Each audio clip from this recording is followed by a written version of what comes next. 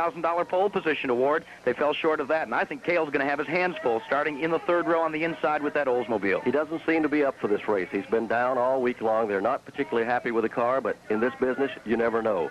We're talking about how deep in history and tradition this racetrack is. Joe Weatherly, the late Joe Weatherly, he loved the Speedway. He was the clown prince of racing in the late 50s and early 60s, and he won the 1961 National 500 here. Fred Lorenzen made history at this track.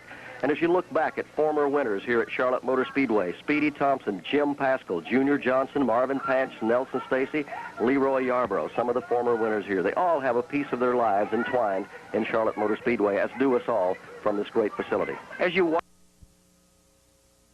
Robert isn't talking. It is known that the team's 1978 sponsor paid Johnson $300,000 for their paint job, so to speak, and driver Yarborough received another $60,000 for what one calls personal services.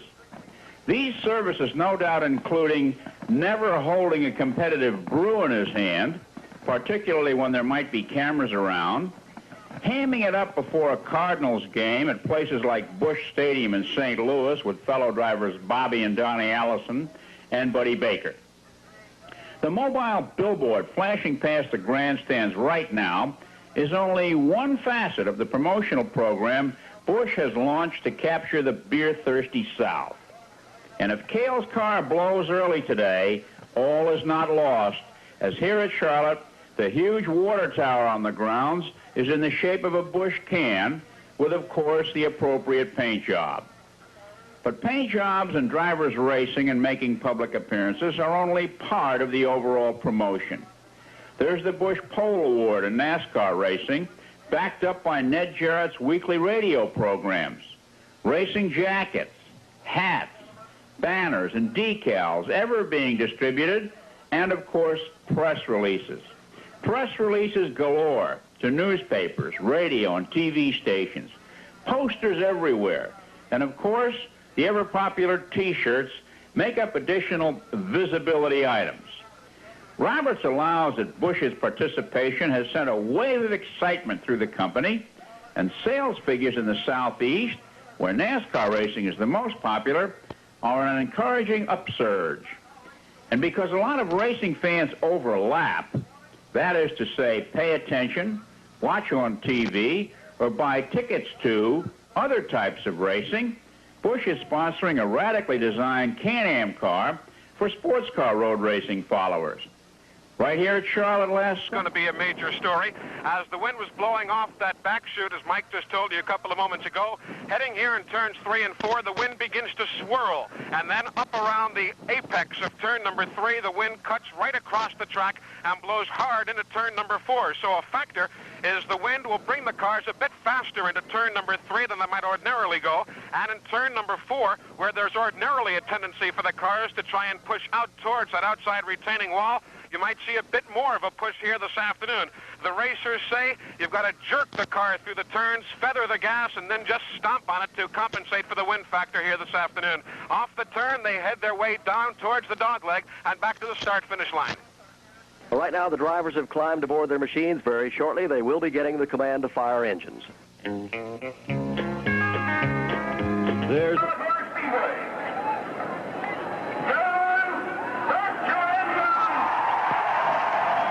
130,000 fans strong, and they come to life here. And let's go down to pit road and Ned Jarrett. Well, they have fired those engine jackets. You can hear in the background the driver's ready, and you can hear Darrell Waltrip a moment ago with a little bit of a quiver in his voice as they get ready, even though he has entered many Grand National races in the last several years. He still gets those butterfly feelings in his stomach. Well, he put it that it feels more like birds than butterflies, but they're ready. A fantastic field here this afternoon. Should be a super race. And Barney Hall, it's an old cliche, and cliches do not apply here today, but all the colors of the rainbow are represented on that starting field. The maroon and white gold numeral, Purelator Mercury on the inside, the Petty blue STP red number 43 of Richard Petty on the outside of the first row, green and white, the colors for the Gatorade team with Darrell Waltrip, and then the Columbia blue white side paneled car of Benny Parsons, getting right down to the gold numeral, dark blue, Busch Beer sponsored car with Junior Johnson at the controls, back to maroon on the outside, the Hawaiian Tropic people. You name it, the colors are represented here, and these are some of the most outstanding cars that I have ever seen presented on pit road for any Winston Cup Grand National race.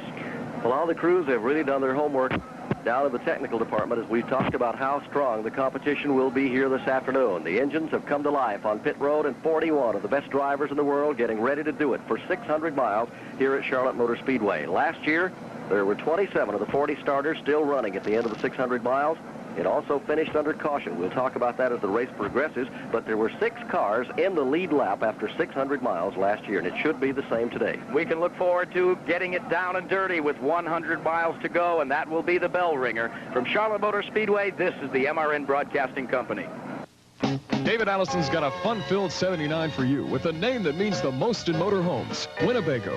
With 10-year financing available, you can say goodbye to the same old weekend blues and hello world. This year, David Allison will like to help you see the places you've wanted to see.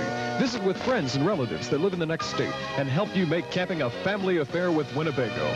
Drop by and see what Dave has to offer. This can be your year for RV fun. David Allison Camping Center, 2904 Little Rock Road between I-85 and Wilkinson Boulevard. It's a Memorial Day sale going on now at your nearby Retco Tire store. You'll find belted tire specials like the A7813 for as low as $83 plus FET and sales tax. These tires feature fiberglass cord belts and 2 polyester cord body plies for strength, stability, and a comfortable ride. And you get free mounting, static balancing, and free rotation every 5,000 miles for the life of the tread with every set of 4 tires you purchase. Retco Tire stores, 3 convenient locations in Charlotte. Also Maiden, Shelby, and Kannapolis.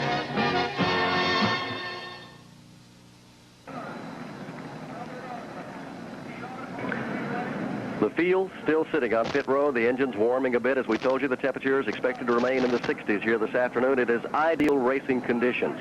And if we can have a caution-free race, at least for a greater part of it, Jack, there should be, it should look like Talladega, really. There should be 8, 10, 12-car drafts here all afternoon. Well, many of the drivers have pointed towards that fact, Barney, and the fact that they have posted so much Charger Award money, as is the case here at every race at the Charlotte Motor Speedway, nobody can afford to lay back because you can actually go out and lead a lot of this race field to finish and make as much here to lead races as you would to win some of the other Winston Cup Grand National events. So there's so many extra added incentives in the World 600 to make it an exciting non-stop 600-mile contest. There is $15,000 in lap money being paid here today, and it will go to the leader of each 25-lap segment. I think there are 15 of those 25-lap segments, so $1,000 will go to the leader who leads the most laps in those, and we'll try to keep you posted throughout the afternoon. That's a pretty good incentive to run up front, along with the other awards that are up for grabs here today. Let's give you a report from Turn 4 as to why these cars remain resting on pit road. Let's go to Eli Gold. Well, Jackie, I guess it's part of the carnival atmosphere we've got here at Charlotte this afternoon, part of the pre-race festivities featuring a parachute jump.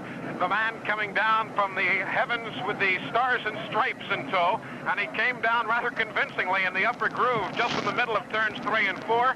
And again, with the wind being what it is, the man stayed on the racing surface. The parachute flew pretty much over the outside retaining wall, but a little help from his friends right now. He's okay. The equipment is back in tow, and we should be set to roll as we are right now down pit road. Charlotte offers something for everybody, and right now race fans are about to be dished up their main course, the World 600. Barney Hall, the field is beginning to pull out of pit road.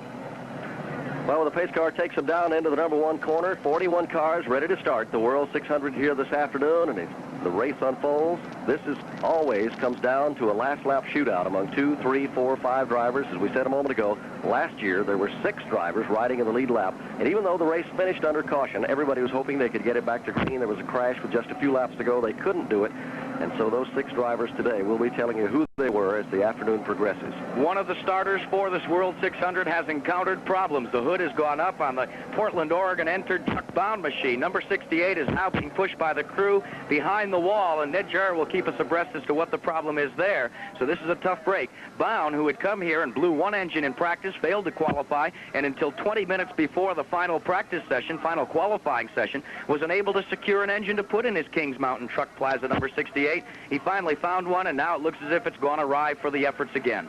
He has had bad luck all season, and he wants so desperately to be one of the better drivers on the circuit. He's just having problems getting a good ride put together, and it seems like every time they do get the car and bring one to the track and qualify and make the field, they just have a streak of bad luck. They're now pushing that car through the opening out pit road and back into the garage area. The car would not fire at all, Barney. We don't know. We're checking to see what the problem is. Chuck blew an engine earlier here this week to continue his bad luck that he's had. He's pushing the car in there, hoping to be able to repair whatever it is and get back in the action. Well, the field goes up into the banking in the north end of the track as they move up in front of Eli Gold. That's 24 degrees of banking here, Barney Hall. Of course, we're going to see some interesting riding. Darrell Waltrip, he likes to run way down low on the racetrack as he starts in that second row starting position. It's not uncommon, though, to see one of the front row inhabitants, Richard Petty, work way outside as he has been known to do. It's the veteran and the newcomer to some degree as Neil Bonnet and Richard Petty head the pack back towards the start-finish line.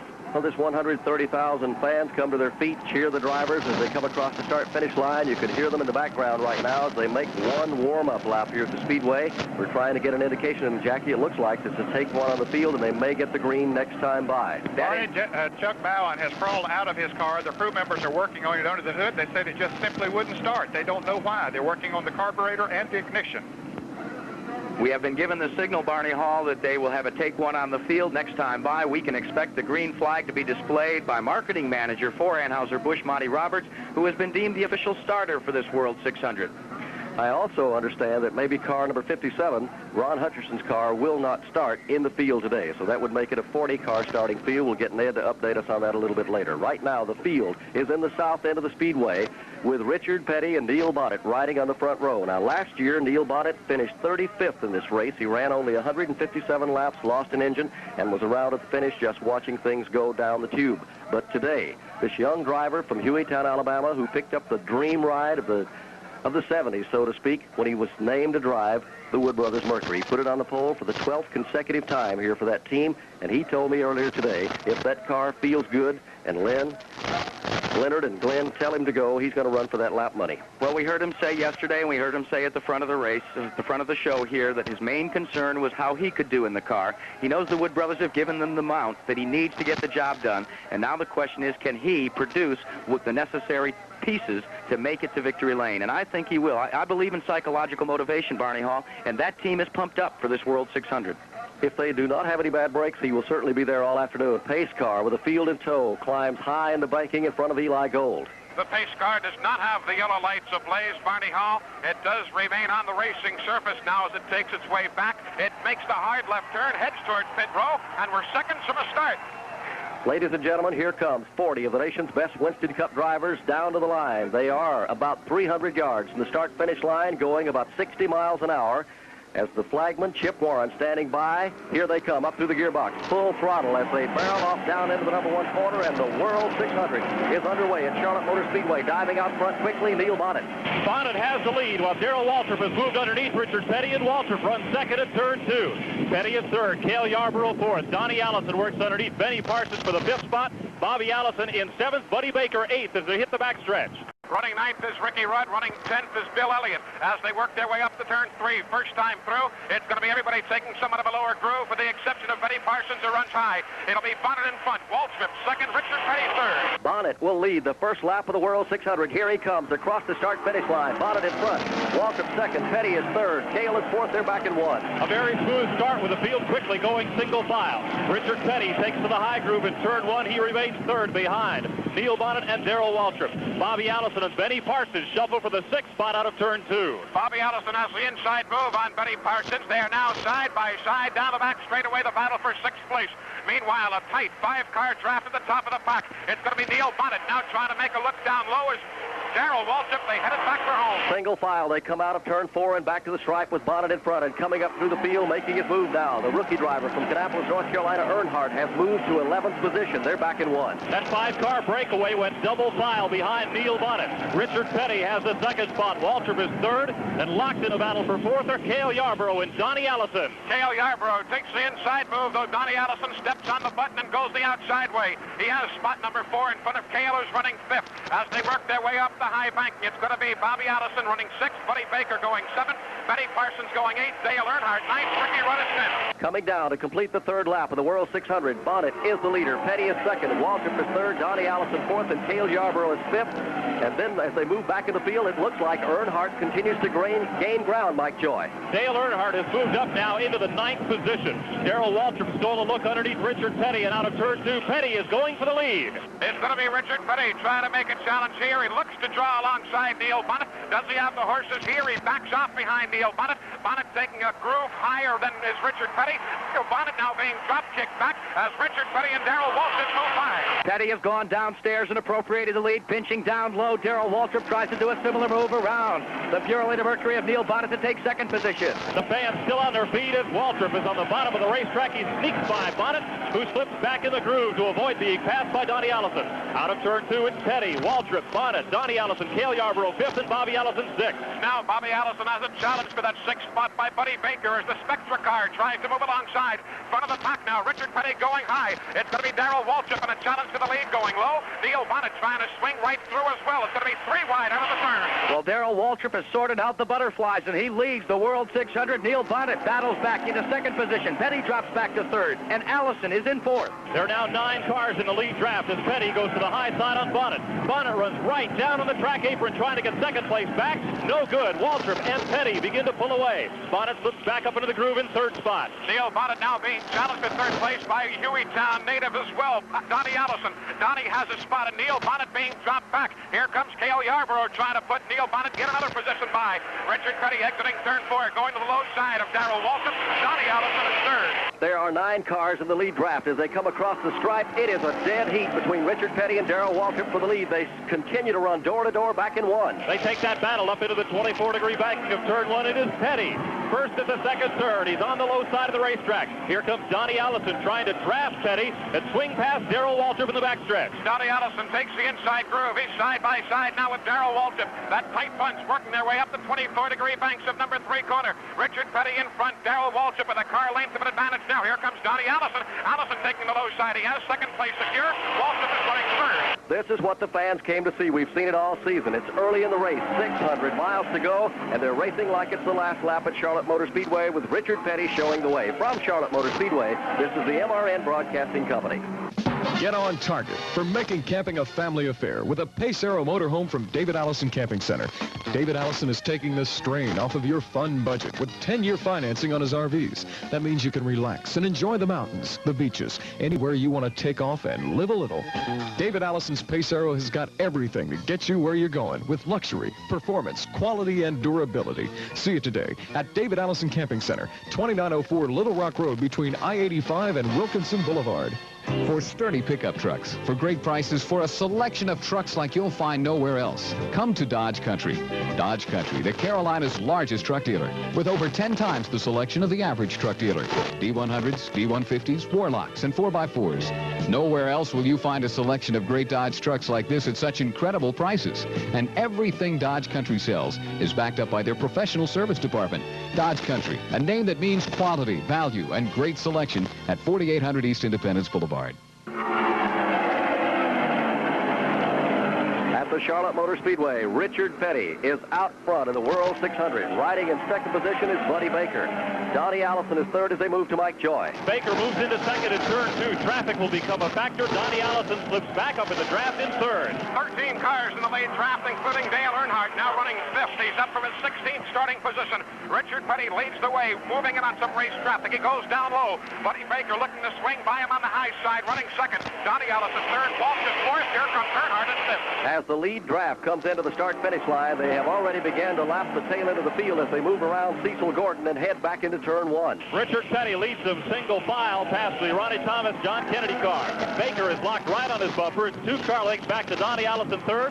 Dale Earnhardt has moved to fourth with Darrell Waltrip fifth and Cale Yarborough sixth. Trouble in 1. One car has tagged the wall and is out of shape in front of Mike Joy. That car looks to be Dick Brooks. Swings back up, tags the wall again in 2. Debris on the track. He slips back down to the track apron, and everybody gets through without further incident. And here's the race back to the checkered flag. The yellow light is out. Richard Petty holds his hand up, and it will be Petty in front.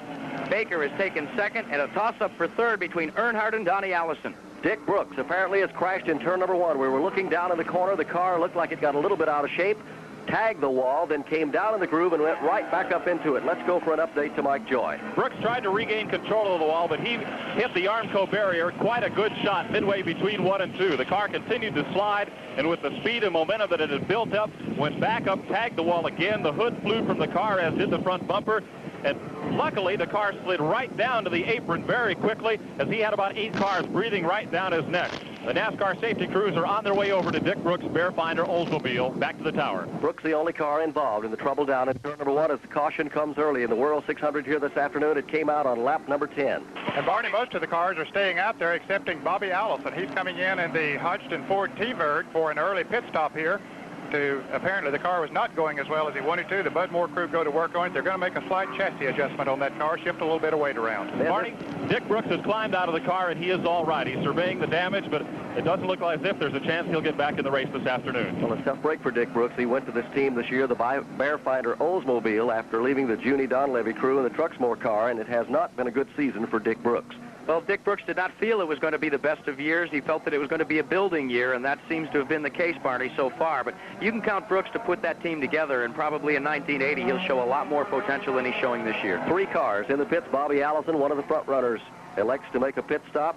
And car number 12, the Lenny Pond car, going back out of the track, and I believe Cecil Gordon, the other car that pitted. And Ned, this would be a good break for any driver who was having an early chassis problem or handling problem in this particular race. Yes, it would be, Barney, because it gives them an opportunity to come in and make those chassis adjustments. And for the fans who might be joining us for the first time today, they have adjustments on the cars on all 4 wheels, whereas they can shift the weight from one wheel to another. If the back end is a little bit loose on the car when they go into the turns, they can shift weight back to that area of the car, and of course do the same thing to the front if it's pushing. We mentioned in the early part of the broadcast that one driver didn't get to start, and that was Chuck Bowen from Portland, Oregon. Have you found out, Chuck, what happened?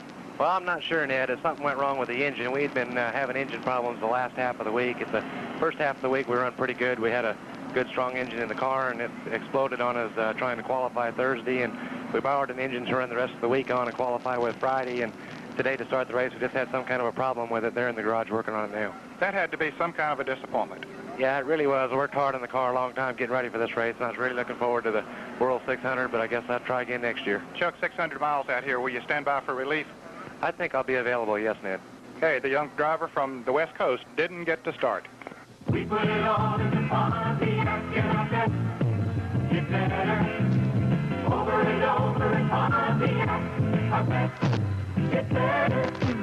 Pontiac announces a great new way to economize with style. It's Pontiac's stylish little 79 Sunbird Coupe. Now with more standard features than ever before. AM radio, tinted glass, body side molding, white wall tires, and custom wheel covers. All new standards for 79. Plus bucket seats, 4-speed manual floor shifter, deluxe cushion steering wheel, and more. All for the lowest price tag of any Pontiac you can buy. Pontiac's spunky little Sunbird Coupe. More standard features. Pontiac's littlest price tag. Now that's fighting inflation Sunbird style. We're getting better and we show. Right up Pontiac, you know it. We put it all into Pontiac. Pontiac, okay. Get better. Back at the Charlotte Motor Speedway, we're under the first caution flag of the day. 14 laps have been completed in the 400-lap event here this afternoon, known as the World 600. And, Ned, just what we were talking about might have transpired on pit road as Neil Bonnet has pitted the Purelator car and a 4-tire change all the way around. Yes, and they did do some adjusting on the chassis of the car. One of the young Wood brothers, the sons of Glenn Wood, was working on the right rear, so he was shifting some weight from the right rear to the left front of that car. And here Dick Brooks' Bearfinder Oldsmobile being brought in with the right front of that car bashed in, and it looks like that the damage might be a little bit heavy for him to be able to get back in the action today. From Charlotte Motor Speedway, this is the MRN Broadcasting Company. Mini compact drivers, it's all waiting for you now in the exciting new Combi Camp fold-down travel trailer. David Allison Camping Center has the perfect way for your family to discover the countryside this summer. The Combi Camp tows easily behind the largest or smallest of cars because total weight is just 520 pounds. Tongue weight is only 45 pounds. But right now, David Allison has got the Combi Camp at the special introductory price of $1,595. See it at David Allison Camping Center, 2904 Little Rock Road between I-85 and Wilkinson Boulevard. Rely on Retco for tires and more. Rely on Retco, they're a better tire store. There's a Memorial Day sale in progress now at your nearby Retco Tire Store. Belted tire specials as low as 4 for $83 plus FET and sales tax on size A7813. You get free mounting and static balancing. And with the purchase of 4 tires, Retco will rotate them every 5,000 miles for the life of the tread. Retco Tire Stores. Stop in now. Getting ready to go back to green. 15 laps are in the record book here this afternoon of the World 600. The leader is Richard Petty, and riding second now is Buddy Baker. Donnie Allison is third. They're getting ready to come barreling out of 4. Let's go to Eli Gold. It's going to be a single file restart here, Barney Hall. The pace car heads to pit road. It's Richard Petty in front of Buddy Baker, Earnhardt, and Donnie Allison. Here they come to the line. Richard Petty will lead them across in the STP Chevrolet. Baker is second, third is Allison, and fourth right now is Earnhardt. Fifth is Waltrip, sixth is Benny Parsons. Single file, they attack turn 1. A lot of shuffling back at 8th spot where Cale Yarborough leads Ricky Rudd and Dave Marcus, who's come up through the gears quickly and runs against Ricky Rudd for the 9th position. Out of 2, it's Petty, Baker, and Donnie Allison. Dale Earnhardt closing the gap again between himself and Donnie Allison. Buddy Baker now making a challenge for the lead. He goes downstairs on Richard Petty. Petty taking that higher groove through turns 3 and 4. It's Buddy Baker in front. Here comes Donnie Allison down low. He, too, is side by side with Petty in a battle for second. Jackie Root, we didn't say much about Buddy Baker. He didn't like his qualifying run, but here he is. He leads the World 600. It takes him back into the number 1 corner with a 4-car length advantage over Richard Petty. Battle for third as Dale Earnhardt goes around the outside of Donnie Allison and now slips to the low groove. Earnhardt, the rookie driver, challenges Richard Petty for second. Baker opens up a 4-car length lead out of 2. Dale Earnhardt has now picked up 14 positions on the start here this afternoon. He tries to take the downside on Richard Petty. They go up the bank of number 3. Richard Petty steps on the button. Rear end kicks out just a bit. Earnhardt stays down low. Richard Petty on the high side. They're chasing down Buddy Baker, who has the lead. While they duel door to door, Buddy Baker has opened up the biggest lead of the day here at Charlotte Motor Speedway. He is now 20 car lengths ahead of that battle for second spot, and it's a good one in front of Mike Joy. Earnhardt and Petty have now run 1 complete lap side by side with nobody giving an inch. Out of turn 2, Earnhardt comes up and has the second spot. Donnie Allison looks downstairs for third. Allison now tucks himself back inside behind Richard Petty. It's going to be Dale Earnhardt running second, Petty running third. Donnie Allison going fourth. It's going to be Waltrip running fifth, Yarborough sixth, Benny Parsons seventh, Dave Marcus eighth, Ricky Rudd ninth. Here they come across the line, and Buddy Baker continues to haul away from the field. Earnhardt is second, but Richard Petty doesn't like the standings of the field, so Petty goes after the number 2 position again and 1. Petty goes upstairs, and Dale Earnhardt comes up to cover the spot. Donnie Allison takes advantage and moves underneath. He's alongside Petty for third spot. They're running out of turn 2, and they are side by side. Donnie Allison staying right with it. Darrell Waltrip close in behind, trying to get the free ride. The battle for third place. Richard Petty takes the high side again. Donnie Allison glued down low. Petty going high on the racetrack, up into the top of the most groove of turn number 3 and 4. He comes down side by side with Waltrip in the battle for fourth. Petty had to take the long way around, and it drops him back to 4th position. He may not be able to keep that. 34 and 6/10 seconds, the last circuit for Buddy Baker. He is flying, Barney Hall. They're back in the south end of the track. Buddy Baker with about a 1-second lead over Dale Earnhardt. Earnhardt in second, 3 car lengths ahead of Donnie Allison. The fight is for fourth. It's Petty and Waltrip. Again, Richard Petty close to the outside retaining wall. Darrell Waltrip down low. Richard Petty puts the nose of the automobile in front, but now Darrell Waltrip comes right back. He returns the honor, and he appropriates spot number 4 down low on the racetrack. It's Richard Petty close behind at 5th. Well, whether it's a big surprise or not, Buddy Baker is continuing to stretch his separation on the second-place car, Earnhardt. They sweep back into the number 1 corner. Donnie Allison is third. Back in the field, Bobby Allison and Neil Bonnet in the Ford products made pit stops under caution. They've linked up in a draft and are working their way back up through the field, currently running in 15th and 16th positions. Leaders in the backstretch. The second-place battle right here is Donnie Allison trying to look to the inside of Dale Earnhardt. He tries to draw alongside. He does now as Earnhardt goes up high. Donnie Allison has to take the low side and tucks himself back alongside Dale Earnhardt. Darrell Waltrip is running fourth. Richard Petty is running fifth. As they come to the line, Baker sits out there way ahead of the field. Walker trying to find some place to go. He's in 4th position. He may make it 3 abreast in 1. It's a 4-car jam session for second spot as Dale Earnhardt leads that group through turn 2. Donnie Allison underneath, Waltrip on the high side, and Petty covers the spot on the bottom of the racetrack.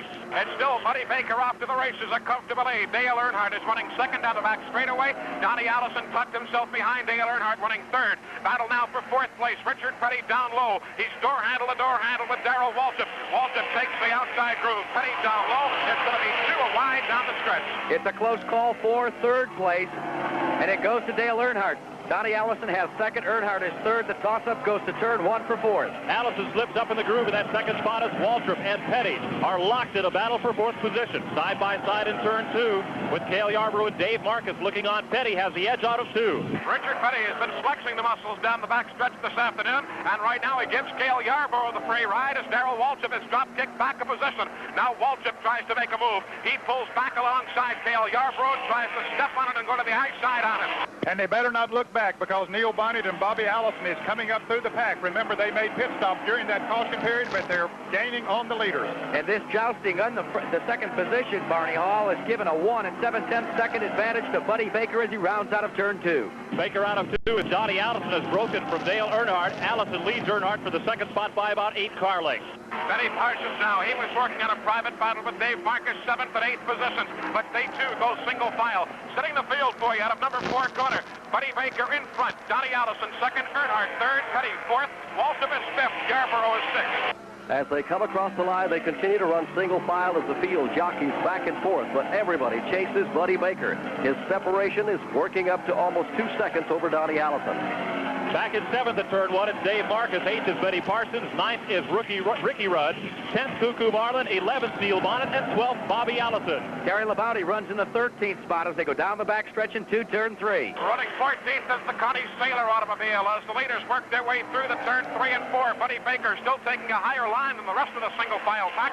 Donnie Allison trying to close. The battle heating up yet again for third and fourth place, Petty and Waltrip. We have completed 27 laps of the 400-lap event here in the World 600 this afternoon, and Jackie, I would say that Buddy Baker had won that $1,000 for leading the most laps in the first segment here this afternoon. Well, we did not say much at the front of the show about Buddy Baker, Barney Hall, because he was not satisfied with his qualifying effort. But the fact that this is his hometown track, and they have sorted out that Win Incorporated Spectra 250 machine, and before the race, Baker was enthusiastic about the prospects in this World 600. Very much so. I'm real pleased with the way the car's handling, the way it's running, and with a few breaks, you know, they have to come too. If you back a pit stop and everybody else stays out, the caution comes out, you're beat. But if everything goes the way it's going right now, we've got a real good shot at winning here.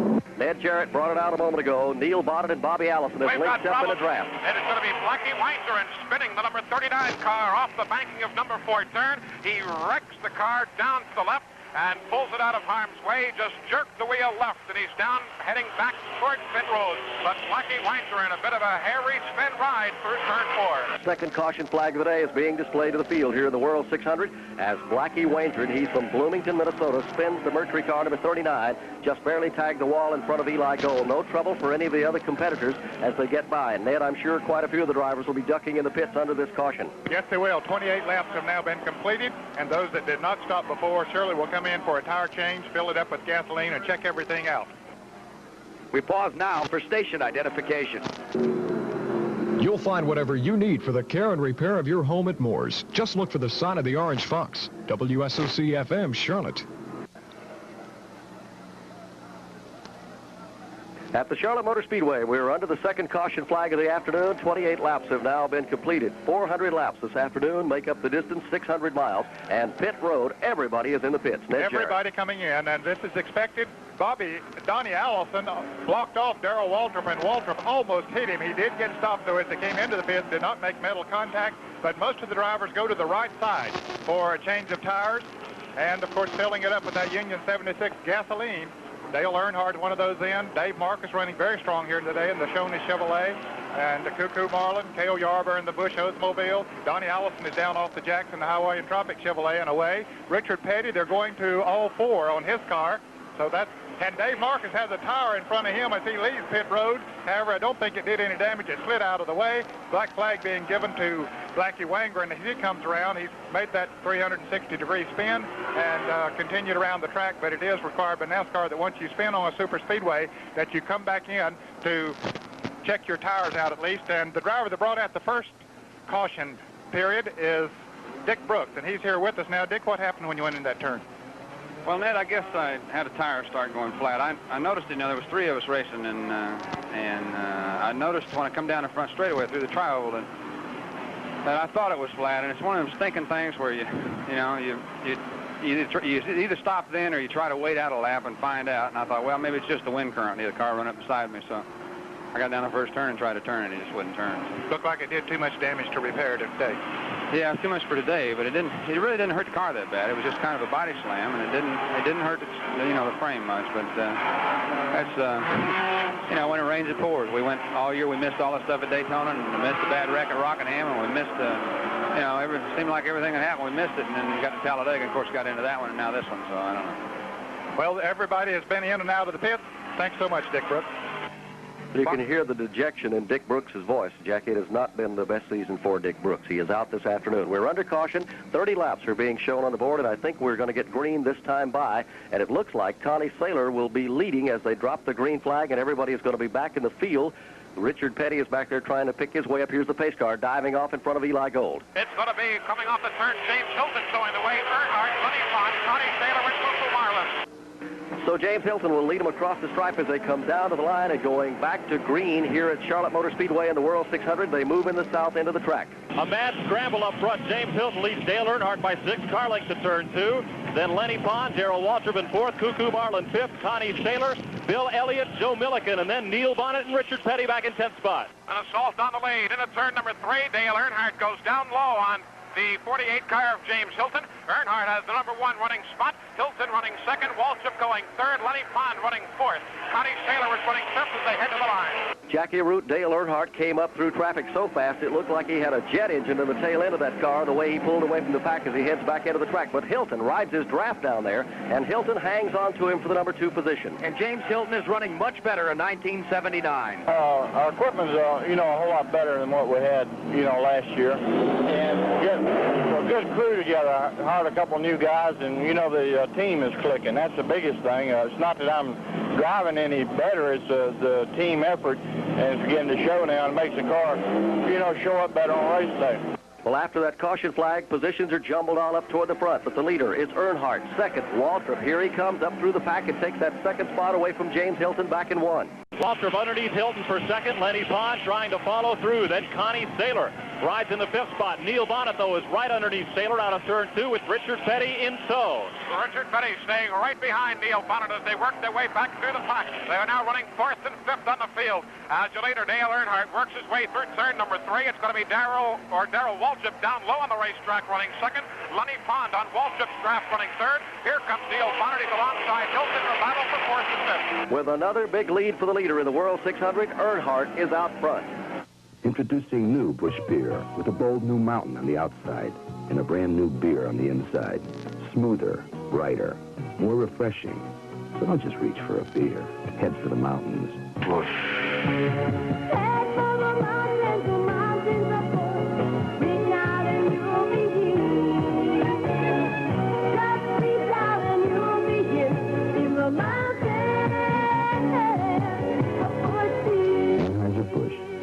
Missouri.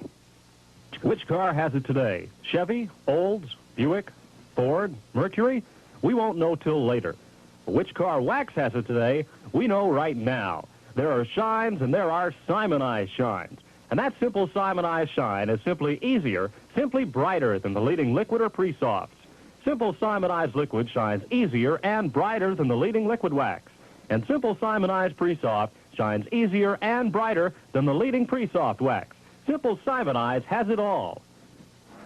At the Charlotte Motor Speedway, 36 laps are completed, and we are under caution for the 3rd time. Bill Elliott just lost an engine coming right across the start-finish line, and then Jackie dumped pieces all the way down the front stretch. The bottom end fell out of that machine, Barney Hall. There were pieces the size of a football being spewed across the start-finish line. The yellow flag is out. The field is coming under Chip Warren starter signal, and that's a tough break for this kid from Dawsonville, Georgia, because that Delonica Ford Mercury has been running very strong in any super speedway that he presents it to.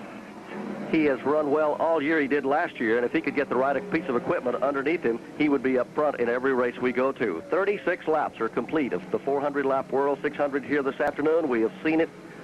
Mike Joy, ever since they dropped the green flag, looked like the last lap. It has been the Oklahoma land rush into turn 1 here just about every time, and these drivers are not afraid to run 3 wide down here in turns 1 and 2, despite the little tricky spot going into 1 that we spoke about earlier in the broadcast. They have to set up for this turn at the dogleg coming just past the start-finish line. And if they're 2 abreast there, they'll generally carry that battle right out of turn 2, and they can hit the throttle and run flat out down that back stretch. Under caution at the Charlotte Motor Speedway, Earnhardt is leading, Waltrip is second, Lenny Pond is third. From Charlotte Motor Speedway, this is the MRN Broadcasting Company. Hello there, Americans. I'd like to talk to you for just a moment about inflation.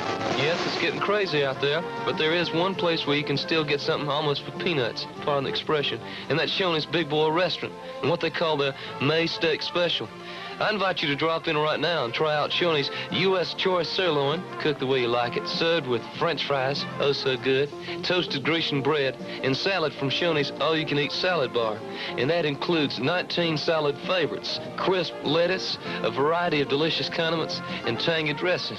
That's nice, isn't it? And remember now, it only costs $3.59. Shoney's Big Boy Restaurant and your May Steak Special. Now, where's my money for saying this? You walk in, you know good English soon to begin. You're gonna love Shoney's. We borrow some nice ideas from your mother.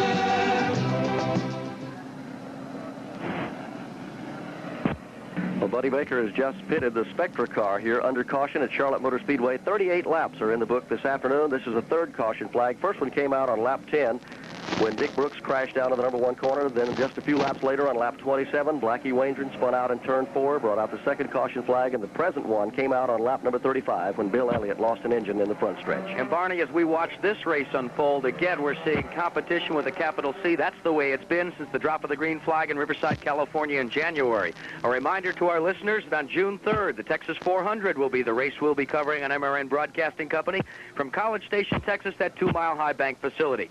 The Winston Cuppers then move on to California, and Les Richter's great organization will be hosting the Napa Riverside 400 on Sunday, June 10th. MRN Broadcasting Company will be there to bring you all the action, as well as the Gabriel 400 from Brooklyn, Michigan for Winston Cuppers on June 17th.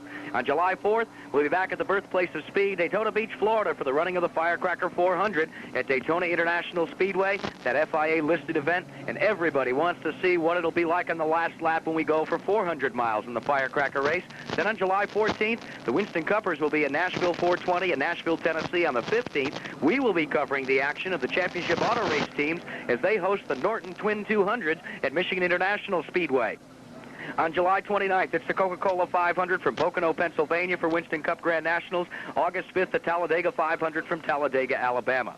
Upcoming Motor Racing Network broadcast, on June 24th, we will be covering the action of the United States Auto Club as they go from the Indianapolis 500 to the 500 of the East, the Music 500 from Pocono International Speedway, and then on July 15th, as we said, the Norton Twin 200 from Michigan International Speedway, and that is a championship auto racing team championship car event.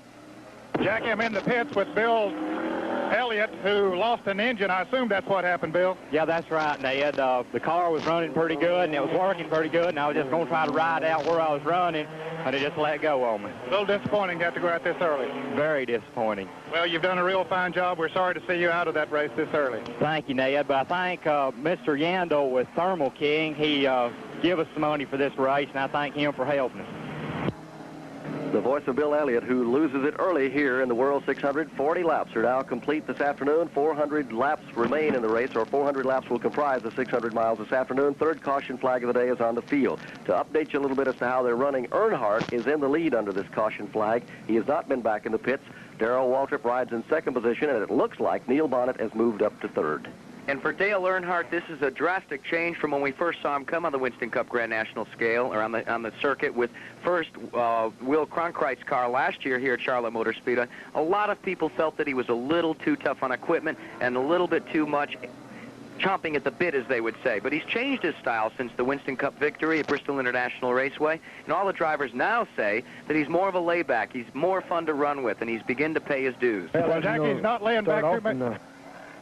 First of the season there, you want to be aggressive and try to do everything you can, you know, being new and young is a thing, that you can't get too aggressive and too out of shape with these guys, because they start talking about you and, you know, get some bad things started about you. But I sort of toned myself down a little and started looking at the other guys, how they're racing, and Allison and a couple of guys, and looking forward to the end of the race, toward the end of the race, instead of, you know, trying to get up front in the first and ever what there. And I'm sort of running with my equipment. Jake Elder's helped me a lot on that, and as far as getting me, you know, toned down, pacing me, and making, you know, helping me run the race we want to run instead of somebody else's race. So I think Ned Jarrett can fill us in a bit more on that. Well, I'm standing by in the pits of the Australian team, and Jake Elder is here. He's conferring with one of the pit crew members there right now to see some sort of... Have you got a problem, Jake?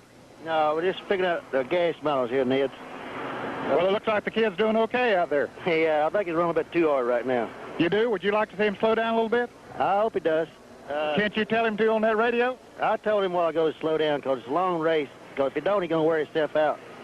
Okay, that's Jake Elder, the crew chief on the Australian car number 2, and you heard what he'd like for him to do. Well, we talked with Jake about that yesterday afternoon, and Jake says he's very enthusiastic. He likes to get up there. Earnhardt even told me the other day in the garage area, it's extremely hard when the car feels good to take it to the front to kind of run back in 3rd, 4th, and 5th. But 600 miles, it's a long way here at Charlotte this afternoon, but he came from 15th position, moved into the lead here this afternoon. 42 laps are now complete here in the World 600. It is Earnhardt in front. And at the 40-lap rundown, the official rundown we have from scoring, Earnhardt is the leader, Waltrip is second. Running in 3rd spot right now is Neil Bonnet. Richard Petty is 4th. In 5th position is Benny Parsons. 6th is Cale Yarborough. 7th is a rookie driver, Joe Milliken. Riding in 8th is Terry Labonte, another rookie candidate for 1979. Ty Scott rides in 9th spot, and in 10th position is Donnie Allison. And we are still under caution as the field is working down at the south end of the track in front of Mike Joy. Still a bit of oil dry here on the track in turn 1, Barney. It's way down in the low groove as Bill Elliott got his car off the speedway and down onto the apron by the time he was out of the second turn. There are still some slick spots, but the oil dry is doing a good job of picking it up, and as they run around, we're just about set to go back to green. Well, we see Ernie Moore, one of the NASCAR stewards, who was out on pit road a moment ago as he gives signals to the drivers. And it looks like they're getting ready to go back to green in the World 600 here this time by as the pace car takes them up into the number 3 corner. They're in front of Eli Gold. In turn number 3, of course, everybody throughout the race, they've come off the long backstretch. They've had their way to choose how to go through the turn. They're using every inch of real estate, and now here they go back to green. Earnhardt going away. They almost run over the pace cars. They come up through the gearbox and head back into the number 1 corner. Waltrip wastes no time in going after the lead. Waltrip wants to lead this race. He's on the outside of Earnhardt into turn 1. Dead alongside. Now Earnhardt pulls back in front at turn 2 and comes up in the groove. Out of 2, it'll be Earnhardt, Waltrip, Bonnet, Petty, and Benny Parsons in 5th. Benny Parsons being trailed by Cale Yarborough, who tries to close the gap there as well. Back at the front of the pack, the challenges for the lead. Darrell Waltrip down low. Dale Earnhardt takes the middle groove. Neil Bonnet looks for the free ride. He tries to swing through, but it's going to be Waltrip, Earnhardt, Bonnet, and Petty coming out of 4. Well, you heard Ned Jarrett talking with crew chief J.C. Elder on the car of Dale Earnhardt. Wanted him to slow down a little bit. He's back to second position, but he is right in the thick of things down in turn 1 for that number 2 spot. The front 4 have broken away by 5 car lengths. Over 5th place, Benny Parsons, and Earnhardt is locked onto the bumper of Darrell Waltrip.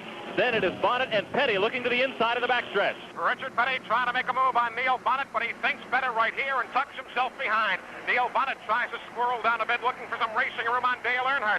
Neil Bonnet going down low, but now floats back in behind Earnhardt. It'll be Waltrip leading him out of turn 4. Across the line, Waltrip in front. Earnhardt riding second. Bonnet is third. 4th is Petty. 5th is Parsons. 6th is Cale Yarborough. 7th is Donnie Allison as they work turn 1. The lead battle is tightened up into a 6-car draft as Earnhardt goes downstairs in turn 2. He is side by side with Waltrip. The 2 Monte Carlos out of turn 2. They are dead even. Nobody making a move right here. They still go side by side. Neil Bonnet trying to stick the nose in there and make it 3 wide. He forces Darrell Waltrip to make a move. Waltrip steps on it, goes to the high side of Dale Earnhardt. It'll be Earnhardt down low. Waltrip on the high side out of 4. Earnhardt comes to the stripe on the inside. He will lead the World 600. Bonnet almost off on the grass as he challenges Richard Petty for 3rd spot. They have stacked them up 2 deep, 3 deep now in turn 1. 3 by 2 out of the second turn. Earnhardt low side up front. Waltrip in second. Bonnet bottom of the racetrack in 3rd. Petty is alongside Bonnet, and it's 2 wide for 4th spot also. Now Richard Petty standing on it. He goes down the back straightaway and still hangs on at 3rd spot. Meanwhile, front of the pack, Darrell Waltrip trying it down low on Dale Earnhardt. Earnhardt going way high, so Waltrip takes it in front, number 1. Here comes Petty trying to sneak underneath Earnhardt in second. Waltrip rides the Gatorade Chevrolet across the stripe to lead the World 600. Earnhardt runs second. Petty is 3rd. Bonnet is 4th. Parsons is 5th. Yarborough on the inside is 6th. And Donnie Allison is 7th. From Charlotte Motor Speedway, this is the MRN Broadcasting Company. The race is on here, but the race is on at Dodge Country too. Everyone's racing to see the Dodge Omni, the all-around car that gets you all around. On the outside, the Omni shines through any kind of weather. And on the inside, you can order from several custom packages. So while you're getting a beautiful view of the great outdoors, you'll have a beautiful view of the great indoors inside your Omni. The little car that packs a lot of gear. See the Omni to believe it. Omni does it all for driving, and Dodge Country does it all in selling. It's a Memorial Day sale going on now at your nearby Retco Tire store. You'll find belted tire specials like the A7813 for as low as $83 plus FET and sales tax. These tires feature fiberglass cord belts and 2 polyester cord body plies for strength, stability, and a comfortable ride. And you get free mounting, static balancing, and free rotation every 5,000 miles for the life of the tread with every set of 4 tires you purchase. Retco Tire stores, 3 convenient locations in Charlotte. Also Maiden, Shelby, and Kannapolis.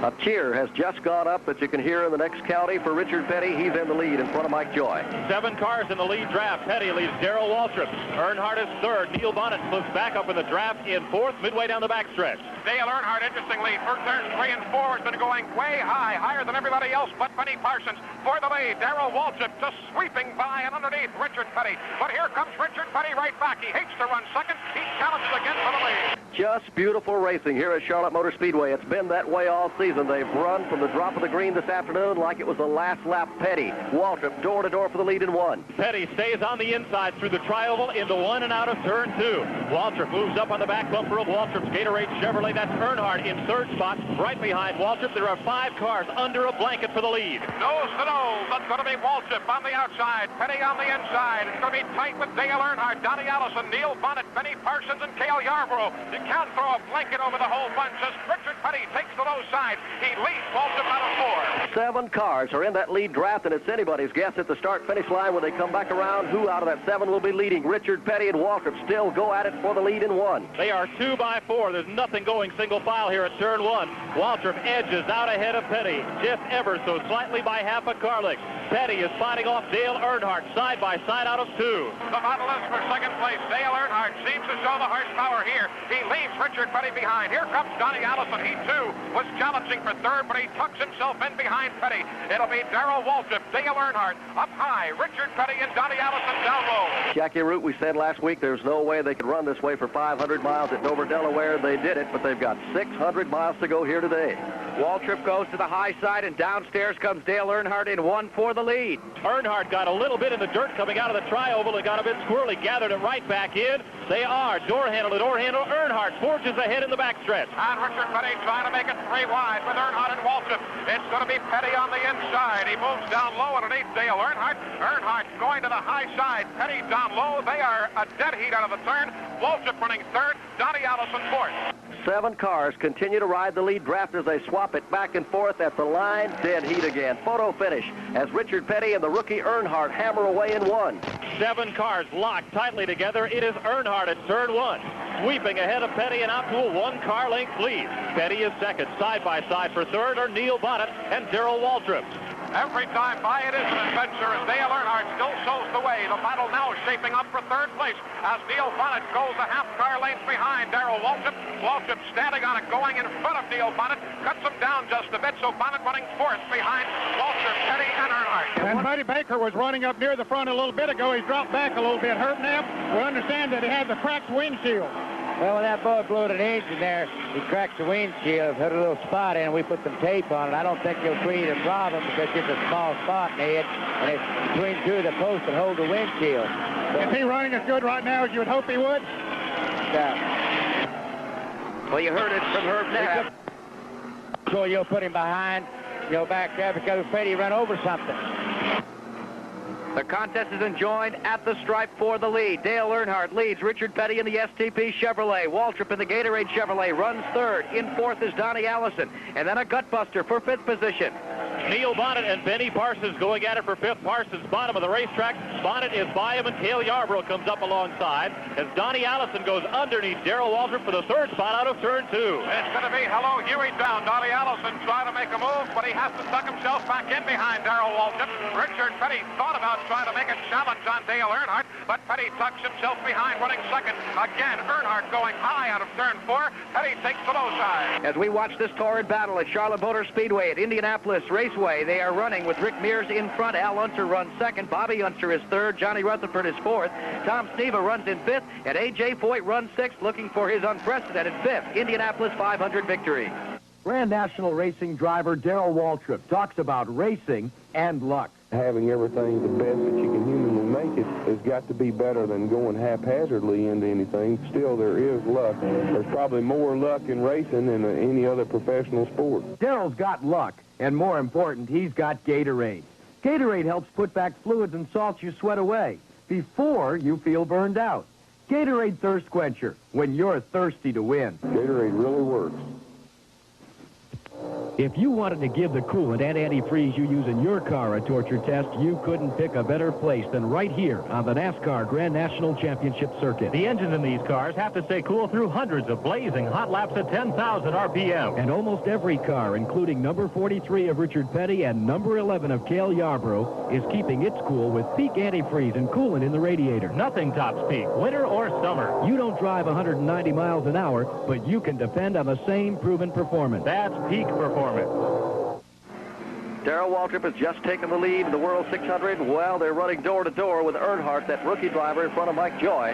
Earnhardt seems to have the power to just shoot ahead of Waltrip anytime he cares to, as he did out of turn 2. Donnie Allison comes up to make it a three-way fight for second. It's going to be a three-way blade right here. On the point, it's going to be Darrell Waltrip, Donnie Allison running third, running fourth, Richard Petty. Moving by some race traffic. Dale Earnhardt leads the pack out of 4, taking the high side. Waltrip running behind him second. And you mentioned that Buddy Baker had a cracked windshield. We're standing by with Hoss Ellington. He has a cracked windshield also, Hoss? Right, Ned. He just called us on the radio and told us we had a windshield got busted on the dog leg on the front. Some gravel or something hit it and knocked a hole in it. So we're standing by to see what happens. We might have put one in on the caution, maybe. Hey, that's the boss of Hoss Ellington, the Hawaiian Tropic Chevrolet, another cracked windshield. With Dale Earnhardt leading, Darrell Waltrip running second, Donnie Allison third, and Richard Petty fourth. From this is the MRN Broadcasting Company. David Allison Camping Center is Charlotte's #1 RV dealer for 1979. And David wants to thank everyone in North and South Carolina for making it possible. And now that summer's here and camping is in the air, David wants to invite all of you to come on down and see his beautiful new 79 Coachman camping trailers. The Coachman trailer is the ultimate in camping convenience. And at David Allison Camping Center, you'll find value you can't afford to pass by. David Allison Camping Center, 2904 Little Rock Road between I-85 and Wilkinson Boulevard. Come by. For sturdy pickup trucks, for great prices, for a selection of trucks like you'll find nowhere else. Come to Dodge Country. Dodge Country, the Carolina's largest truck dealer, with over 10 times the selection of the average truck dealer. D100s, D150s, Warlocks, and 4x4s. Nowhere else will you find a selection of great Dodge trucks like this at such incredible prices. And everything Dodge Country sells is backed up by their professional service department. Dodge Country, a name that means quality, value, and great selection at 4800 East Independence Boulevard.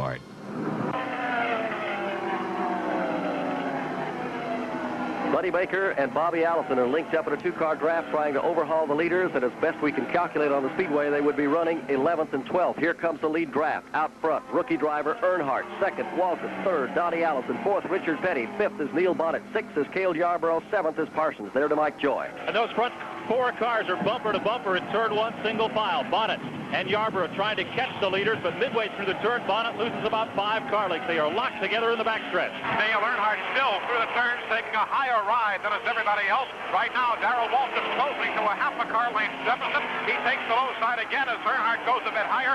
Through the turn, Donnie Allison closing in on Darrell Waltrip. Richard Petty running 4th, Bonnet 5, Yarborough 6, Parsons 7. 7 cars continue to work the lead draft, but right now they can't slow Earnhardt down. This youngster from Kannapolis, North Carolina, flexing his driving talents here this afternoon as they work the south end of the track. Earnhardt trying to run away as Waltrip tries to stay glued onto his back bumper. That's not an easy chore with Donnie Allison right alongside. Donnie Allison challenged coming out that back straightaway. He went down low, tried to make a move on Darrell Waltrip. Meanwhile, right now, Richard Petty comes back, makes a move on Donnie Allison. Allison down low, Richard Petty up high. They battle for third and fourth. Hanging down low on the racetrack, Donnie Allison has third place in front of Petty. Cracked windshield does not seem to have an effect on the Hawaiian Tropic Chevrolet. He's taken over third. In second is Darrell Waltrip. Dale Earnhardt leads. Richard Petty is in fourth. Fifth spot to Cale Yarborough. In sixth position now is Neil Bonnet. In seventh is Benny Parsons. Eighth position belongs to Dave Marcus in the Shoney's Restaurant Hudson Chevrolet Special. In ninth position is Joe Milliken. In 10th is Terry Labonte. Running 11th is the Spectre 250 car, and that would be Buddy Baker. Bobby Allison runs 12th. 13th to the Ken Cole mining efforts of Lenny Pond. 14th belongs to Cuckoo Marlin. 15th to Ricky Rudd. And running 16th is Al Holbert. Let's follow this battle for that 8th position around the Speedway. It's almost as good as it is up in the front of the pack. They're coming out of 4. Now Marcus is the 8th place car. Trying to move underneath him is the rookie driver Milliken. But breathing down their neck now is Buddy Baker and Bobby Allison as they head back to turn 1. That battle comes to turn 1 with Milliken on the bottom of the racetrack, moving up to lead that 5-car train. On the outside is Marcus. Buddy Baker has moved to the low side to trail Joe Milliken out of the turn. Bobby Allison and Terry Labonte has fallen back off that pack just a bit. Back in the front of the pack, Dale Earnhardt going the high side again. Darrell Waltrip can't make a move down low. Back in 7th, 8th position, Joe Milliken still showing the way. Buddy Baker running behind him. Bobby Allison glued so well down low on the racetrack. So is Terry Labonte. Dave Marcus challenging as well. Field heads out of the south end of the track with a front draft still containing 4 cars. The other 3 that was in the 7-car pack a moment ago have dropped off the pace, almost a second behind now. In 5th position is Cale Yarborough, Neil Bonnet, and Benny Parsons. Meanwhile, the front 4 work traffic up in turn number 3, nose to tail. It's going to be Dale Earnhardt showing the way again. They go high around the Bruce Hill automobile. Now it's going to be a triangular shape coming out of the turn. Everybody going single file. Waltrip falling in behind Earnhardt. As they shuffle off back into the south end of the track, and Mike Joy. Mike, this rookie driver, he's challenging some of the best this afternoon, and you know if there's any way Donnie Allison, Richard Petty, and Waltrip would take the lead away. Earnhardt is just dialed in, Barney. He's glued to the racetrack, and he's got tremendous power off the turn. Of the front 4, Richard Petty is wagging the tail of his FTP Chevrolet just a bit down here in turn 1. The front 3 cars handling quite well at this end of the Speedway. Front 4 are up in front of Eli Gold, and Richard Petty gets a little high, Eli. Right, indeed. Richard Petty dropping some space. He gets a bit squirrely coming out of the number 4 corner. He found himself up there in the marbles and pulled it back in nicely. Things heat up in the front of the pack. Donnie Allison tries to get underneath Waltrip in 1. As Petty dropped back, that was the cue for Donnie Allison to go to work. He was underneath Waltrip at turn 1, but in turn 2, there is lap traffic ahead. They'll come out of 2 single file. Earnhardt, Waltrip, and Donnie Allison. As Earnhardt continues to show the way down the back straightaway, Darrell Waltrip seems to close just a bit down the back stretch. Again, Dale Earnhardt this time because of the race traffic going to the high side. Darrell Waltrip running second. Donnie Allison thought about making it 3 wide with Richard Childress and Darrell Waltrip, but he tucks it behind Waltrip running fourth. The front 4 have to pick their way through lapped automobiles all the way around the Speedway this time. Earnhardt eases down in the number 1 corner, has to take the high groove. It's been 10 or 12 laps since Waltrip put a bid for the lead. He may just be trying to let Earnhardt go out and wear himself out. But Waltrip's rear view mirror is filled with Donnie Allison. And Donnie Allison each time through has been looking inside and out, trying to find some real estate to negotiate. Can't quite do so. Richard Petty now is still holding down low on the racetrack. Richard had a couple of higher times coming through the turns last few times through. Now as the leaders work by, Dale Earnhardt still sows the way in front. Darrell Waltrip runs in second. Donnie Allison is third. Richard Petty is fourth. 5th spot goes to Cale Yarborough. 6th to Neil Bonnet. 7th to Benny Parsons' machine. In 8th position now is Buddy Baker. 9th to Bobby Allison. Joe Milliken is 10th. 11th is Dave Marcus. Terry Labonte runs in 12th. 13th spot belongs to, that would be the Ken Cole mining efforts of Lenny Pond. 14th to Cuckoo Marlin. In 15th position is Ricky Rudd. Running in 16th spot is Al Holbert. Jim Vandiver runs 17th. 18th to Harry Gant. Connie Saylor runs 19th. J.D. McDuffie is 20th. 21st is Harry Gant. I've checked that. 18th position is Grant Adcock. In 20th position is Harry Gant. In 21st is Skip Manning. Buddy Arrington runs 23rd. 24th goes to Bill Dennis. 25th to Glenn Jarrett. 26th to Bruce Hill. Tommy Gale runs 27th. 28th to Frank Warren. D.K. Ulrich is 29th. 30th is Richard Childress. And 31st on this World 600 field is James Hilton. From Charlotte Motor Speedway, this is the MRN Broadcasting Company. You know, there's one place left where you can get a good meal that's really inexpensive, and that's Shoney's Big Boy Restaurant. And right now, they're offering to you the May Steak Special. That's right, you'll get Shoney's U.S. Choice Sirloin, and that's cooked the way you want it, served with French fries, toasted grecian bread, and salad from their all-you-can-eat salad bar. And that includes 19 salad favorites, crisp green lettuce, chilled vegetables, a variety of delicious condiments, and topping everything off, your choice of tangy dressings. Shoney's Big Boy Restaurants and the May Steak Special. And it only costs $3.59. So from the minute you walk in, you know good eating is soon to begin. You're gonna love Shoney's. We borrow some nice ideas from your mother. Outstanding racing at Charlotte Motor Speedway, the World 600, and a rookie driver showing his colors here this afternoon. Right now, he is the class of the field. He just will not come out of the throttle, and everybody chases him. Right now, it's Donnie Allison's turn. He is on the bumper of Dale Earnhardt. Here they come across the line. One car length separating first and second. Third is Walter. Fourth is Petty. They're back in one. Race traffic has separated the front runners just a bit, though Earnhardt and Allison are locked together. Darrell Waltrip is 2 car lengths back of the lead duo, and Richard Petty is about 5 car lengths back of Waltrip. They're in clear field running out of turn 2, and they begin to tighten up. Each time through, Donnie Allison looking impatient. He bobs around looking for some racing room, but this time he's content. He just tucks himself behind Dale Earnhardt, takes the lower line, does the rookie, and here comes Donnie Allison. He takes the low groove out of number 4. It's going to be a racing line. The Hawaiian Tropic Chevrolet of Donnie Allison. The Monte Carlo goes door-to-door dead heat at the line for the lead between Earnhardt and Allison as they shuffle into one. They are still locked together, door handle to door handle, with Earnhardt in the high groove. Allison on the bottom. Darrell Waltrip comes up to cover the spot behind Earnhardt, who almost tags the wall in 2, and Allison gets the jump off the turn. Donnie Allison shows the way on the inside groove down the back straightaway, but Dale Earnhardt recovering off the hairy exit of turn 2. He comes right back, but Donnie Allison takes the initiative again. He goes way down low, somewhere that Dale Earnhardt cannot run here thus far this afternoon. Allison has the car length and a half advantage out of turn 4. Well, I would have thought Donnie Allison might have laid back and saved something for the end. Well, I think the last couple 600s we've had here has been kind of an all-out 600-mile race, and, you know, I don't think there's anybody going to sit around and wait because somebody else will leave them.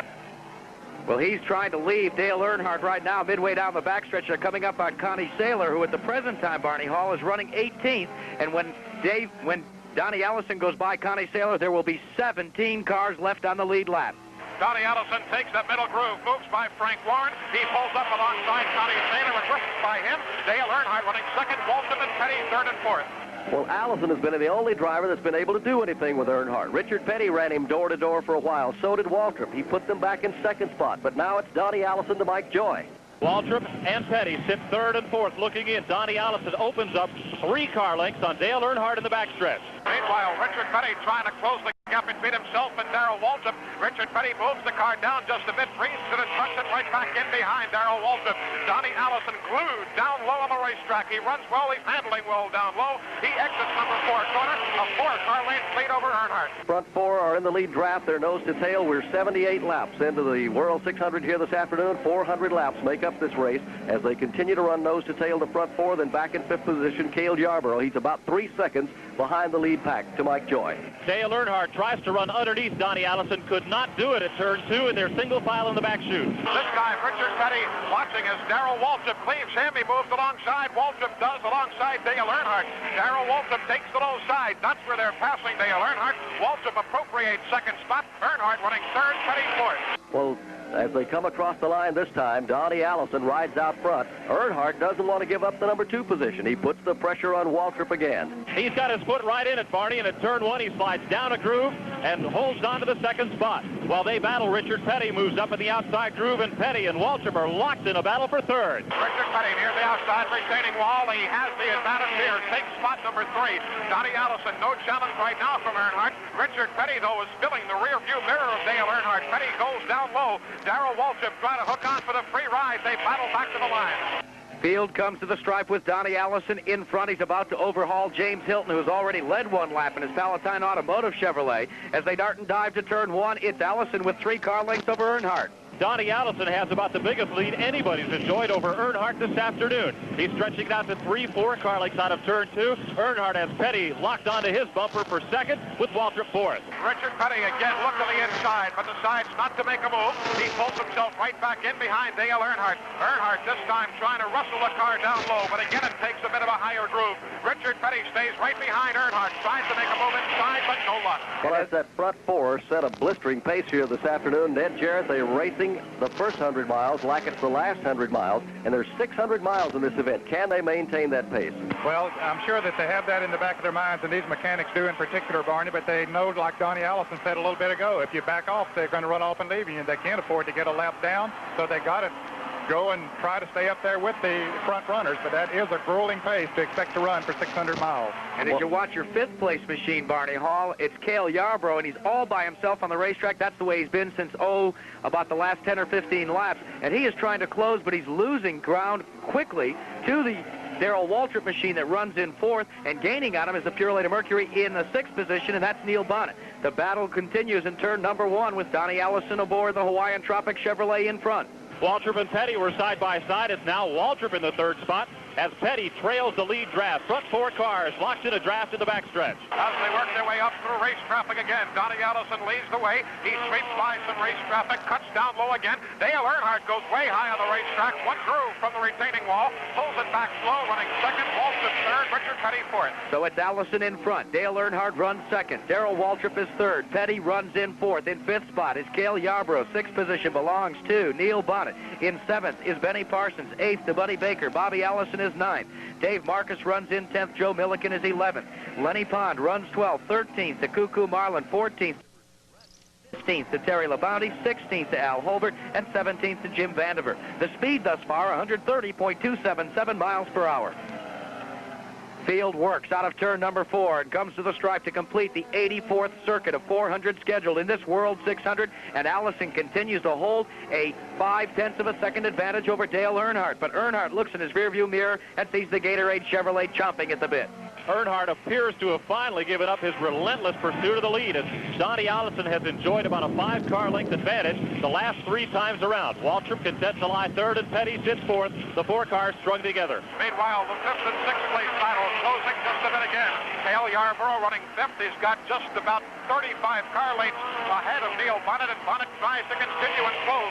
Neil Bonnet running well through the third. Donnie Allison dives off the corner and heads onto pit road. The leader elects to pit on this turnaround, the 84th lap into the race. Let's go to Ned Jarrett. It should be a little bit too early for him to come in, Barney Hall. The Hoss Ellington Hawaiian Tropic crew ready to go to work on that car, but they're going under the hood. That is bad news when you have to do that under the green flag, but just to come from the lead and dive down pit road unexpectedly, they're not going to, or attempting to change tires right now. We'll get on the spot and see exactly what's wrong. So Donnie Allison, who was leading the way in the World 600, is on pit road. This will give the lead to the rookie driver again, Earnhardt. Waltrip will move to second and Petty to third. We put it all in the Pontiac, get our best, get better. Over and over in Pontiac, our best, get better. If you've loved Pontiac Grand Prix of the past, you owe it to yourself to see the new 79 Grand Prix. It's stylishly handsome in a trim new size, made even more stylish thanks to its commanding new grille and beautiful new available two-tone paint treatment. Inside the new Grand Prix, you'll find the luxury you've always loved, too, thanks to its uniquely styled Pontiac instrument panel, soft notchback seats, and a surprising amount of room. You're also going to love our new Grand Prix on the highway because Pontiac's radial tuned suspension helps give Grand Prix amazing response. See Pontiac's new 1979 Grand Prix at your Pontiac dealer soon. We think you're going to love it. You may even find it's better the second time around. We're getting better and we show it. Drive a Pontiac and you know it. We put it all into Pontiac. Pontiac, our best, get better. With 87 laps complete in the World 600, Waltrip is leading, Earnhardt second, Petty is third. From Charlotte Motor Speedway, this is the MRN Broadcasting Company. The race is on here, but the race is on at Dodge Country too. Everyone's racing to see the Dodge Omni, the all-around car that gets you all around. On the outside, the Omni shines through any kind of weather. And on the inside, you can order from several custom packages. So while you're getting a beautiful view of the great outdoors, you'll have a beautiful view of the great indoors inside your Omni. The little car that packs a lot of gear. See the Omni to believe it. Omni does it all for driving, and Dodge Country does it all in selling. Rely on Redco for tires and more. Rely on Redco, they're a better tire store. There's a Memorial Day sale in progress now at your nearby Redco Tire Store. Belted tire specials as low as 4 for $83 plus FVT and sales tax on size A 7813. You get free mounting and static balancing. And with the purchase of 4 tires, Redco will rotate them every 5,000 miles for the life of the tread. Redco Tire Stores. Stop in now. At the Charlotte Motor Speedway, we're coming up on 90 laps complete of the 400-lap World 600. Waltrip is out front. Second is Earnhardt. Third is Petty. Fourth is Cale Yarborough. Fifth is Neil Bonnet. And Donnie Allison, who made an unscheduled pit stop a moment ago, apparently with a problem on the car. Let's see if Ned Jarrett is in that area. We're standing with Hoss Ellington. Hoss, what was the problem? Well, Ned, we were running a little hot when we came in, and looked like the radiator was kind of stopped over with debris, but I don't think that's all. We might have a cracked head. We don't know. But the water's got out of it somehow, and we can't find it right now. We'll fill it back up and going back out, so we'll see what happens. Okay, so it's an overheating problem with the Highway and Tropic Chevrolet number 1. Here he comes back on pit road, Ned Jarrett. Donnie Allison dives off the banking up in turn number 4, and there is still trouble on the Hawaiian Tropic car, so keep us abreast of the developments there. On pit road also, Dale Earnhardt, who has been leading the race, dives into the pits. Let's go back to Ned Jarrett.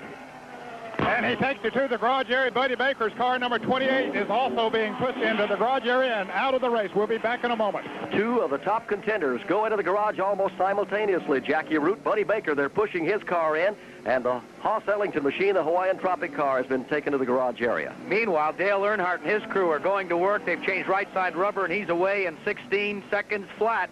Car number 2 returns to the race. He was running up front, but this is a green flag stop. And Ned Jarrett, most of the leaders will have to be presenting themselves on pit road shortly. Yes, they will. Within the next 10 laps, Jackie. We thought that they might be able to run close to the 100-lap mark. They're now completing the 92nd lap, so they will be coming in the next 10 laps. Jimmy Vandiver pits his car, the O.L. Nixon machine, on pit road in car number 89 as we're working toward the 100-lap mark.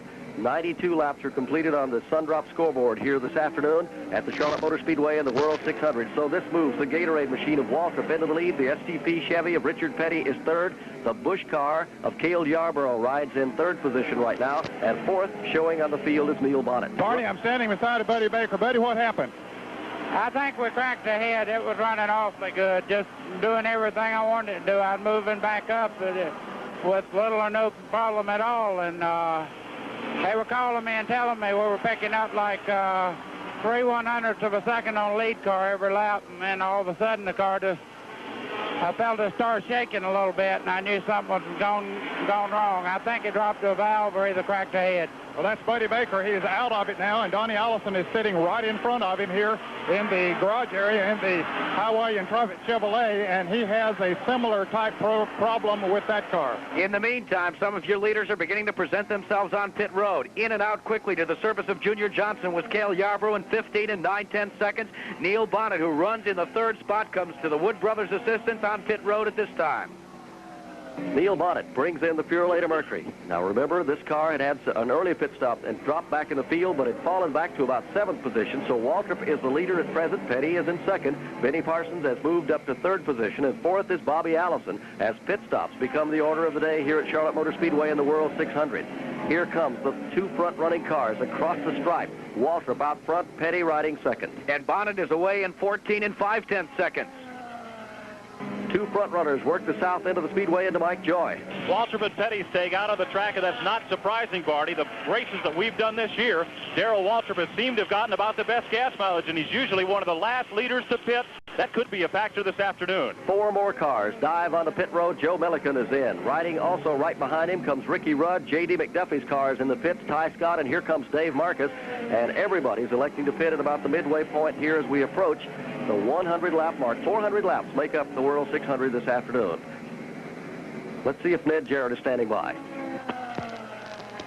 Barney, we're still walking out of the garage area. Donnie Allison was very upset when he came out of his car. He went straight to his truck and just sat down and ducked his head between his legs and said, boy, said, I don't know. Said, this just wasn't my week. Word on Donnie Allison, and the car had gone into the lead. He was the only driver able to overhaul Dale Earnhardt, this sensational rookie from over at Kannapolis, North Carolina, nearby the Charlotte Motor Speedway. He is still out there running strong. Now waiting for Waltrip on pit road, the Gatorade crew standing by, Petty's crew, the STP team, waiting for him. The front two continue to ride on the track. They're down in front of Mike Joe, and it looks like they're going to stay out a while, Mike. They're strung together, Barney, and I don't think either one of them wants to pit before the other. Petty has just lined himself on the back bumper of Waltrip and is catching a free ride. Barney, I'm in the pits. Kyle Petty's here. Kyle, when do you plan to bring your dad in? Sir? When do you plan to bring him in for a pit stop? I don't know. Everybody else is pitting right now, so I figure we'll be pitting in about 5 or 10 laps. Ned, here comes Darrell Waltrip on the pit road, so Richard Petty goes into the lead as Waltrip is in the pits. Let's go back to Ned Jarrett. Kyle, you were scheduled to be in this World 600 and standing here watching it now. I guess you got mixed feelings about it. Well, I'd like to be in it, but I mean, you know, we had a little bad luck. And today we hope we change our luck and have good luck. And this is a scheduled pit stop for Darrell Waltrip. Buddy Parrott and the crew go to work on the right side, changing those tires and filling them up with gasoline. And Richard Petty is fixing to come in right now. And Waltrip is away in 13 and 9/10 seconds. Also in was Benny Parsons, and he was out in 17 and 1/10 seconds. Richard Petty having trouble getting off the banking up in front of Eli Gold. He had problems getting around Terry Labonte from Corpus Christi, Texas, but Petty now slows prematurely. He makes a hard left and he heads towards Ned Jarrett. And a scheduled pit stop for the SCP Chevrolet. The only thing they're attempting to do is change the right side tires and fill it up with that gasoline. And I'll tell you, when these fellows go to work, as is the case with most of the other top team, it is precision from the nth degree. Petty's anxious to get going again, and he's away. He's away in 14 and 5/10 seconds, Barney Hall, as all the front runners on the 99th Circuit are presenting themselves on pit road.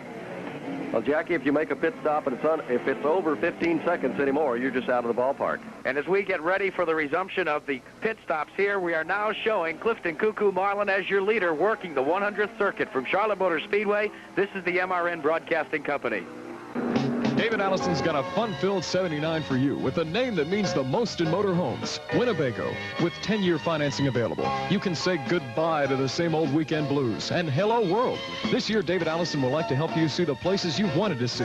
Visit with friends and relatives that live in the next state and help you make camping a family affair with Winnebago. Drop by and see what Dave has to offer. This could be your year for RV fun. David Allison Camping Center, 2904 Little Rock Road between I-85 and Wilkinson Boulevard. For sturdy pickup trucks, for great prices, for a selection of trucks like you'll find nowhere else. Come to Dodge Country. Dodge Country, the Carolina's largest truck dealer, with over 10 times the selection of the average truck dealer. D100s, D150s, Warlocks, and 4x4s. Nowhere else will you find a selection of great Dodge trucks like this at such incredible prices. And everything Dodge Country sells is backed up by their professional service department. Dodge Country, a name that means quality, value, and great selection at 4800 East Independence Boulevard. I got it, guys. Back at the Charlotte Motor Speedway, 102 laps are complete in the 400-lap circuits this afternoon for the World 600. Jackie Root, how are they running? They are running with Lenny Pond in the lead. Running second is Cuckoo Marlin. Third spot belongs to the Dyguard Gatorade Chevrolet of Darrell Waltrip. The STP Chevrolet of Petty is in fourth, and fifth is Dale Earnhardt. Now, all those cars are on the same lap as they work the 103rd circuit here at Charlotte Motor Speedway. The leader shuffles back off into turn number one. Mikey has a healthy separation for the lead right now. A good gap, Barney Hall, as Lenny Pond comes out of turn 2. Cuckoo Marlin is just midpoint between the first and second turn, and he's rapidly being overhauled by the drafting duo of Darrell Waltrip and Richard Petty. They're in the backstretch. That battle for third and fourth place. Now Waltrip in third, Richard Petty in fourth, about a car length and a half behind. They work up the banking, and Darrell Waltrip takes it way down low. Both he and Richard Petty move alongside and underneath Cuckoo Marlin, and now trying to make a move. Marlin cuts them off coming off the fore corner. Here they come, back to the stripe. And right now, Lenny Pond enjoying the lead in the World 600 this afternoon as they try to chase him down in turn number one, and they are gaining ground. And Cuckoo Marlin is holding ground. He's got Darrell Waltrip behind him as he works race traffic, keeping Waltrip and Petty in third and fourth spot. out of turn 2. Track opens up a bit, and Waltrip takes a look at Cuckoo Marlin's second place spot. Race traffic, no factor here. Darrell Waltrip peeks to the inside. Now he goes down low on the racetrack. Cuckoo Marlin goes way high for turn number 3. He's just half a groove from the retaining wall. Waltrip and Petty both go underneath him and take the spot. So a change in the number 2 spot as they go after the leader now, Lenny Pond. Here comes Waltrip across the line. Richard Petty takes a look on the outside. No room there as they work traffic down in turn 1 for the number 2 position in the World 600. Petty now third with Cuckoo Marlin fourth, trying to tag on to that draft as he loses a bit of ground but holds that solid fourth spot. Petty goes to the bottom in race traffic in the backstretch. Richard Petty goes underneath Darrell Waltrip trying to make a move. He pulls alongside the rear. Declan can't make the move, so he tucks himself right back behind.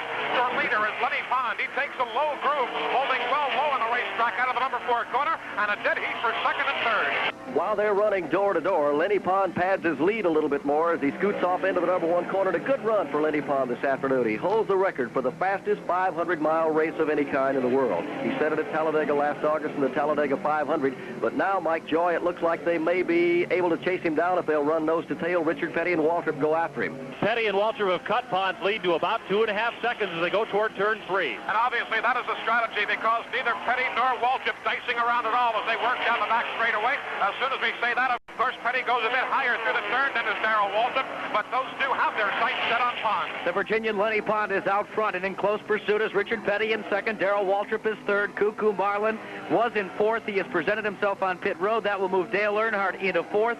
Fifth spot will now belong to the Purolator Mercury of Neil Bonnet. Sixth position goes to Cale Yarborough. Seventh to Bobby Allison. In eighth position is the MC Anderson Griffith Marine Special for Benny Parsons. In ninth is the Truxmore Industries car with Ricky Rudd aboard, and Joe Milliken runs in 10th. They are showing the front 5 in the same lap. The front 5, the latest rundown we had from scoring indicating that the top 5 positions are in the lead lap. We are 106 laps into the World 600 here at Charlotte Motor Speedway this afternoon. Quick pit stop for Cuckoo Marlin of Columbia, Tennessee, the gentleman farmer who had the lead, pitted his car, and goes back onto the track in the Cunningham Kelly Chevrolet. Meanwhile, the leader continues to be Lenny Pond, and his interval between the lead and the second-place car, it is dwindling a little bit as they scoot up the back chute and head to Eli Gold. Agreed. In at turn number 3, Lenny Pond takes a middle groove. Richard Petty and Darrell Waltrip gaining a bit because they're running way down low on the racetrack as they come off the 4 corners. They are catching the leader, Lenny Pond, and he looks in his rearview mirror. He sees the STP Chevrolet of Richard Petty and Waltrip, and now Waltrip takes a bit on the outside, tucks in behind as they go after the leader back in 1, Jackie Root. And the separation 1 3/10 seconds as they've now closed to some 12 car lengths out of turn number 2. They're running a very high groove in 2 as Lenny Pond keeps his car down to the bottom, trying to hold on to a lead that is getting slimmer every minute. Again, it's clear sailing. They move to turn number 3, and the car length differential now about 10 car lengths as Richard Petty closes perceptibly. Darrell Waltrip tucked right in behind Richard Petty, coming off the corner. It's about a second of an interval. They chop it down. It is about a 15-car separation between Lenny Pond and Richard Petty. They're overhauling him down in turn 1. They cut it down to about 12 car lengths. They will probably catch Pond as they get into a large group of lap traffic. 5 cars directly ahead out of turn 2. It is now down to 7 car lengths out of 2. Petty and Waltrip overhauling Lenny Pond. And while that battle goes on, Travis Teller is out of the race. Travis, what happened? We cracked a piston or head one. Just after that second caution flag, we began to pick up a little heat on the engine. And oil temperature, they kept just continue climbing. We came in, tried to cool down there a couple times, but then the temperature shot way up on it, so we just cut it off and brought it in.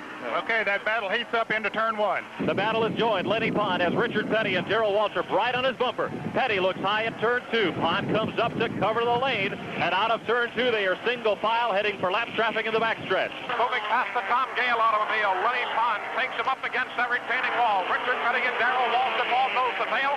Lenny Pond goes down low through turns 3 and 4. Richard Petty and Waltrip stay up high. It's going to be the same running order. Pond showing the way off the 4th turn. Lenny Pond made the car stick at the bottom of the racetrack. That's the quick way around. He didn't give Richard Petty any racing room. Now Petty goes after him down in turn number 1 on the outside. Richard Petty pulls alongside Lenny Pond, who backs out of the throttle just a tad at the first turn. And Petty has the lead out of turn 2. Waltrip following in the high groove, trying to take second spot in the back chute. And indeed, Lenny Pond now being drop kicked back to 3rd running position as Richard Petty and Darrell Waltrip both work by Lenny Pond. And now a differential whistle begins the show between second and third place. Lenny Pondo gets back on the throttle in full, and again it stows the tail, but now Petty, Waltrip, and Bond. It looked like Waltrip might have drop-kicked Richard Petty just a little bit unintentionally going into that number 4 corner as he ran up on him and tapped him a little bit. And now as they head off into the number 1 corner, Waltrip goes after the lead. Waltrip ducks to the inside out of the trioval and slings back up into the high groove at turn 1. Out of 2, lap traffic ahead. They'll come out of the second turn, single file. They stabilize down the back chute with Richard Petty in front, Waltrip riding in second, and Lenny Pond is third. From Charlotte Motor Speedway, this is the MRN Broadcasting Company. Get on target for making camping a family affair with a Pace Aero motorhome from David Allison Camping Center. David Allison is taking the strain off of your fun budget with 10-year financing on his RVs. That means you can relax and enjoy the mountains, the beaches, anywhere you want to take off and live a little. David Allison's Pace Aero has got everything to get you where you're going with luxury, performance, quality, and durability. See it today at David Allison Camping Center, 2904 Little Rock Road between I-85 and Wilkinson Boulevard. It's a Memorial Day sale going on now at your nearby Retco Tire store. You'll find belted tire specials like the A7813 for as low as $83 plus FET and sales tax. These tires feature fiberglass cord belts and 2 polyester cord body plies for strength, stability, and a comfortable ride. And you get free mounting, static balancing, and free rotation every 5,000 miles for the life of the tread with every set of 4 tires you purchase. Retco Tire stores, 3 convenient locations in Charlotte, also Maiden, Shelby, and Kannapolis.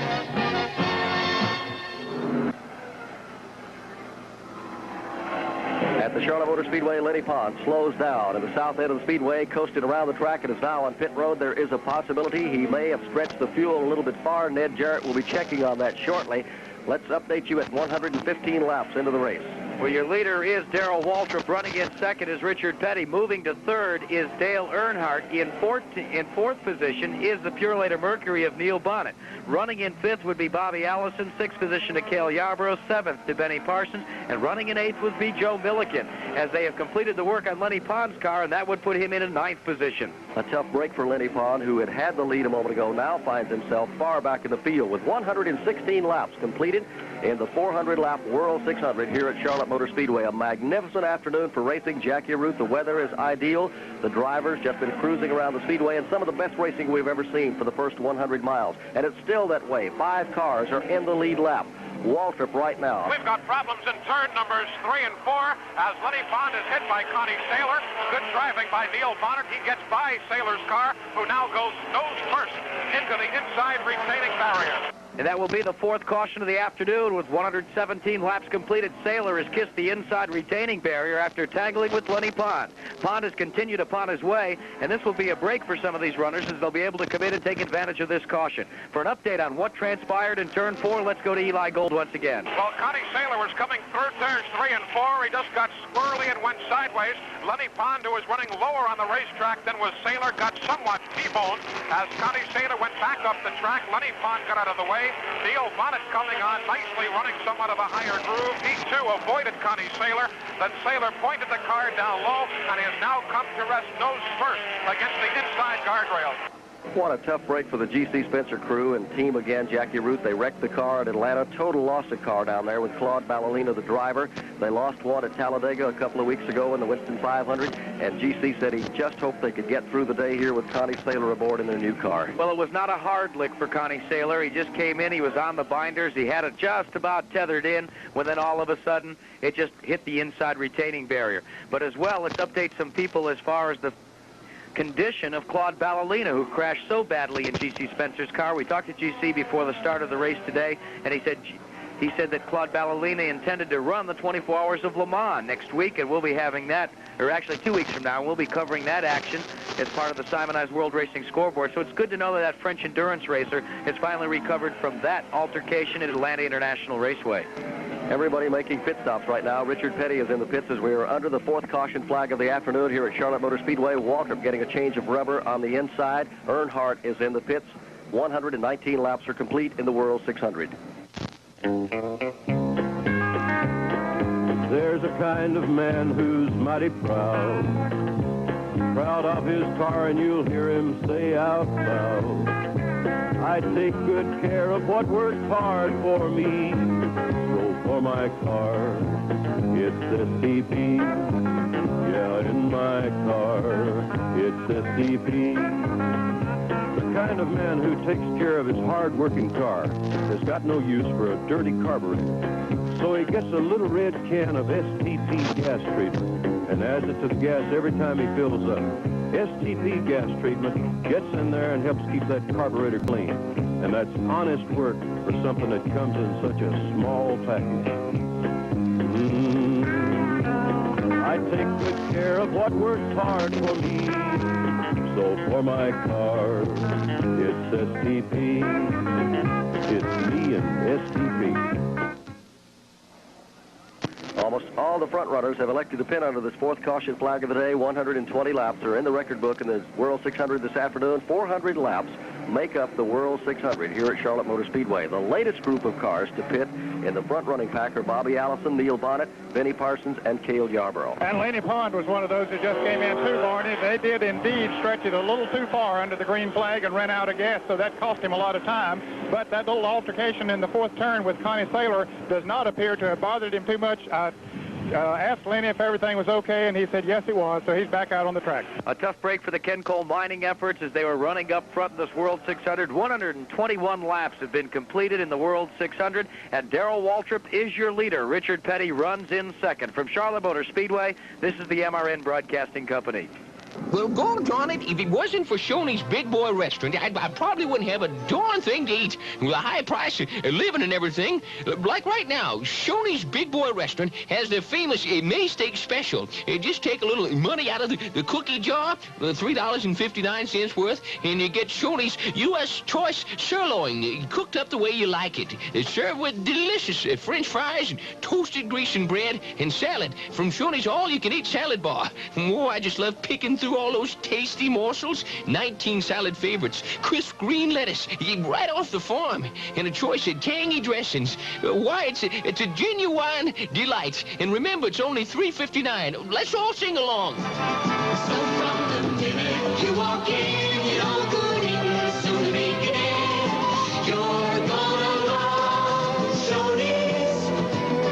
We borrow some nice ideas from your mother. You'll find whatever you need for the care and repair of your home at Moore's. Just look for the sign of the Orange Fox. WSOC-FM, Charlotte.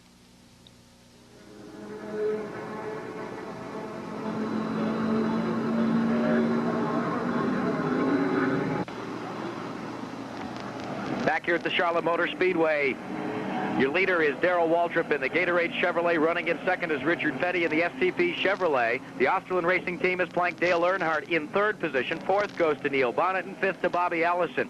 And Barney Hall, the latest report is that Dick May has entered the race at the wheel of the number 0 machine. The Villa Park, Illinois entered Avanti CB car, so Dick May of Watertown, New York is now running the World 600. Well, I don't think Dick misses many World 600s or Firecracker 400s or Daytona 500s. He'll climb in any kind of race car. If they need a driver, they can always put Dick May in it. Well, we've said time and time again, he holds the record set at Dover, Delaware, where he ran 5 different cars in a Mason-Dixon 500.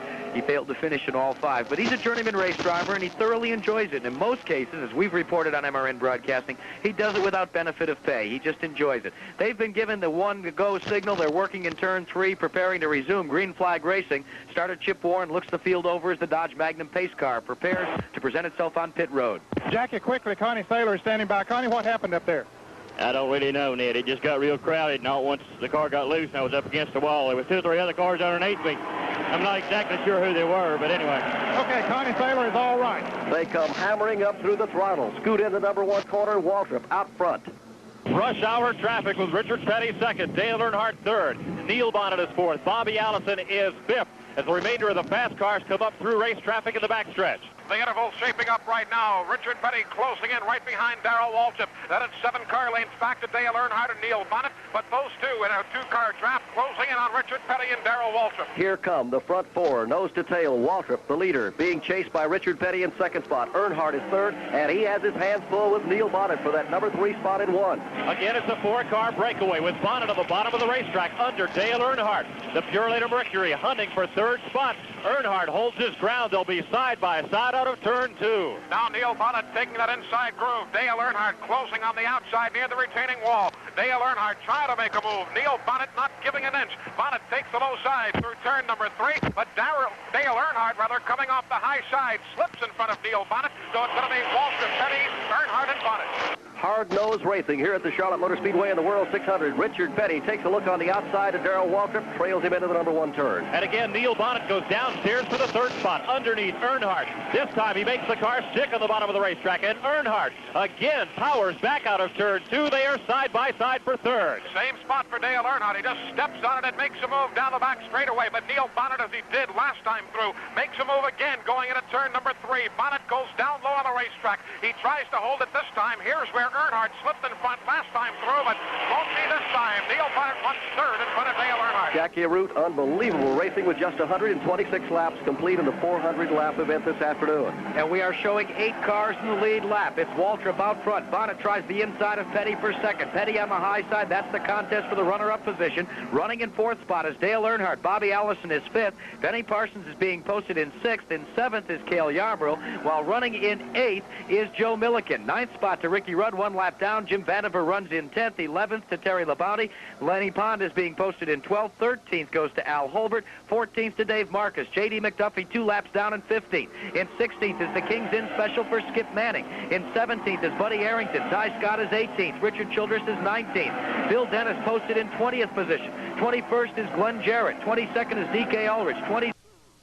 41 machine being driven by Grant Adcox. In 25th is Bruce Hill. In 26th is car number 4, Bobby Fischer. In 27th is the Buddy Baker car. In 28th position is the 39 of Blanky Wangren, and in 29th spot is Frank Warren. 30th is Dick May. 31st is Cecil Gordon. That front 4 duel for the lead. As they come to the line, it will be Waltrip in front. Bonnet has fought his way up to the number 2 position as he hammered away at the rookie driver Earnhardt for a while, then took it away from Richard Petty. Now he goes after the leader in front of Mike Joy. As at Dover, Delaware, where he won last week, Bonnet is handling well on the bottom of the racetrack. He sniffed out Darrell Waltrip in the second turn and now slips back in the draft. Indeed, Neil Bonnet has that car dialed in well. He moves up now 1/2 car length behind Darrell Waltrip, but Waltrip in turns 3 and 4 also handling so well down low, he can't get by in the case of Neil Bonnet, so Waltrip leads Bonnet out of the corner. Just inches apart. First and second position, Bonnet gets the inside groove on Waltrip. If he can keep that nose up there in 1, he may get the lead, Mike Joy. Bonnet is going for it. Bottom of the racetrack. The fans come to their feet as Neil Bonnet has put the Purolator car ahead of Darrell Waltrip.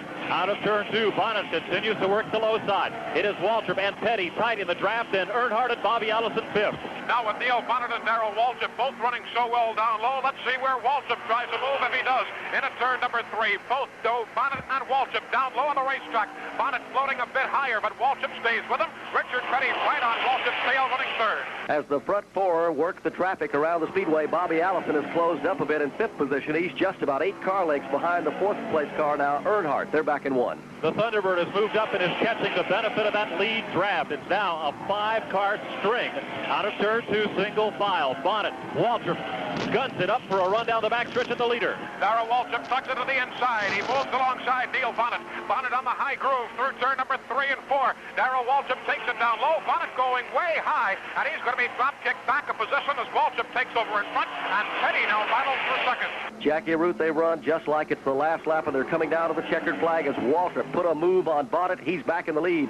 Waltrip right now shuffles off into the number 1 corner out front. Bonnet comes down to the low side again, and Richard Petty slips all the way back to 4th spot as Dale Earnhardt took advantage of Petty's aborted move on Bonnet, and Earnhardt is now 3rd. Now Earnhardt setting his sights on Neil Bonnet. He tries to close the gap down the back straightaway. Earnhardt closing to about 4 car lengths back. That's the front of the pack. Darrell Waltrip shows the way. Neil Bonnet tucks right in behind him. They come out of the turn, straighten out that dog leg, and they head for home. Just about a car length separates 1st, 2nd, 3rd, 4th, and 5th as they cross the stripe this time. No change in that front 5. Waltrip still out front. 13 times he started races here at Charlotte Motor Speedway. He won his first Charlotte event last year when he won the World 600. He has an incredible average of winning more than $8,900, Jackie Arute, every time he's been out in those 13 outings. And even more incredible is the fact that he has finished every race he has entered here in the Winston Cup Grand National Division chase for 1979, albeit having to undergo, problems in turn number 4. Indeed, we had problems there as Skip Manning saw the leaders coming up in the rear view. His car got squirrely, but the leaders get through with no problem, and Manning heads to the finish.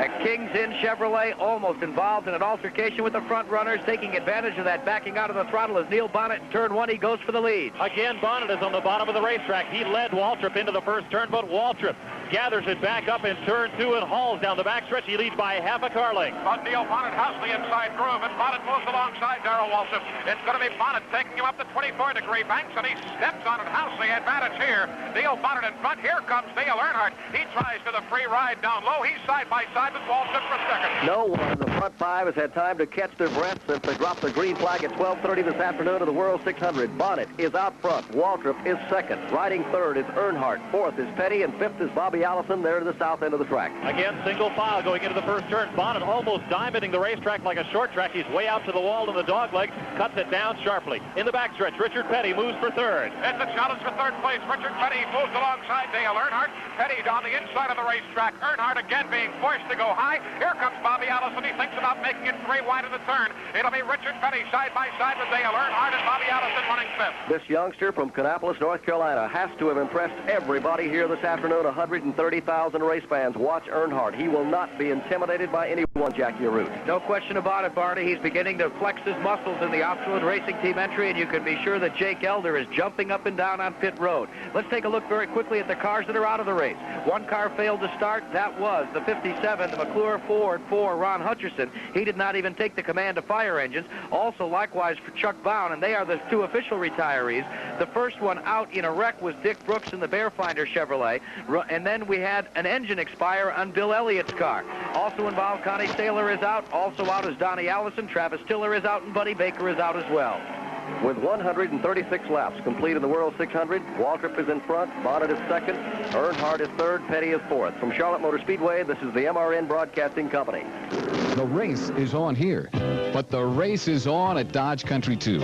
Everyone's racing to see the Dodge Omni, the all-around car that gets you all around. On the outside, the Omni shines through any kind of weather. And on the inside, you can order from several custom packages. So while you're getting a beautiful view of the great outdoors, you'll have a beautiful view of the great indoors inside your Omni, the little car that packs a lot of gear. See the Omni to believe it. Omni does it all for driving, and Dodge Country does it all in selling. Many compact drivers, it's all waiting for you now in the exciting new Combi Camp fold-down travel trailer. David Allison Camping Center has the perfect way for your family to discover the countryside this summer. The Combi Camp tows easily behind the largest or smallest of cars because total weight is just 520 pounds. Tongue weight is only 45 pounds. But right now, David Allison has got the Combi Camp at the special introductory price of $1,595. See it at David Allison Camping Center, 2904 Little Rock Road between I-85 and Wilkinson Boulevard. You can't see any better racing than we're watching this afternoon of the World 600 right now. Neil Bonnet and Darrell Waltrip duel for the lead here this afternoon as they exit turn number 2 and scoot down the back chute, and all of a sudden, here comes Dale Earnhardt. Makes it a 3-way battle as they get up into turn 3. Earnhardt running third behind Waltrip and Neil Bonnet. Earnhardt tucks himself right back in behind Neil Bonnet. Everybody moving up on race traffic. They move by Dick May with Darrell Waltrip showing the way. Front 4, nose to tail. Bobby Allison has fallen out of that lead draft. He is 25 car lengths behind as they shuffle back into 1, Jackie Arute. Running in 6th is Cale Yarborough. Benny Parsons is 7th. Joe Milliken is 8th. Running in 9th, they are posting Harry Gant. In 10th position is Ricky Rudd. In 11th spot is Terry Labonte. 12th position to Lenny Pond. 13th to Dave Marcus. In 14th spot is Al Holbert. Jim Vandiver is 15th. Buddy Arrington is 16th. 17th to J.D. McDuffie. 18th to Cuckoo Marlin. Ty Scott being posted 19th. 20th to Grant Adcox. Bill Dennison 21st. Richard Childerson, the CRC efforts in 22nd. And running 23rd is the natural light entry for Glenn Jarrett. Ned Jarrett, they really did their homework here this week, these drivers and crews, to put the cars in the kind of condition they have. I've never seen as many cars work as well as they have here in the early going of the World 600. They have a good opportunity during the week, Barney, to get a good bit of running in as the weather cleared towards the end of the week, and they really tried to get them dialed in for this 600-mile event, knowing that there was going to be a tremendous amount of competition. You spoke of Dale Earnhardt a little bit ago and how he's up for this race. He said that he felt everyone in Kannapolis was coming here today, and so the 130 or 40,000 whatever are here must be about 30,000 of them from his hometown of Kannapolis, and he's certainly performing well for them. They've been cheering him on. Battle for the lead in turn 1. Bonnet goes after it. Neil Bonnet continues to work the bottom of the racetrack in 1. He swings up high and has the lead in turn 2 over Darrell Waltrip.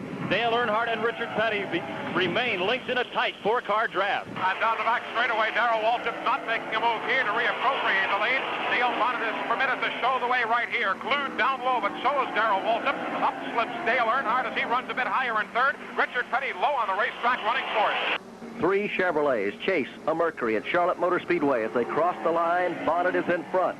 Waltrip is second. Third, Earnhardt. Fourth is Petty. Then about a second back in the fifth position, Bobby Allison, Mike Joy. Bonnet's success has been he's been able to run on the bottom of the racetrack. Everyone else has been at least a groove higher, and we've got an engine going in turn one. A car goes spinning, looping up, tags the wall, continues to slide up in the high groove, and looks like come down the track. Bobby Fischer's car, I think, has just tagged the wall in front of Mike Joy. He scoots along. Let's go back to Mike Joy. That is Bobby Fischer, and he is pinned up against the wall in turn two. He's keeping the wheels turned up so he doesn't slide down in front of traffic. Everyone has now got it slowed down. Fischer's car remains parked at the exit of turn two. And an untimely pit stop for the Busch Beer Oldsmobile of Cale Yarborough. He had just come on to pit road for a change of right side tire. Just as the caution was coming out, he now finds himself a lap down to the leaders. And Cuckoo Marlin comes off the number 4 corner. He goes smoke behind the number 14, heads to pit road. So Bobby Fischer has crashed in turn one, and the car has ended up in turn two. Let's go back to Mike Joy. A lot of smoke came out of that car, Jack, going into the first turn. It was coming, just pouring out the header pipes. The car got backwards and slid into the wall, and Fischer did a commendable job of keeping the car bumping along up against the wall and out of harm's way. He's now waiting for a break in the traffic to allow the car to roll down to the track apron. Back to the tower. And about everybody will be coming into the pits now. The leaders, Darrell Waltrip and Neil Bonnet, race down pit road. Richard Petty, Bobby Allison, and Dale Earnhardt, Benny Parsons, Cale Yarborough coming back in. And standing by, who is out of the race, driving the King's Inn Chevrolet here this afternoon, is Skip Manning. Skip, what went wrong? Well, we broke a rear end housing. We had a pit stop, and on our regular pit stop, the lug stud broke, and they fixed that, and we went back out right as the green came out, and we were behind the pack, but we had been running pretty good for a new car, and the housing broke. I'm going to go down and stand by for Harry Hyde's car just in case, because I don't think we'll be back in. Okay, Ty Scott would be driving that car number 30 that he's going to stand by. Everybody making tire changes. Dale Earnhardt changing all 4 on that car number 2, and he's down and away.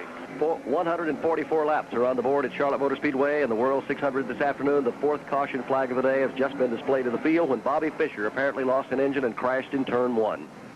Nobody quite like you. You got your own thing to do. You like your beer light and clear, refreshing like mountain air. Head for the mountains of Bush. Reach out and you'll be here. Just reach out and you'll be here in the mountains of Bush. Anheuser-Busch, St. Louis, Missouri.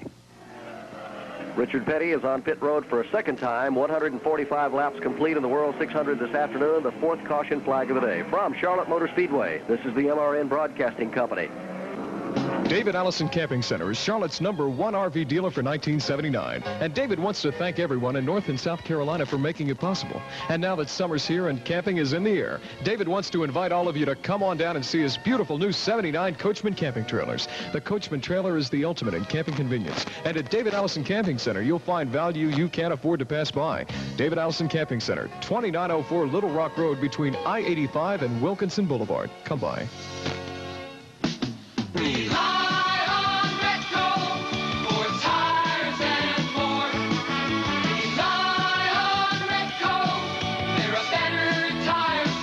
There's a Memorial Day sale in progress now at your nearby Retco Tire Store. Belted tire specials as low as 4 for $83 plus FBT and sales tax on size A7813. You get free mounting and static balancing. And with the purchase of 4 tires, Retco will rotate them every 5,000 miles for the life of the tread. Retco Tire Stores. Stop in now. At the Charlotte Motor Speedway, 145 laps are being indicated on the scoreboard directly ahead. They're showing Joe Milliken as the leader, and that would be a first time up there this afternoon for Milliken, the rookie from Random, North Carolina. And riding in the second position shows now as Neil Bonnet's car. Pit stops. Almost everybody's been in at least once. Several of the drivers have been in twice. Bobby Allison, the latest of the front 5 to make a pit stop as he exits pit road and goes back out of the track down in turn 1. Barney, it's been a stout performance for Neil Bonnet at the keyboard of the Purolator Mercury. We've touched upon it in this broadcast, also at Dover and at Martinsville and Talladega. The pressure that's been upon this guy from Hueytown, Alabama, having replaced the legendary David Pearson, and I asked him yesterday, I said, has it been hard to constantly be compared to Pearson and the performance that he put in at the wheel of the Purolator Mercury? You know, I can walk up down pit road and everybody stops and we talk about this, and the press conferences and we talk about, you know, the comparisons, but the only time, or there's one time that there's not any of them climbed in the window with me on Sunday and want to talk. So Sunday, when I get in that thing and buckle up and start out to go that race, then I got it the way I wanted it. I'm sitting in the race car. I've got control of that thing. I can go do what I want to do. There's not any comparisons right then. You know, there hasn't been a press guy made the trip with me yet. So what I can do is get out there and enjoy myself, and that's exactly what it is. It's a good, hard day's work, but it's the most enjoyable racing I've ever had in my life. The car's so good. Well, he's enjoying himself from second position. Another driver that's got to be enjoying this momentary respite as he leads the World 600 is rookie Joe Milliken. We've said Dale Earnhardt has won at Bristol International Raceway to score first rookie victory since '74 when the Canadian Earl Ross did it at the Virginia 500 at Martinsville, Virginia. But for Milliken now, I wonder if he thinks he too can score a victory in his rookie year. Well, you know, I was hoping to win one before Dale, but he sort of beat us to the draw, so now we're trying to win a race and catch back up with him, I hope.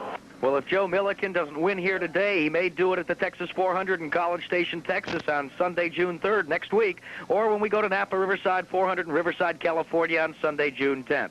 MRN Broadcasting will cover those two great events as well as the Gabriel 400 on June 17th from Brooklyn, Michigan, the Michigan International Speedway. On July 4th, at the birthplace of speed, Daytona Beach, Florida, we all come back for the Winston Cup Grand National race that has got to be one of the barn burners, the Firecracker 400 on the Daytona International Speedway, that 2.5-mile facility.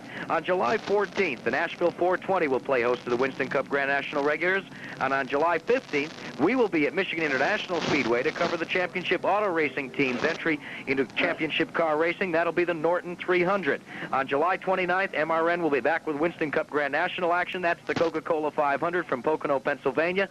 August 5th, it's the Talladega 500 from Talladega, Alabama, and then on August 19th, it's the Champion Spark Plug 400. Another great MRN Broadcasting Company broadcast that we'll be giving you all the action from will be the United States Auto Club Championship car event called the Music 500 from Pocono International Raceway on Sunday, June 24th. Barney?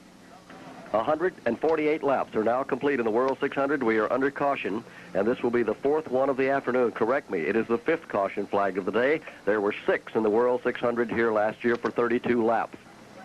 Pace car with a field in tow. They're in front of Eli Gold. As they work their way through, of course, you've got to think about Bobby Allison. He's got a feel when you talk about the cars that have won here at the Charlotte Motor Speedway. Certainly the T-Birds might be ready to go. They've yet to pick up a victory. Chevrolet has won 7 times here at Charlotte over the years. The Dodges have won 9 times. The Mercury has won 7 times, and the Ford products 9 times. And one of those Chevrolet drivers that always runs well here at the Charlotte Motor Speedway. In fact, he was running good today. He led the race for a little while, was Cuckoo Marlin, but he's out of it now. Cuckoo, what happened? Ned, it appears that we dropped a fail. The car was running good and it was working good, and after it seemed like everybody heated the tires up, my car would seem just work good as they would, and I keep up with it. Cuckoo, it seems the pace has been extremely fast out there, and considering you got to run 600 miles, what are these fellows thinking? I don't know. I knew early this morning the good car was running. I could overwhelm it somewhere, so I guess that's what happened. Well, we're sorry to see you out of that race. Better luck next time. Okay, thank you, Ned. You look at the action here, Barney Hall, with just 149 laps completed, and it has been flat out all day. And that's been the way it's been all year in the Winston Cup Grand National Trail. And for Benny Parsons, who runs in 5th position, I asked him yesterday, I said, do you like the concept of having to run flat out and belly to the ground from the drop of the green flag? No, I think it's easier. Why? Well, it's easier because, Jackie, I can think about racing every inch of the way. And, you know, there's nothing more boring or harder than to run around. I have run 500-mile races and never raced a soul. You know, the leaders would go away, the second pack would go behind, and meanwhile I sat in the middle and never saw anybody all day. Now, that's long 500 miles.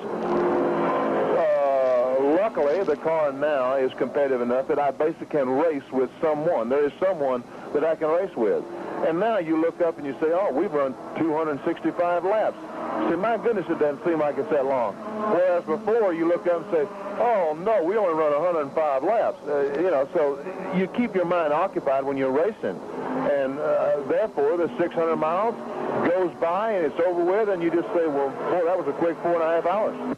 Another driver that's running fairly well this afternoon after that great posting at Talladega, Alabama is Buddy Arrington. Of course, he's in the second wave of cars that are doing battle for the back marker positions.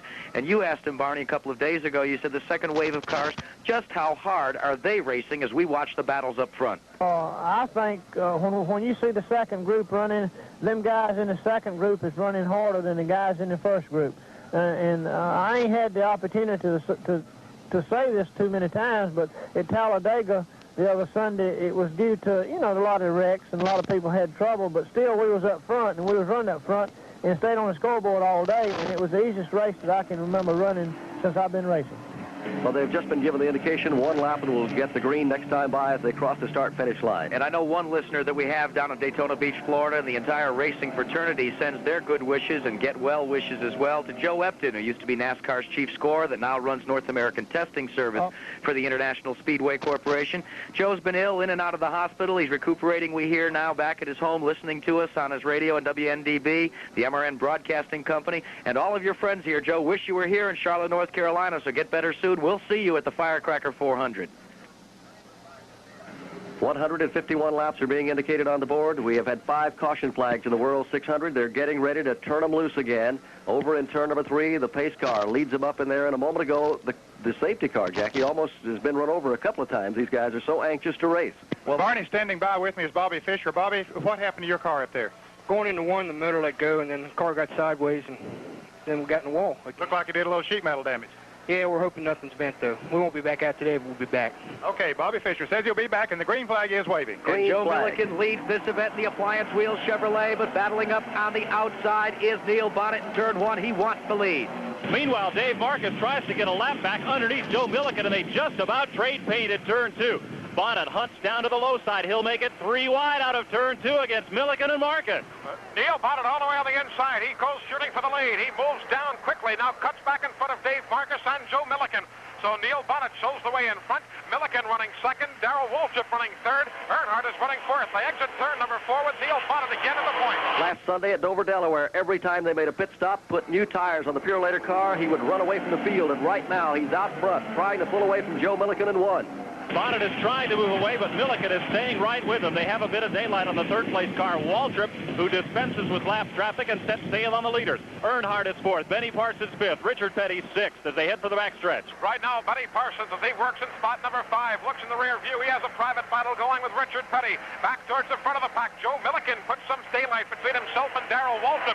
Now Waltrip glued down low to the racetrack. He continues to run third behind Milliken, second, Bonnet in front. Well, if you lead the World 600, you will not get any rest here this afternoon. They'll hound you to death as they head back into turn number 1. Waltrip comes slicing up to that third spot, drops off the pace a little bit. Waltrip cannot go into turn 1 as hard as he would like, Barney. His car slides up the racetrack, pushing a bit in 1. He has to gather it back in 2, but he winds it up down the backstretch, and he's doing that now. And now Darrell Waltrip trying to make a challenge for second place. He pulls alongside Milliken, takes the low side, downstairs on Milliken. Milliken going way high into the top groove. Darrell Waltrip appropriates second. He also now tries to go down low on Neil Bonnet. Waltrip put the pressure on Milliken, scooted him a little high in the number 4 corner, and goes after the leader, door to door, as they head back to 1. Waltrip just rooted Neil Bonnet out of the low groove and swings up high in 1 as he did the last lap. Bonnet jumps right back downstairs, pulls up alongside the rear quarter panel, then Bonnet slips in the draft. It's Waltrip, Bonnet, and Earnhardt out of 2. What a brand of racing we're seeing here this afternoon. The first and second place battle, not so hot right now as compared to that in 5th and 6th place is Richard Petty, flexing the muscles, moves past Benny Parsons yet again into 5th spot. Now back at the front of the pack, it's Neil Bonnet looking down low, trying to shoot by Darrell Waltrip. Waltrip leads, Bonnet goes downstairs and at the stripe. It's too close to call as they are hub-to-hub in turn 1. Bonnet has worked the best in the low groove. That's where he is, and he has gotten the lead. Waltrip works up high in 1, brings it back down in 2. Earnhardt is on his bumper. Petty is 4th. Benny Parsons is 6th behind Joe Milliken. They're all locked up in the backstretch. Bobby Allison runs in 7th. Cale Yarborough 1 lap down is 8th. Terry Labonte is 9th. In 10th position is Ricky Rudd, and 11th is Al Holbert. Jim Vandiver is 12th. 13th Delaney Pond, and 14th is Dave Marcus. From Charlotte Motor Speedway, this is the MRN Broadcasting Company. Hello there, Americans. I'd like to talk to you for just a moment about inflation. Yes, it's getting crazy out there, but there is one place where you can still get something almost for peanuts, pardon the expression, and that's Shoney's Big Boy Restaurant, and what they call their May Steak Special. I invite you to drop in right now and try out Shoney's U.S. Choice Sirloin, cooked the way you like it, served with French fries, oh so good, toasted Grecian bread, and salad from Shoney's all-you-can-eat salad bar. And that includes 19 salad favorites, crisp lettuce, a variety of delicious condiments, and tangy dressing. That's nice, isn't it? And remember now, it only costs $3.59. Shoney's Big Boy Restaurant and your May Steak Special.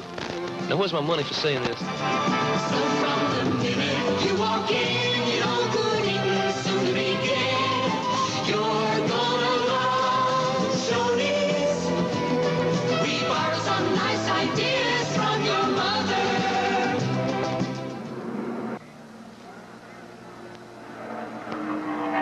Well, it looks like Miss Twigley's exercise class in the grandstand as the fans jump up, down, all afternoon in the battle for the lead. It's a good one again as they come back to the line. Waltrip by half a car length over Neil Bonnet as they trade it back and forth.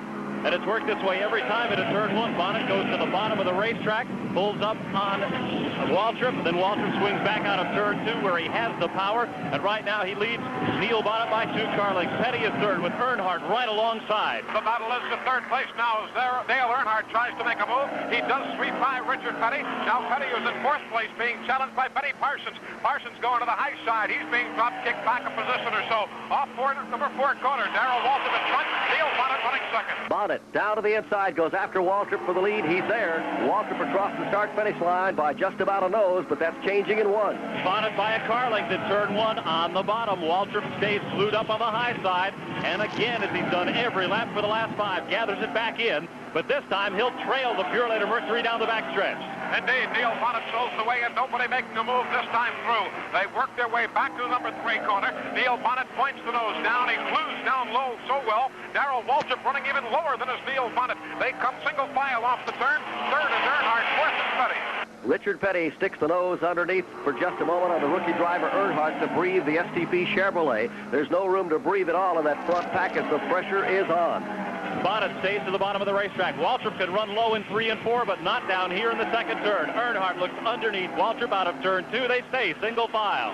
As they show the way down the back straightaway. At this point, the top 5 runners being uncontested right now from anybody else, though of course they have their own battles going on. Darrell Waltrip going down low as Neil Bonnet goes sky high in turn number 4. It's going to be Waltrip in front, Bonnet second, Earnhardt third, Petty fourth, Parsons fifth. And that will be the 36th lead change among 10 different drivers. There have been 12 cars that are officially retired from the event. Dick May's machine that is now being driven by Ron Hutchison was the first out. Chuck Bound is out. Dick Brooks is out. Bill Elliott is out. Donnie Allison, after running up front, is now out. Also out is Buddy Baker. Travis Tiller is out.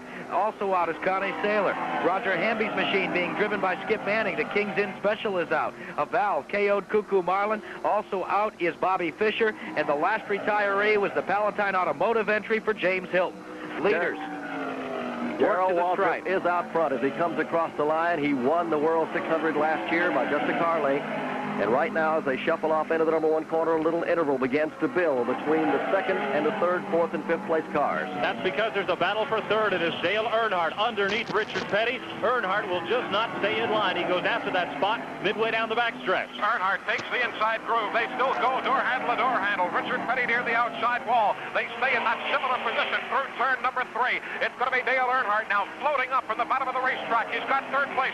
Benny Parsons now challenging for fourth, Petty in fifth. As the 2 front positions cross the stripe, there's a big interval now of about 25 car lengths back to Earnhardt in third, Petty in fourth, Parsons in fifth position as they work traffic back in turn 1. There are 6 cars shuffling back in that draft for third spot, including Cale Yarborough, who's a lap down, and Bobby Allison tails that second group of cars out of turn number 2. The leaders work toward the back straightaway. Neil Bonnet right now. He rides up behind Darrell Waltrip, and at this point, those 2 cars, as they run identical lines throughout this race course, they are not making a challenge one either way. Running third, Dale Earnhardt, not being challenged here by Richard Petty. That's Petty, Earnhardt, and Parsons take single file. Chevrolet and a Mercury. Trouble in turn 1. Let's go to Mike Joy. 1 car sliding down off the wall, just about tagged it, and that is Glenn Jarrett in the Natural Light Chevrolet. Got broadside in turn 2 and came down to the apron without making contact with another car. Well, that will bring out the caution, and the leaders will race back to the stripe here. They have all backed out of the throttle, however, with Neil Bonnet in front, Darrell Waltrip in second, Dale Earnhardt runs third, Richard Petty is fourth, Benny Parsons being posted in fifth position. In sixth, it looks like it would be the Joe Milliken entry. In 7th is Bobby Allison, and then in 8th spot is Lenny Pond. We put it all in the Pontiac, and our best get better. Over and over in Pontiac, our best get better. Some very discriminating people have discovered Pontiac's impressive new midsize Le Mans. Last model year, they pushed sales up almost 50% over the year before. And this year, they're still falling in love with our car. Maybe it's because those who want room for 6 and lots of luggage space are finding they can get all that and more in a Pontiac Le Mans. Great Pontiac styling in both 2- and 4-door models, the comfort of full-width cloth seats, and luxurious standards like deep carpeting and acoustic insulation, and a smooth Le Mans ride, courtesy of Pontiac's radio-tuned suspension. The 1979 Pontiac Le Mans. Isn't it about time you discovered how impressive a mid-size car can be? We're getting better, and we show it. Drive a Pontiac, and you know it. We put it all into Pontiac. Pontiac, our best get better. Here at the Charlotte Motor Speedway, the 6th caution flag of the day has been displayed to the World 600 competitors with 167 laps complete in the 400-lap event this afternoon. And right now, the pits are a busy place. Waltrip is in, Labonte is in, Richard Petty is in, Cale Yarborough heading back out of the track. Here's Earnhardt making a pit stop going back out of the Speedway. So caution has put everyone on pit road at this time. From the Charlotte Motor Speedway, this is the MRN Broadcasting Company. David Allison's got a fun-filled 79 for you with a name that means the most in motorhomes, Winnebago. With 10-year financing available, you can say goodbye to the same old weekend blues and hello world. This year, David Allison will like to help you see the places you've wanted to see. Visit with friends and relatives that live in the next state and help you make camping a family affair with Winnebago. Drop by and see what Dave has to offer. This can be your year for RV fun. David Allison Camping Center, 2904 Little Rock Road between I-85 and Wilkinson Boulevard. For sturdy pickup trucks, for great prices, for a selection of trucks like you'll find nowhere else, come to Dodge Country. Dodge Country, the Carolina's largest truck dealer, with over 10 times the selection of the average truck dealer. D100s, D150s, Warlocks, and 4x4s. Nowhere else will you find a selection of great Dodge trucks like this at such incredible prices. And everything Dodge Country sells is backed up by their professional service department. Dodge Country, a name that means quality, value, and great selection at 4800 East Independence Boulevard.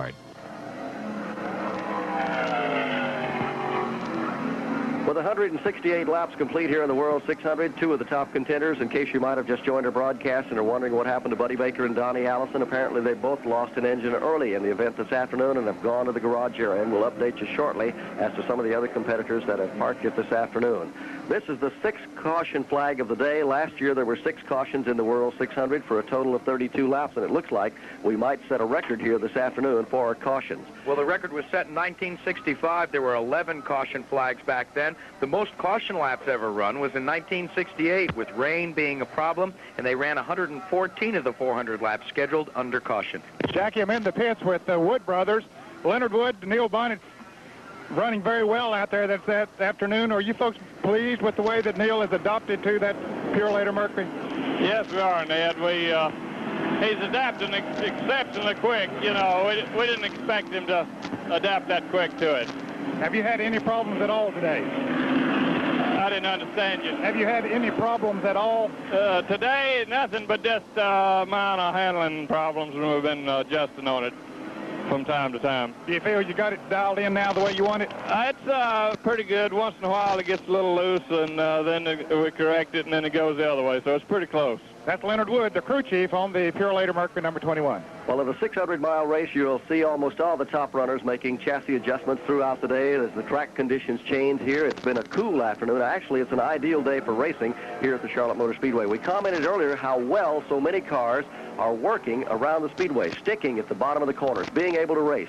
Let's go back to turn 1 and Mike Joy. He's had a chance to observe them there all afternoon. Best here, Barney, has been the Purolator Mercury of Neil Bonnet. Coming into turn number 1, he's been able to plant the car right on the bottom of the racetrack. Waltrip, though, is working very well up in the high groove here. Green flag as they come barreling out of turn number 4. Waltrip out front, Petty second, Earnhardt is third, fourth is Bonnet, fifth is Bobby Allison as they head for turn 1. Waltrip will go into that turn a bit high. Richard Petty takes a look down low underneath, but Petty, too, continues to run the high groove, and it is Bonnet on the bottom of the racetrack underneath Dale Earnhardt for third position. Waltrip and Petty lead them off the corner. Neil Bonnet continues to ride downtown as he's drawn alongside Dale Earnhardt. It's going to be Earnhardt now flexing the muscles just a bit. He tries to hold down third, but again, Neil Bonnet in turn number 3 goes way down low. He has third spot. Here comes Bobby Allison right behind him, trying to top kick Earnhardt toward the back. How do you stand the pressure for 600 miles the way they're racing at Charlotte this afternoon? Again, Waltrip leads them off into the number 1 corner. Richard Petty wants the lead, so does Bonnet. Bonnet again goes to the bottom, this time against Richard Petty. Bonnet trying to pick up a spot here. Every lap is underneath Petty. Petty has the power coming off the turn high. They are dead even midway down the backstretch. Again, Richard Petty trying to flex the muscle down the back straightaway. He's had the advantage there, but again in the turn, here comes Neil Bonnet sweeping right by Richard Petty. Neil Bonnet low on the racetrack takes a similar groove to that of Darrell Waltrip, who also rides well down low.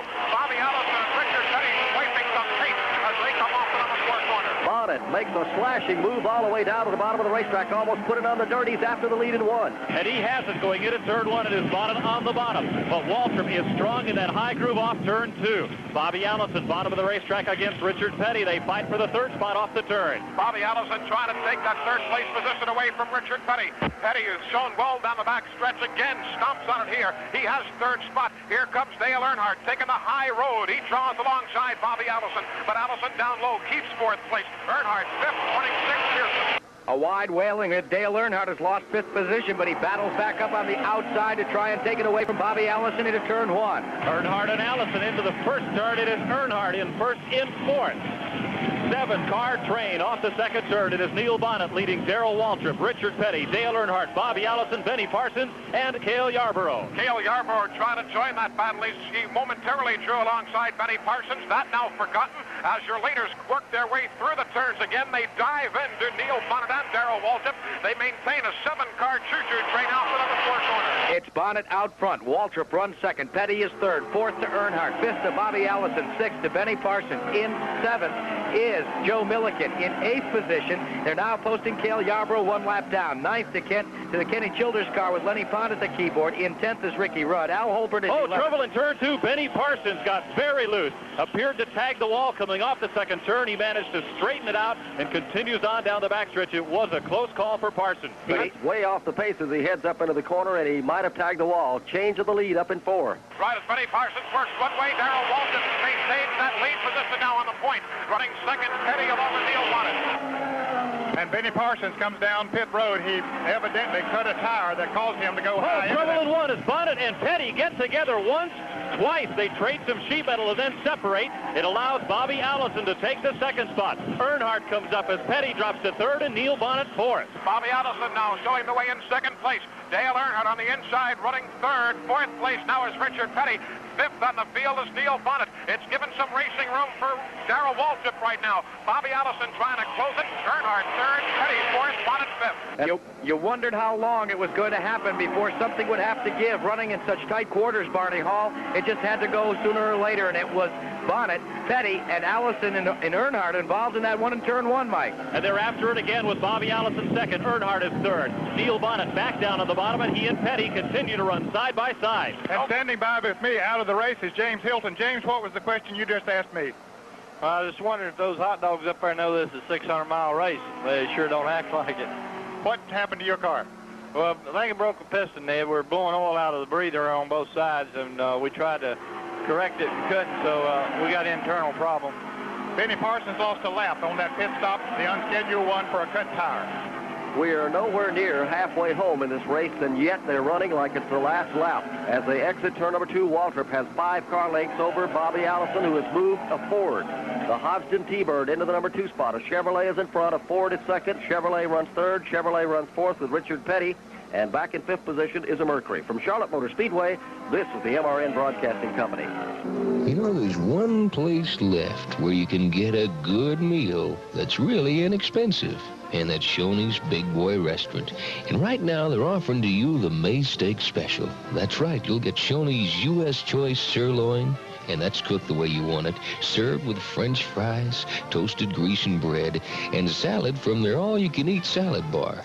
And that includes 19 salad favorites, crisp green lettuce, chilled vegetables, a variety of delicious condiments, and topping everything off, your choice of tangy dressings.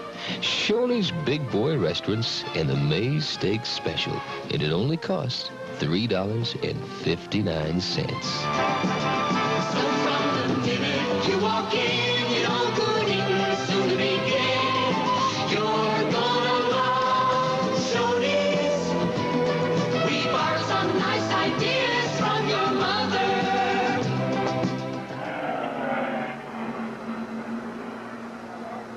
At the Charlotte Motor Speedway, they're racing like there's no tomorrow. Waltrip feels the pressure right now from Bobby Allison as he has chased him down. Just about a car length separate first and second position as we are 179 laps into the 400-lap World 600. Field back in one. Single file by the lapped automobile of Cecil Gordon Waltrip with Bobby Allison, Dale Earnhardt, Neil Bonnet, Richard Petty, and the lap car of Cale Yarborough. It's a tight six-car single-line formation. Out of two, Petty makes a bid for fourth, thinks better of it, slips back in the groove. Each time into turn number 3, Neil Bonnet was trying to make a move like he did a few laps ago. Take one position each time, but now Waltrip, Allison, Earnhardt, and Bonnet, everybody glued so well down low on the racetrack, Bonnet can't make a move. Waltrip comes to the stripe to complete the 182nd circuit. He leads. Bobby Allison is second. Dale Earnhardt is third. Neil Bonnet is fourth. Petty is fifth. In sixth position is Joe Milliken. Seventh, one lap down is Cale Yarborough. Al Holbert runs in eighth. Ninth to Lenny Pond. 10th to Ricky Rudd. In 11th position is Terry Labonte. 12th, after that costly pit stop, is the 27. That's the MC Anderson Griffith Marine car for Benny Parsons. And running 13th is Jimmy Vandiver. Well, Earnhardt comes right back after that front-running pack, Jackie. Rudy has just scooted around Bobby Allison up in front of Eli Gold. Indeed, Allison has to back off just a bit as he was running up behind some race traffic. So it's Waltrip, Earnhardt, Allison, Bonnet, Petty leading it out of the fourth corner. What a magnificent run for Dale Earnhardt here this afternoon. As you heard Ned Jarrett say, he felt like about 30,000 people from Kannapolis, North Carolina would come and watch him run this afternoon. He has not disappointed his fans. And Jake Elder, as many of the people say, is a lot of the credit to Dale Earnhardt as he goes to the inside of Darrell Waltrip midway down the backstretch for the lead. They head to us in turn 3. It's going to be Dale Earnhardt taking the low side. He gives the free ride to Bobby Allison. So it's Waltrip being dropped back. Here comes Neil Bonnet. He too tries to move up as Waltrip is perilously close to fourth place. So the rookie Earnhardt leads the World 600, and as we were going to say, Barney Hall, Jake Elder has been credited with a lot of the reason for the new promise by Dale Earnhardt. But Jake Elder has also brought a lot of the great drivers along. He's crewed for Petty, he's crewed for Pearson, he's crewed for almost everybody. Waltrip, you name it. And he rated Dale Earnhardt as a driver yesterday. Well, Dale's a good race car driver, but just like I said, like I told him, he's going to have to go to school just like Darrell and Cale, and Bobby, and Richard and all them, and Donnie and them. I'd say this time next year, right here, if the boy keeps going like he's going, and we keep it going like we're going, he'll be just as strong as Donnie or Bobby or Cale or Darrell or any of them other guys. He's giving a little schooling to the best in the business this afternoon. Earnhardt is the new leader here in the World 600. Bobby Allison is second, Bonnet is third, fourth is Waltrip, and fifth is Richard Petty as he pulls him by 2 car lengths. And Barney, on the next lead change, we will set a record for lead changes in a World 600. There have been 42 separate and distinct lead changes at the stripe. The record was set in 1978, and that was trouble coming out of turn number 4. Bobby Allison explodes an engine. Almost got a piece of the wall, gets out of the throttle, keeps it in a straight line, and caution is on the speedway. A tough break for Bobby Allison, who was leading the Winston Cup point standings going into this race. Caution comes out. That will be the 7th caution of the afternoon, and it was a very, very scary one down here on the front straightaway, Barney Hall. Eli Gold was looking directly at that as it came out of turn number 4. Let's go up there for a report. Indeed, Bobby Allison's engine exploding directly beneath us as they came off the banking. There seemed to be nothing out of the ordinary for that lap from any of the others that Allison was running so well. He was up against the wall. All of a sudden, a plume of smoke. We check here as they head towards the dog leg. The track running surface seems to be in fairly good shape. So, of course, there's going to be a check from the safety crews, but a tough break there for Bobby Allison. Barney Hall, it's a little unusual that you'd see an engine engine let go as you accelerate off of the turn. Most of the time, they blow as they decelerate going into the turn when they get the back pressure on them. But he was accelerating fully off of the turn. He's now coasting down pit road. It'll be interesting to see if the Bud Moore crew go to work. In fact, they're running right now into the garage area. I suspect they're going to change engines on account of the point system. Standing by here with me is another of those second-generation drivers, Glenn Jarrett from Hickory, North Carolina, who had the natural light car out there today, but he's out of it now. Glenn, what happened? Well, something happened in the rear end about 10 laps before I got in the wall over there. I could smell the rear end grease burning, and I kept watching for smoke, but didn't see any. And then as I started off the number 2 turn, something broke in the rear end, just went out from me all at once, and I tagged the wall not very hard. There wasn't any damage to the car hardly, but we went back out and tried to run, but there was rear end grease run out of it, and the left rear wheel was completely gone, so we had to park it. Glenn, your second chance in Winston Cup Grand National Racing out here running with the best drivers in the world. What are your thoughts? Well, I really enjoyed it. I really felt comfortable today, and it set a good steady pace, and was looking forward to a good finish and a big paycheck. But there's nothing I like better than Winston Cup Grand National Racing, and I hope I get an opportunity earlier on to do some more. Hey, that's Glenn Jarrett out of it now. And there are 9 cars on the racetrack at the present time, Barney Hall. The rest of them decided to go to the pits for some service.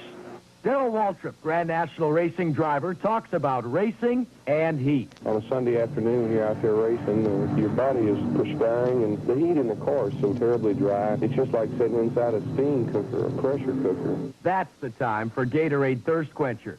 Gatorade does things soft drinks and water just don't.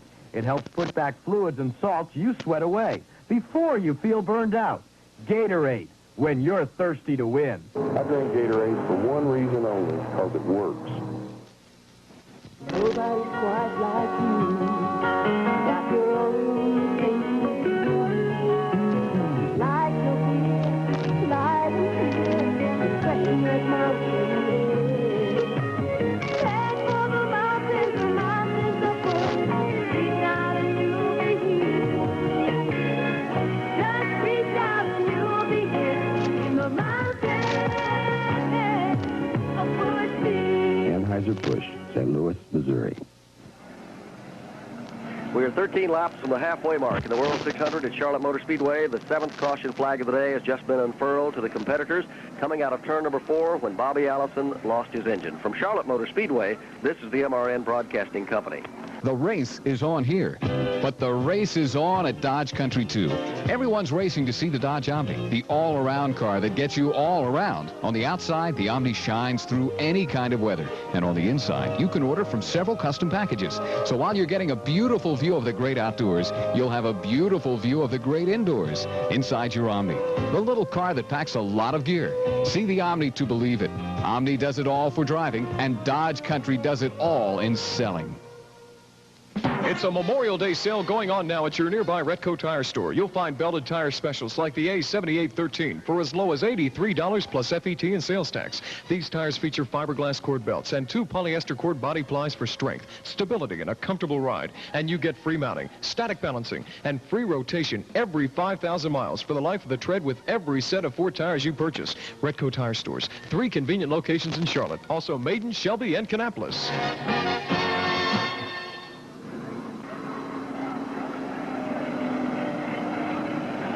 Back here at the Charlotte Motor Speedway, there are plenty of cars that have presented themselves to pit road. We are working the 7th caution of the afternoon. This one for the 13th retiree, Bobby Allison in the Warner W. Hodgdon. National Engineering, Bud Moore Tune, Thunderbird has been KO'd from competition. Ned Jarrett is on his way there to talk to Allison about what transpired coming out of turn 4. I'm standing right by with him right now, Jackie Root. Bobby, did the engine just let go on you? Yeah, just all at once, something broke. This is the first time, I believe, this year that you've had an engine problem. Now it's the third. We had an engine problem late in the race at Riverside, and then also over at Darlington. Well, the Bud Moore crew are working on it, changing it to get you back in. Yes. Bobby, I see some tire marks and some scrapes on the right side of that automobile over there. The competition's been pretty tight out there today. Yeah, racing's pretty close today for sure. Did you expect everybody to run as hard as you fellows have been running out there? I sure did, yeah. Well, for 600 miles, though, did you hope that the cars could last in running that way? Well, I hope they would, yeah.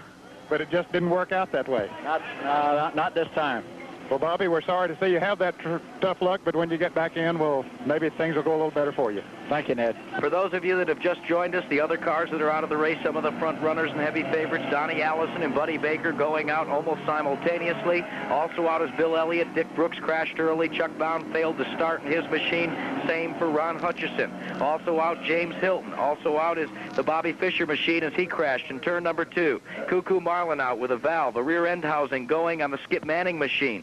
Wrecking in turn number 4 was the Connie Saylor entry, and also KO'd from competition with a head gasket problem was Travis Tiller. Barney? We are getting ready to go back to green this time around as the field begins to bunch for a start down the back chute. Faster cars take the outside lane, and they're getting ready to go back to green as they move up to Eli Gold. They show Joe Milliken on the point right now with Neil Bonnet set to go in second, Dale Earnhardt running third, Darrell Waltrip close behind his fourth, and then Richard Petty running fifth. Those are the top 5 cars. They are indeed bunched tightly together on the outside groove. The field accelerates below us. The pace car heads to the pits. We're back to racing. Engines scream up to 8,000 RPMs as they come charging to the line. Rookie driver Milliken leads them down to the stripe. He's in front. Riding second is Bonnet. Third, another rookie driver, Earnhardt, as they ease up to turn 1. And again, it's a rush hour charge into the first turn. Cale Yarborough tried to come up through the gears and get back a lost lap. He was unsuccessful. He is fourth in the draft. Milliken leads them off the second turn. Bonnet is second. Earnhardt is third. Waltrip and Petty. Now Neil Bonnet takes to the inside, moves alongside Milliken, sweeps right past him into turn number 3. Neil Bonnet still glued down low. He sweeps back in front of Milliken in front. Running second is Milliken. Third is Earnhardt. Fourth, Waltrip. Fifth is Petty.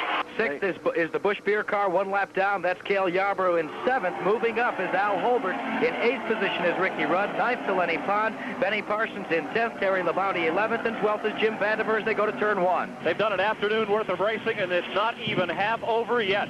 As Bonnet leads Joe Milliken off the second turn, they've got 2 car lengths on Dale Earnhardt. Petty goes for 4th. Richard Petty trying to move alongside Darrell Waltrip. Petty can't quite muster the horses this time as Waltrip holds them off. They take it single file through the middle groove of turns 3 and 4. Bonnet at the point in front, Milliken second, Earnhardt third. The young drivers who are making their mark in Winston Cup racing ride in the front 4 positions, and Richard Petty is back in 5th. It's Bonnet out front.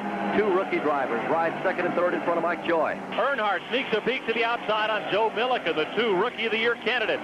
Battle for second. Milliken looks like he's going for the lead off turn 2. He is. Here's Milliken trying to go to the inside of Neil Bonnet. Dale Earnhardt watching as well. Now Earnhardt moves alongside. Earnhardt takes second place, drop kicks Milliken back to third. That maneuver just backfiring in Milliken's face as he tried to sneak on the inside. Off the corner, Bonnet in front. Earnhardt second, Milliken third.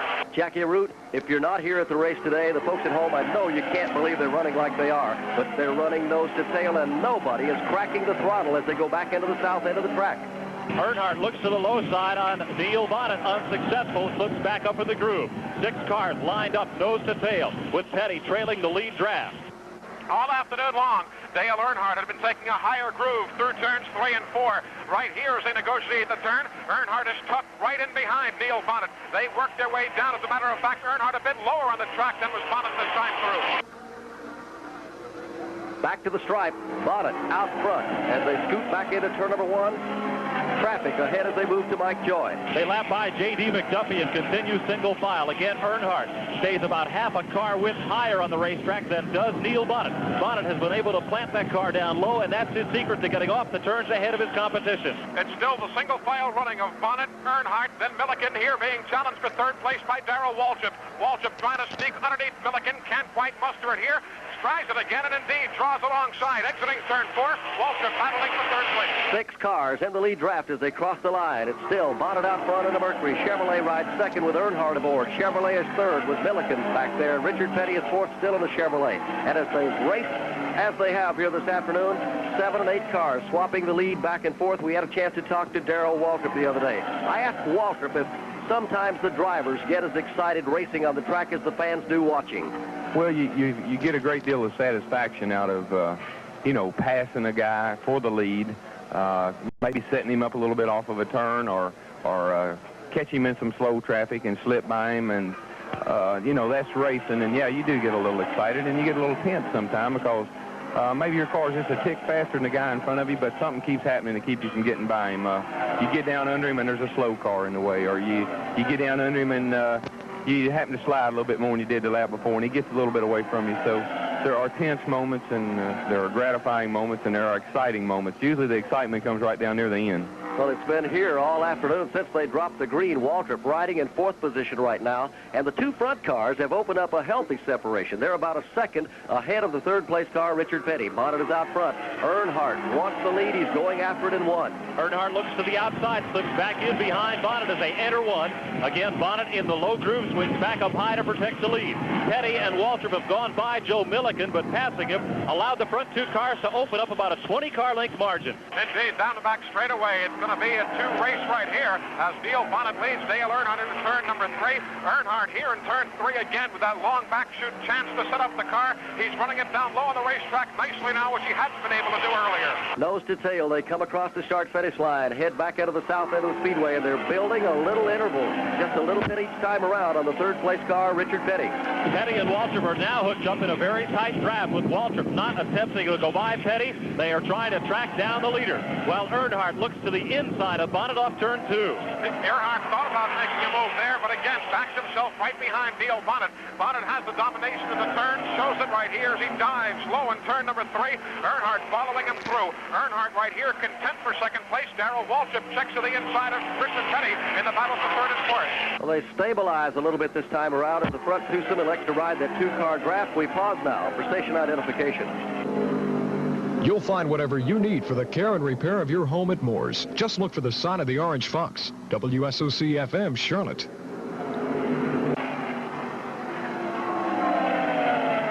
Charlotte Motor Speedway, halfway home, the 200-lap mark just completed last time around for the leader, Neil Bonnet. He's up in the north end of the track, still being hounded by Dale Earnhardt, this young rookie from Kannapolis, North Carolina, making his mark this year. He's already picked up a victory at Bristol, Tennessee, and his crew chief, J.C. Elder, said he felt like with the right brakes they could do it here today. But Jake would like to see him slow down a little bit, pace himself. Earnhardt just will not do that. Ned Jarrett, I gathered from the interview you did a little bit earlier that Jake wanted him to really drop off the pace and just ride in the lap of the leaders. I think that he didn't want him running up there doing that much battling, Barney, because when you're running that hard for that long of a period of time, anything can happen, as we almost seen happen between Petty and Bonnet up there a while back. And he just don't want him to get in that kind of a situation, and of course he doesn't like for him to punish the car that much either. But the car seems to be working so well as he goes for the lead now going into turn 1. Earnhardt bottom of the racetrack on Neil Bonnet. This is the first time Dale Earnhardt has been able to get underneath Bonnet. But going into turn 1, both cars swing back up high. Now coming off a 2, lap traffic is ahead, but Earnhardt makes his move to the inside. They're going to be working by Frank Warren as Earnhardt takes to the inside of Neil Bonnet. Down that back chute, they go up turn number 3. It's going to be Earnhardt squeaking by the race traffic in front. He sweeps in front of Neil Bonnet, who's running 2nd. It's still Petty 3rd and Waltrip 4th off the 4th turn. New kid on the block has taken a back seat to no one here this afternoon. Bonnet doesn't want to give up the lead. He goes after it again down in turn 1. He has the inside groove. Right back downstairs goes Bonnet into turn 1. He makes the car stick and makes it work. Earnhardt is high, stays alongside, puts his foot all the way down and off the 2nd turn. And then larger radius of the high groove. He gets a quicker jump off the turn, and he has Bonnet midway down the backstretch. They whip down the back straightaway. Still door handle to door handle now. Neil Bonnet steps on it just a bit. He takes the lower groove through turn 3 and 4. Carbon copy of last time through, but here goes Earnhardt again. He looks to slingshot the high side off the 4th turn. Inside groove for Bonnet. Oops, they almost get together at the start-finish line. Door-to-door, dead heat for the lead as they go back to 1. They stay locked together side by side into the 1st turn. Again, Bonnet takes it in deeper, but it's Earnhardt hard off in turn 2, and he is going for it. 2-car length lead over Neil Bonnet in the backstretch. This time, Dale Earnhardt really flexing the muscles, but let's watch Neil Bonnet. He works his way down the back straightaway, closing the interval, and here goes Bonnet diving hard in turn number 3. He's low down near the apron, but Earnhardt takes a similar groove, and Earnhardt maintains the front spot off the 4th turn. Earnhardt will lead this lap. Neil Bonnet runs in 2nd. Richard Petty is 3rd. Darrell Waltrip is 4th. Joe Milliken posted in 5th position. 1 lap down is Cale Yarborough. Ricky Rudd is in 7th. In 8th position is Al Holbert. 9th to Lenny Pond. Benny Parsons is 10th. Terry Labonte is 11th. Jim Vandiver is 12th. 13th to Dave Marcus. Buddy Arrington is 14th. J.D. McDuffie being posted in 15th position. Richard Childress 3 laps off the pace in 16th spot. Ty Scott 17th. Grant Adcox in 18th. 19th to Bruce Hill. Bill Dennis was running in the 20th spot, but he has now pulled his car into the garage area, moving into 20th D.K. Ulrich. 24th is the Tommy Gale entry. 21st. 22nd is Frank Warren. In 23rd is the Dick May entry. In 24th position is the number 49, and that was Glenn Jarrett. Glenn Jarrett has retired, so that would move the Harry Gant machine into 26th position and to 25th, and running 26th is Cecil Gordon. That's the way they're running here at Charlotte Motor Speedway. 206 laps are completed. In the World 600 this afternoon, 400 laps will make up the 600 miles. Here come the front twosome across the stripe. 5 car lengths separate first and second position now. Earnhardt still out front, Bonnet riding second. And off the pace a bit now are Richard Petty and Darrell Waltrip. And Ned, do you think they kind of looked at the scoreboard and said, my goodness, we still have over 300 miles to run, and have kind of paced themselves a bit?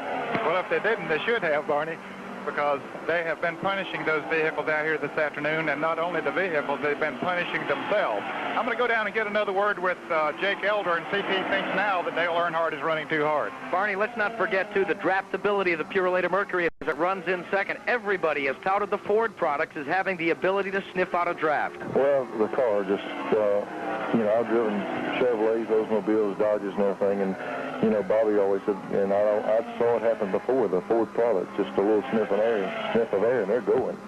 And this Mercury right here responds to the draft more so than anything I've ever saw in my life. If there's just a car running on the opposite end of the racetrack, we run faster. And it's got to help all day long. Some of the cars use a real low gear, and they pretty well have to do all the work themselves on a given day. But this thing here can live off the other race cars a little bit, which in turn should make it live a lot longer. It seems to me that he's doing it in fine fashion right now. Joe Milliken, who was being posted in the 5th position, has pulled out of pit road, and the hood has gone up on the appliance wheel special. This is an unscheduled pit stop for him, Jackie. We'll check it out and see what the problem is. Jackie, there was a big void on that car number 72 of L.G. DeWitt up from Rockingham, North Carolina, when Benny Parsons left the ride, and J.C. Elder, the top crew chief on the car for 2 or 3 years, also moved away. Waddell Wilson, they lost their engine man, and these young guys in the pit crew have kind of taken up the slack, and he's been performing splendidly all year. He's going back out of the track now, not coming up to speed very quickly. Ned Jarrett will check out the problem. It would be tough if he had to fall out at this point of the race after the performance he's put on this afternoon. 210 laps are complete. 400 laps will make up the World 600 here this afternoon, and for the moment, the race has stabilized a little bit, with the leader right now, Earnhardt, showing the way. Neil Bonnet falls back about 5 car lengths, and I'm sure this is a little planned strategy from Glenn and Leonard Wood. They realize, as Ned Jarrett brought out a moment ago, there's an awful long ways to go in the World 600 yet this afternoon, and they have punished these machines and themselves since they dropped the green early today. Earnhardt across the stripe, 8 car lengths out front, riding second, Bonnet. Here comes the third place car, Richard Petty, and fourth is Waltrip. And when you listen to Dale Earnhardt before the race, as he gave us his pre-race strategy, you begin to wonder if it's all gone by the board. 600 miles, you got to run hard. Because these guys got, the equipment's got better, and the guys running harder now what they used to, and it's going to be a hard 600 miles run because they're going to run it just as hard as they can go.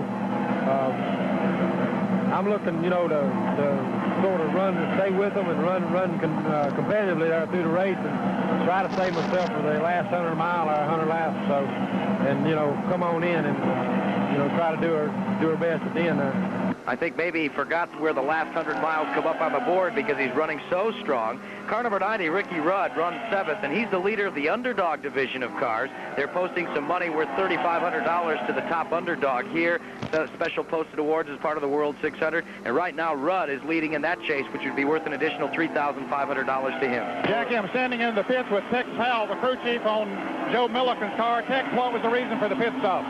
Well, we got a vibration in the motor, and it's skipping. I guess maybe we dropped a valve or something. Are you going to try to go on and run? We're going to let him run a few more laps and see how slow he's going and try to make a decision on whether to change motors or not. Okay, so Joe Milliken has lost a cylinder on the Appliance Wheel Chevrolet. Ned, he is not back up to speed. He is way off the pace, but he's still on the Speedway, taking the low groove around the racetrack. But there is something definitely awry on that car. They may pull him in, and the word is they could possibly change an engine to try and get him back out here. 213 laps complete of the 400 this afternoon of the World 600. Rookie driver has been up front all afternoon.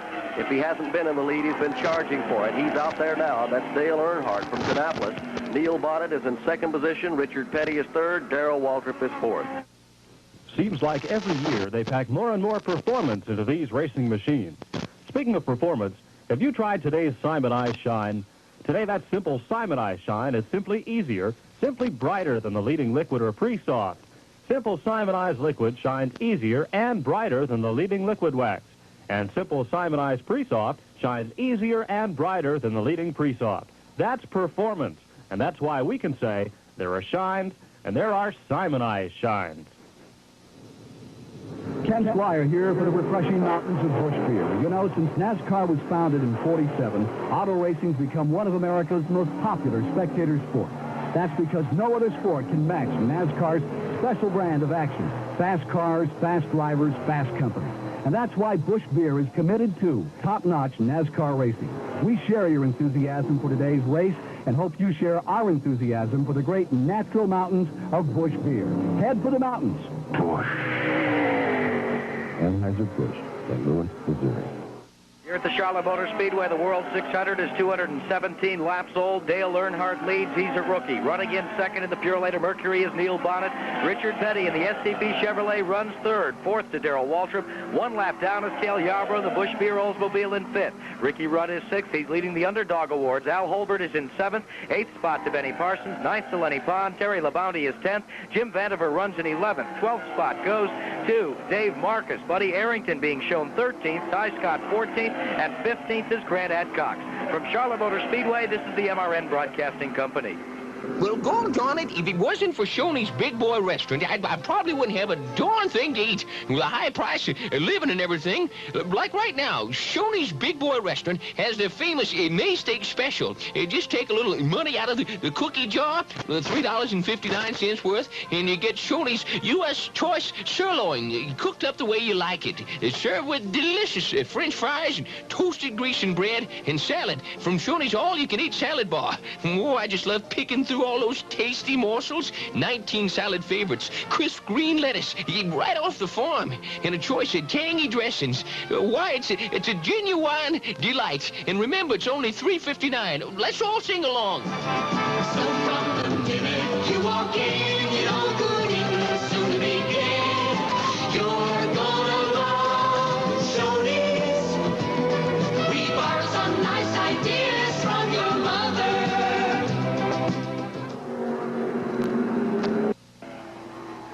At the Charlotte Motor Speedway, we have passed the halfway point. 219 laps are complete. Just a little over 320 miles are in the record book in the World 600 here this afternoon. Barney, I'm standing by with Joe Milliken, who is in the garage area.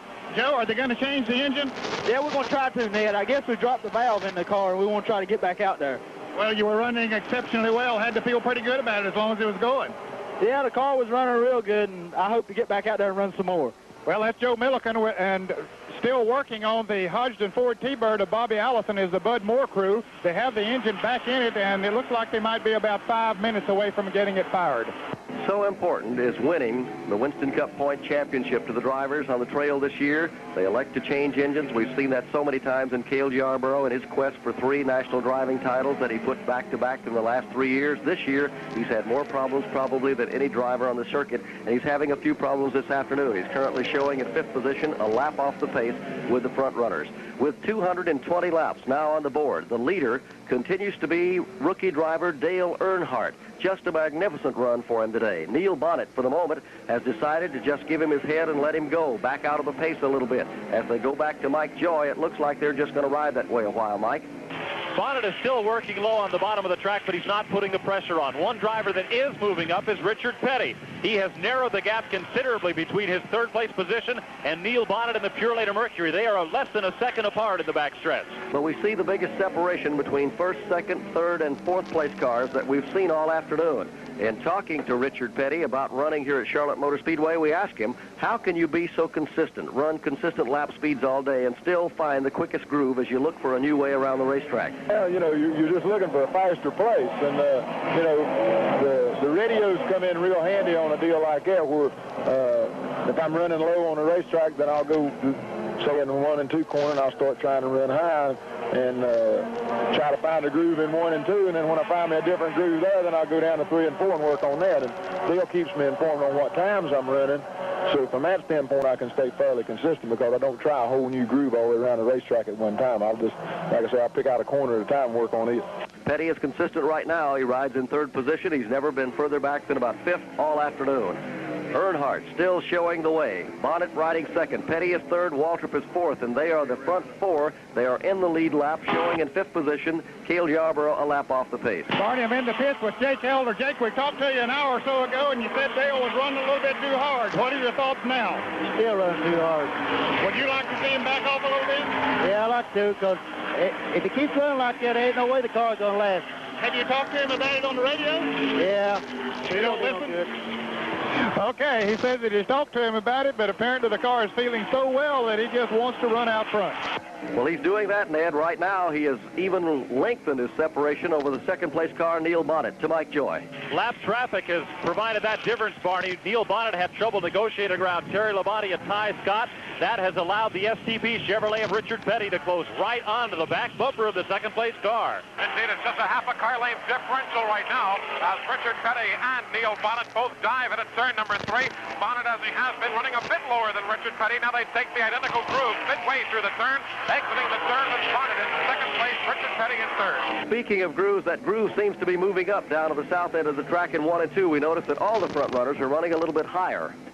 No question, Barney. Neil Bonnet is a lane higher than he was, and he was right down on the track apron. Richard Petty in the middle of turns 1 and 2 is just about kissing the wall each time by, but they're running about the same speed because Petty, running higher, is faster going off the turn.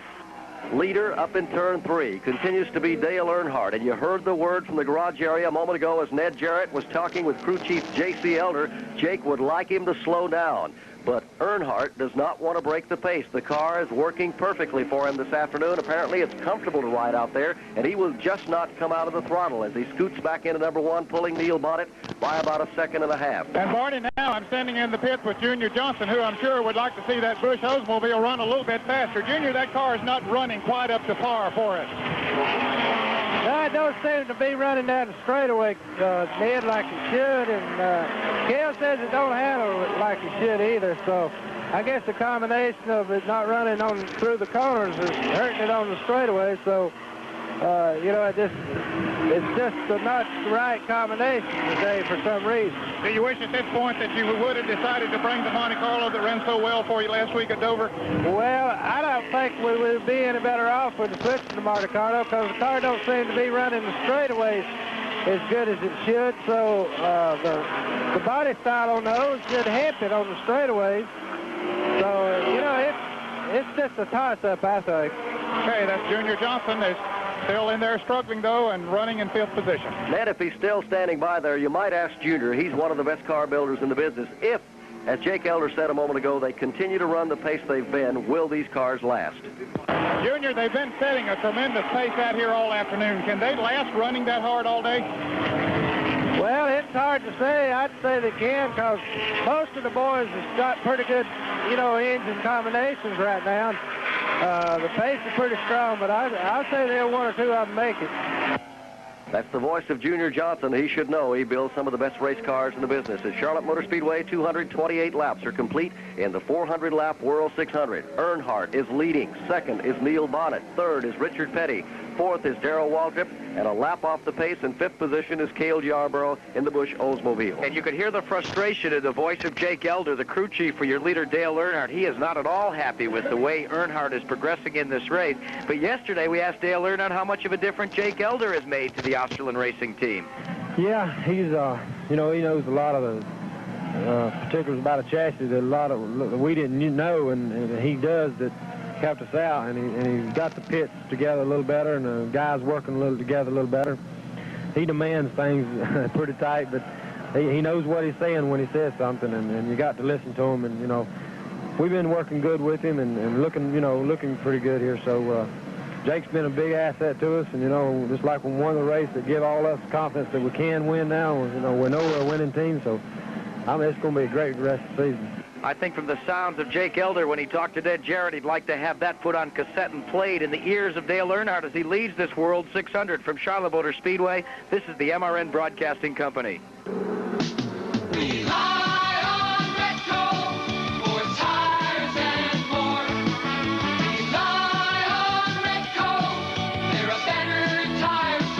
There's a Memorial Day sale in progress now at your nearby Retco Tire Store. Belted tire specials as low as 4 for $83 plus FBT and sales tax on size A7813.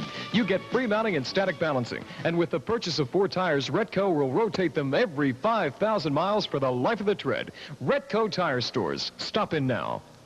Get on target for making camping a family affair with a Pace Aero motorhome from David Allison Camping Center. David Allison is taking the strain off of your fun budget with 10-year financing on his RVs. That means you can relax and enjoy the mountains, the beaches, anywhere you want to take off and live a little. David Allison's Pace Aero has got everything to get you where you're going with luxury, performance, quality, and durability. See it today at David Allison Camping Center, 2904 Little Rock Road between I-85 and Wilkinson Boulevard. At the Charlotte Motor Speedway, Earnhardt continues to show the way here this afternoon. And the story that's developing right now is the crew chief would like him to slow down, but he shows no indication of breaking the throttle this afternoon. Here he comes across the stripe. Second place car, a little better than a second behind, and he is turning the track at about 35.67 seconds. So it's a fast pace for Dale Earnhardt. Barney, an unusual long pit stop for Dave Marcus. He came in the Shoney's Restaurant Chevrolet, and the fan shroud had come loose on it. It was clipping the fan as the engine turned over, so they used some of that famous gray duct tape and taped it back on. So Dave is back in the action, but he lost at least 2 laps while they were doing that. He has been the unluckiest driver this year, Jackie Root, I think we've ever seen. Marcus is one of the best liked drivers on the circuit. He's always willing to lend a helping hand, even when his own operation is a little bit behind. He'll help anybody on the tour. Yesterday, in the Sundrop 300, he made a magnificent run for the lead, had problems on the car, which you'll be talking about a little bit later this afternoon on the Simon Eyes Royal Racing scoreboard. And today, he had been running pretty well, and then Ned Jarrett just told us about the problem that normally would not happen 1 out of 50 races, but it did today. Well, you see again another litany, another installment in the litany of problems that Dave Marcus has had. We've said it time and time again. And I asked him yesterday, I said, quitting. It hasn't been a word in your vocabulary, but with things going so badly in 1978, have you had to begin to think about it, Dave? No, I don't think I'll quit. You know, I have to reduce my schedule, but I haven't thought about quitting. If I have to only run 5 or 10 races, I'll be running some way, somehow. Dave Marcus slides down into the number 1 corner. He is way off the pace. He lost a couple of laps. He will not give it up. And on pit road right now comes Marcus's car, where we're looking at a machine of number 0 that looks identical to Marcus's car, and he is back in the pits as his problems continue here at Charlotte Motor Speedway. 235 laps are showing on the scoreboard with the leader, Dale Earnhardt. Neil Bonnet is second. Richard Petty is third. Waltrip is fourth. Now, those 4 cars are in the lead lap. A lap off the pace in 5th position is Cale Yarborough, and Jackie Root will take us a little further back in the field. Ricky Rudd in the Truxmore Industries Mercury is running in 6th position. Al Holbert is 7th. In 8th spot is Benny Parsons. Terry Labonte is 2 laps off the pace. He's running in 10th position. It would be the Jim Vandiver car in 11th, 12th spot to Buddy Arrington. Ty Scott would be 13th, and 14th is Grant Adcox. And this is a return to racing for Adcox after a crash at Darlington International Raceway as part of the CRC Rebel 500. We should see some pit stops coming up before too long. They were in a little time ago under that caution flag that came out. It was the 7th one of the afternoon. It was out on lap 185, so they're not too far away from making pit stops again, and we'll check in with Ned Jarrett on that in just a few minutes. 237 laps being indicated on the board as Earnhardt just gets around this racetrack with no problems at all. Let's take a check on how he's running down in 1 and 2. Earnhardt is working very well here, Barney. He's very consistent. He's taking the same line through every time. Same cannot be said for Neil Bonnet. The groove has worked very up high on the racetrack here, and Neil's car does not seem to want to go in the turn as well up on the high groove. Richard Petty is able to climb all over Bonnet's bumper in the first turn and a couple of times through the dummy tube on the inside coming out of turn 2 as if he wanted to pass. But for now, Petty is content to ride in that third position. Back to you. Well, last year, the World 600 saw 43 lead changes among 6 drivers. And Jackie Root, we've had, what, 48 this afternoon? 48 lead changes thus far, Barney Hall, and we're just past the halfway mark. We could have that incredible record that was set at Talladega of 67 lead changes. That could go by the boards and belong to the Charlotte Motor Speedway before this one is over. Here's the leader across the stripe, Earnhardt, as he continues to pick up lap money this afternoon. $15,000 on the line in 25 lap segments. 15 of those are in the race this afternoon, and he continues to just ride out front and pads his lead even more. Looks like about 2-second advantage between first and second position. There's a lot of stoutness to the Richard Petty effort since the win at the Daytona 500. They ran so strong at Darlington International Raceway. They've been a strong runner wherever they've gone this year. And if you can remember at Michigan International Speedway last year when they announced the switch from Dodge to Chevrolet, Richard had revealed that his wife Linda had gone into the antique business, and that due to the fact that they were going to have to build up some Chevy power plants, that the antique business was going to have to go by the boards for a while. Well, Richard, now that you've won the Daytona 500, you're showing the promise and the prowess that you've had in years past. How is that antique business going for your wife Linda? She's doing real good. It was a little slow right after Christmas, real good from Thanksgiving to Christmas, and then it got slow. I think all businesses do for a couple of months, and it's starting to pick back up now. And she's got me back down there fiddling around, cleaning up some stuff now. So right now it's going real good. Anybody needs any antiques, come and see us. We understand the top antique is one of those Dodge Magnums they've got sitting out back, but that's only tongue-in-cheek. Richard Petty, who runs in the third position, he looks in his front mirror and in the front windshield, and all he sees is Neil Bonnet right in front of him, in front of Mike Joy. Bonnet still works about half a lane lower than Richard Petty. Petty is almost kissing the wall, and now ducks right down to the inside in turn 2, and Petty is going for second. Richard Petty trying to make a move on the inside of Neil Bonnet. Can Richard stand on it right here? They work their way up the turns. Neil Bonnet, he's forced to go to the high side. Richard Petty sweeps underneath him, and Richard Petty takes second place. Neil Bonnet winning third. Here they come out of the number 4 corner. It's Petty in second position in the STP Chevrolet. Bonnet takes the inside groove, and they begin to race a little bit again here at Charlotte Motor Speedway as he goes back after that second spot. Coming out of the trioval, Bonnet goes for it and gets it in turn 1. Bonnet back on the bottom of the racetrack. Petty handling up high, up close to the wall where he says he likes to run.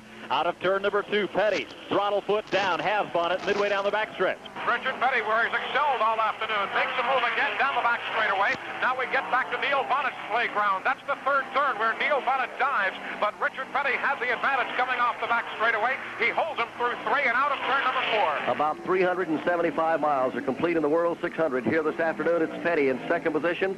The rookie driver continues to show the way down in turn 1, and Bonnet has raced everybody all day here at Charlotte Motor Speedway. He's back in third position right now. Fourth place car is Waltrip, and he is slowing a little bit. And Bonnet is slowing right now out of turn 2. Richard Petty just pulled Bonnet off the turn by 5, now 6 car lengths in the back chute. Dale Earnhardt has a 3-second separation over himself and Richard Petty, who runs in second. Neil Bonnet is in third spot, and he's some 6 seconds ahead of a fast-fading Darrell Waltrip.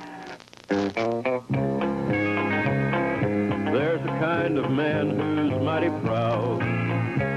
proud of his car, and you'll hear him say out loud, I take good care of what works hard for me, so for my car, it's STP. There's a kind of man who doesn't care if he gets a little dirt under his fingernails, but he cares a lot about dirty oil running through his engine. So when he goes to the store to buy a new oil filter, he doesn't just grab the first one off the shelf, he thinks twice. And he gets the STP double oil filter. It's got 2 filter elements working together full-time to filter dirty oil. To a man who wants protection for his engine, that's worth thinking about. And it's why a lot of guys reach for the STP double oil filter. I take good care of what works hard for me. So for my car, it's STP. At the Charlotte Motor Speedway, 245 laps are complete in the World 600. 400 laps will make up the race this afternoon, and pit stops are beginning to take place here at the track right now. In the pits is Ricky Rudd. Let's give you an update at 246 laps. Here's the way they're running with 246 laps completed. Dale Earnhardt leads Neil Bonnet. Richard Petty runs in third. Darrell Waltrip is in the fourth position. Cale Yarborough is fifth. Ricky Rudd in and out of the pits will battle for the sixth spot. In sixth at the present time is car number 7. That's Al Holbert. In seventh spot would be Benny Parsons. In eighth position would be Ricky Rudd. Ninth spot would go to Lenny Pond. 10th to Terry Labonte. Jim Vandiver would be running 11th. Buddy Arrington would be 12th. 13th to Ty Scott. Grant Adcox 14th. 15th to J.D. McDuffie. Richard Childress would be 16th.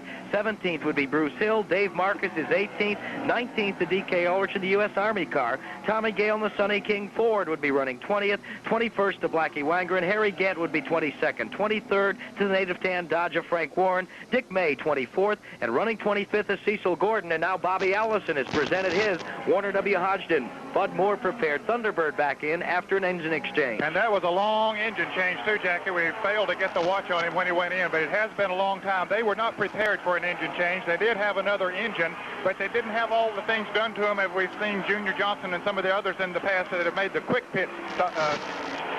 engine changes.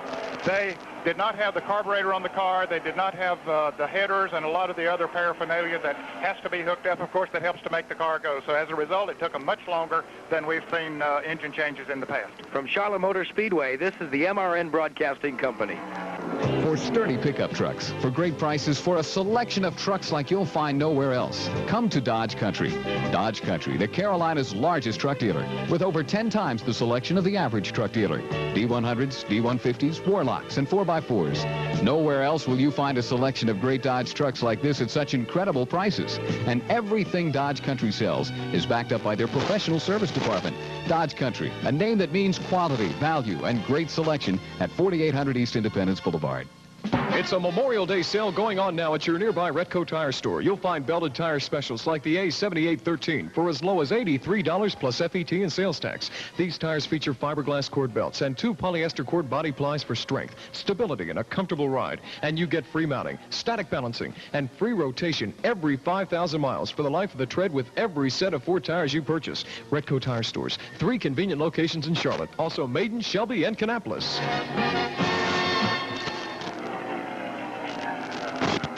At the Charlotte Motor Speedway, those pit stops we were talking about beginning to take place. 250 laps on the board, and on pit road is Neil Bonnet. A scheduled pit stop for Bonnet to go to the right side to change those tires, and they'll, of course, fill it up with gasoline while they're in.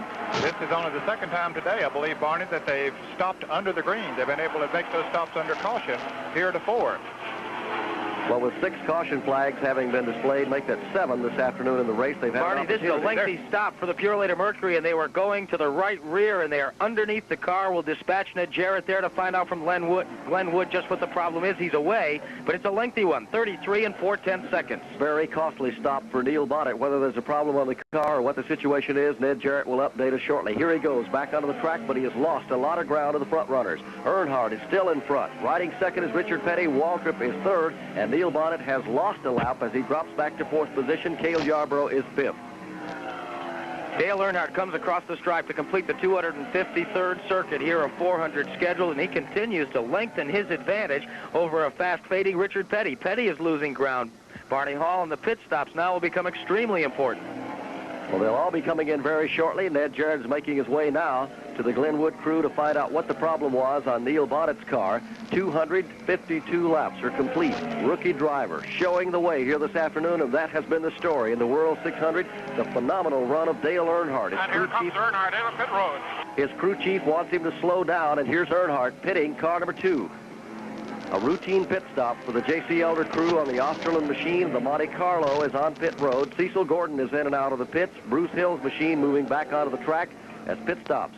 And we see Neil Bonnet still not up to racing speed. Jackie Root heading up into turn 3. He is not going at full song. It looks as if he's going to come back into the pits. Earnhardt is away in 14 and 8/10 seconds as Neil Bonnet brings his car back to the assistance of the Wood brothers. And Allison is smoking coming off the number 4 corner, Jackie. Bobby Allison, who changed the engine on the car, tried to get it back in the race, and there is a great deal of smoke out of his car, Mike Joy. He is smoking quite a bit in turn one, Barney. As we've seen happen many times before, a driver will lose an engine and they'll get some parts in the oil lines or oil cooler, and when they go back out, they can ruin a good engine that way. And now the hood has gone up on the Purolator Mercury. Ned Jarrett is pit side standing by. We'll check and see exactly what the problem is. We're making our way to Glenwood. Glenn, what's wrong with the car? Not sure, but something have to it. Probably dropped a valve.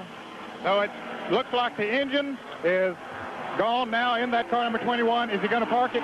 It just started missing, but I hadn't decided what it was. Are you going to park it, not try to repair it? Yeah, we won't go back out.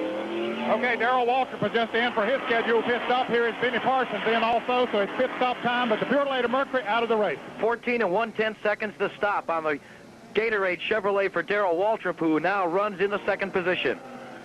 So they're pushing the Purolator Mercury back to the garage area. After a great run here this afternoon for Neil Bonnet, he had raced everyone all the way up through the front pack. It led a great number of laps, but they're taking him to the garage area. It's all today. Barney, let me have it back here for just a moment, and I'll ask Leonard Wood. Leonard, did you feel the tremendous pace that they were setting out there this afternoon might have been a little bit too much for it?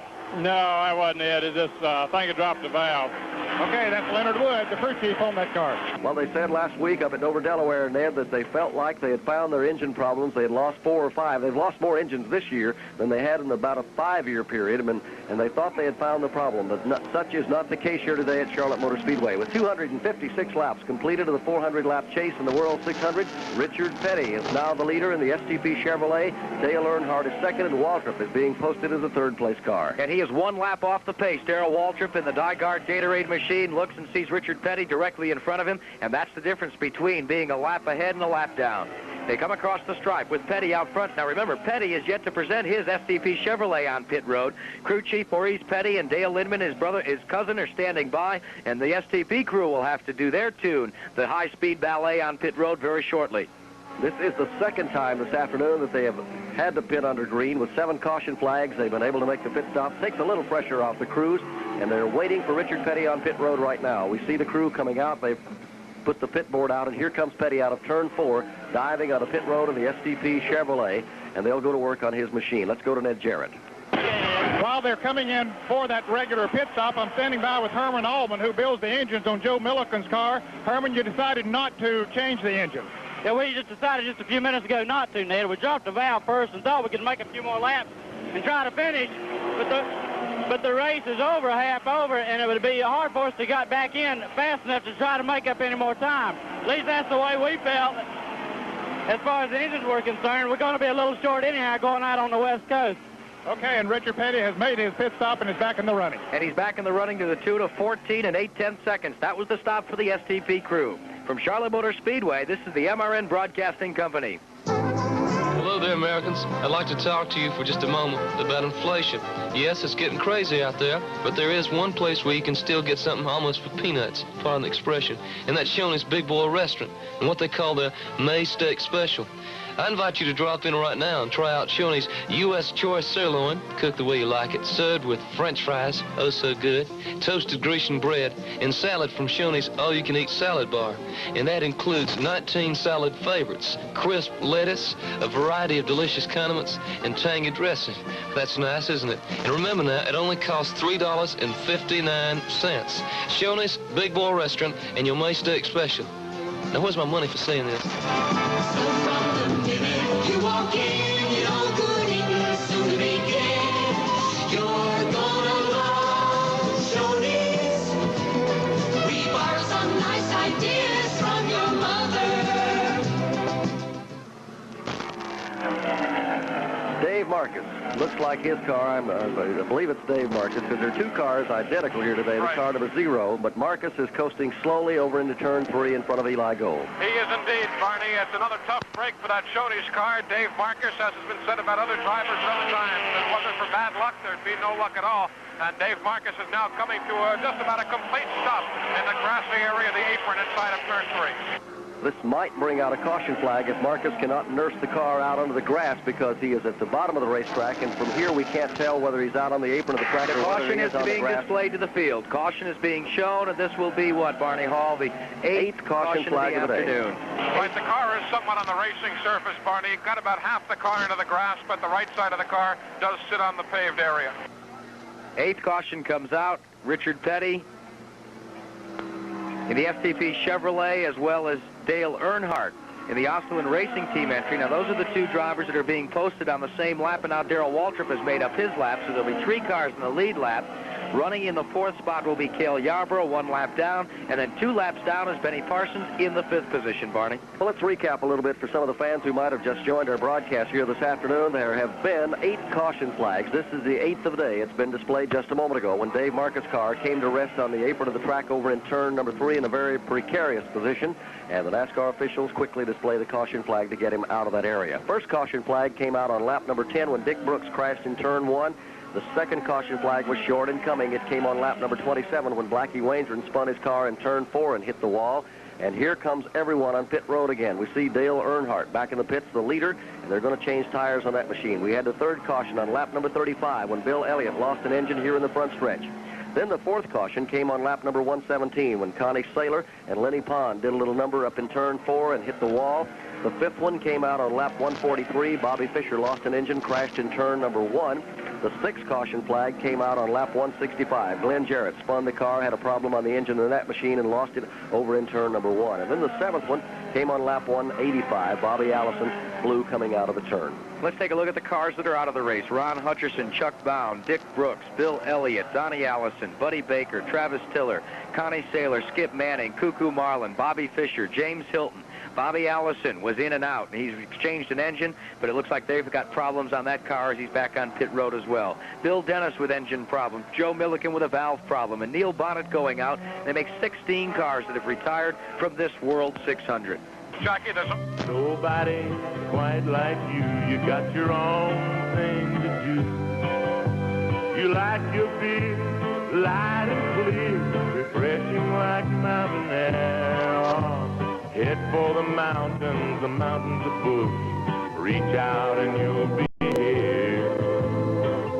Just reach out and you'll be here in the mountains of Bush. Anheuser-Busch, St. Louis, Missouri. Back here at the Charlotte Motor Speedway, we are presently under the 8th caution of the afternoon. A reminder to all our MRN broadcasting listeners that our next event will be another Winston Cup Grand National Biggie. This one, the Texas 400 from College Station, Texas, 1 week from today. Then on June 10th, we'll be at Napa Riverside 400 at Riverside, California, Les Richter's Road Racing Facility on June 10th. Then June 17th, it'll be the Gabriel 400 from Brooklyn, Michigan. All of those are Winston Cup Grand National events. June 24th, it'll be the Music 500 for the United States Auto Club. That's where MRN Broadcasting Company will be. On July 4th, the Winston Cuppers will go to the Firecracker 400 in Daytona Beach, Florida. And then on July 14th, the Nashville 420 from Nashville, Tennessee. The MRN Broadcasting Company will be on the air on July 15th with the Norton Twin 300. The results are in from Indianapolis Motor Speedway, a brand new winner. In that event, we'll be giving you that as well as more in the Simonized World Racing Scoreboard in Barney Hall. It's Goodies Headache time again, and if they're posting the Goodies Headache Award downstairs below us, if you had to pick one, who would it be today? Well, if Dave Marcus doesn't win it here today, I don't think anybody deserves it at all because he has had his problems. He works consistently. He'll put in a 16, 18-hour day to be competitive. You heard him say when you talked to him about quitting that he had no intention of quitting. He was going to stay in there and race as long as he could. From Charlotte Motor Speedway, this is the MRN Broadcasting Company. Mini compact drivers, it's all waiting for you now in the exciting new Combi Camp fold-down travel trailer. David Allison Camping Center has the perfect way for your family to discover the countryside this summer. The Combi Camp tows easily behind the largest or smallest of cars because total weight is just 520 pounds. Tongue weight is only 45 pounds. But right now, David Allison has got the Combi Camp at the special introductory price of $1,595. See it at David Allison Camping Center, 2904 Little Rock Road between I-85 and Wilkinson Boulevard. The race is on here, but the race is on at Dodge Country too. Everyone's racing to see the Dodge Omni, the all-around car that gets you all around. On the outside, the Omni shines through any kind of weather. And on the inside, you can order from several custom packages. So while you're getting a beautiful view of the great outdoors, you'll have a beautiful view of the great indoors inside your Omni. The little car that packs a lot of gear. See the Omni to believe it. Omni does it all for driving, and Dodge Country does it all in selling. As the World 600 goes back to green at the 266th lap, Richard Petty presents his STP Chevrolet out front of the pack. Again, Richard Petty, he works it through turn 3, takes the lower side. Dale Earnhardt, he rides 3/4 of the way up the turn as he has been most of the afternoon of late. Richard Petty back to the line in front. Petty leads them across the start-finish line. Earnhardt, Waltrip ride door-to-door with Benny Parsons directly ahead, trying to stay in the same lap with them. They scoot under him down in turn 1. Petty was in and out of the pits quickly. That gave him the lead. Earnhardt has moved around Lenny Parsons, who's a lap or two down. Now Darrell Waltrip moves around Parsons, front 3 down the backstretch. As Richard Petty continues to show the way, Dale Earnhardt tries to make a move right here. He draws alongside. Earnhardt just puts the pedal to the metal, goes down low. He's got first place in control. Richard Petty running second. Waltrip now tightening up that 3-car draft in front. Dale Earnhardt impressing more than 130,000 race fans as he takes the old veteran Richard Petty, places him back in second spot. They go back to 1. Petty had a look on the low side entering 1, but he has run up high all day long and does so again at turn 1. They remain single file. Out of 2, about a car length separate each of Earnhardt, Petty, and Waltrip. This time, as they work down the back straightaway, Richard Petty does not make a move. He just tucks himself behind Dale Earnhardt. They take their lines identical with the exception of Darrell Waltrip. Waltrip goes down low in turn number 4. He draws alongside Richard Petty in a battle for second place. They began to race like they did the first 300 miles. Here they come, back to the stripe. Earnhardt in front. Waltrip trying to pressure Richard Petty a little bit for the number 2 spot. He's 1 car length back. Earnhardt has a 2-car length lead as they lap by Tommy Gale. Petty brings the STP Chevrolet way up high towards the wall in 1, snakes it back down in 2.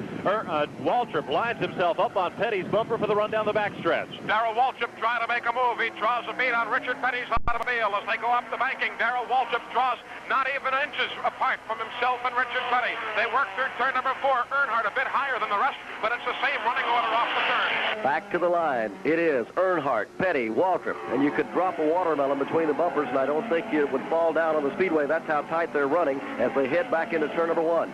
Earnhardt, though, is very consistent, Barney. He's running exactly the same line through turns 1 and 2 that he was before. His line doesn't vary a foot one way or the other going through those turns. He's got a 3-car length advantage in the backstretch. That's the identical case here in turns 3 and 4 as far as Earnhardt is concerned. Darrell Waltrip, having paid his road use taxes here in North Carolina, he's jumping all over, using all the real estate he can. Right now, though, it's the single file tuck out of number 4. Well, Jackie Root, J.C. Elder said on our broadcast earlier that Earnhardt would have to get his schooling. He's got his schooling, and as we said, he's giving some schooling this afternoon. He's become the teacher rather than the student, and the student has become Darrell Waltrip and Richard Petty, as all they can do is chase down the rear decklet of the Osterlund Racing Team car out of turn 2. Waltrip went to the bottom in turn 2 on Richard Petty, but he has not run well in the bottom lane today. He could not get by and stays in third. Waltrip, who has been closing into turn number 3, does it again here. He goes to the low side. Richard Petty, the rear end of the car, sticking just a bit to the outside, but he pulls it back in, and it's still Earnhardt, Petty, and Waltrip off the turn. And Jackie, a driver that would like to be out there in that battle going on is Neil Bonnet. Of course, he's out of it now. He won the $15,000 Bush Pole Award, led for a long time here today.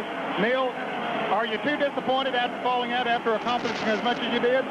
Well, Ned, you know, I feel bad about falling out, but I'm not disappointed because next race we go to, that old Mercury will be sitting up front again. It's an awful good feeling to have the Woods Brothers Purolator behind me like that. The car just runs super every day. No matter, some days it's going to win. When it does, we'll be in contention. Finish.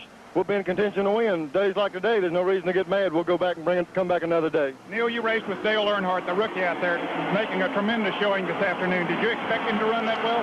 Oh, Dale's running a super race, and, you know, J.C. Elder sets that race car up. The car is handling like it's on a rail out there, so Dale's doing a good job, so is Jake and all the guys on the crew.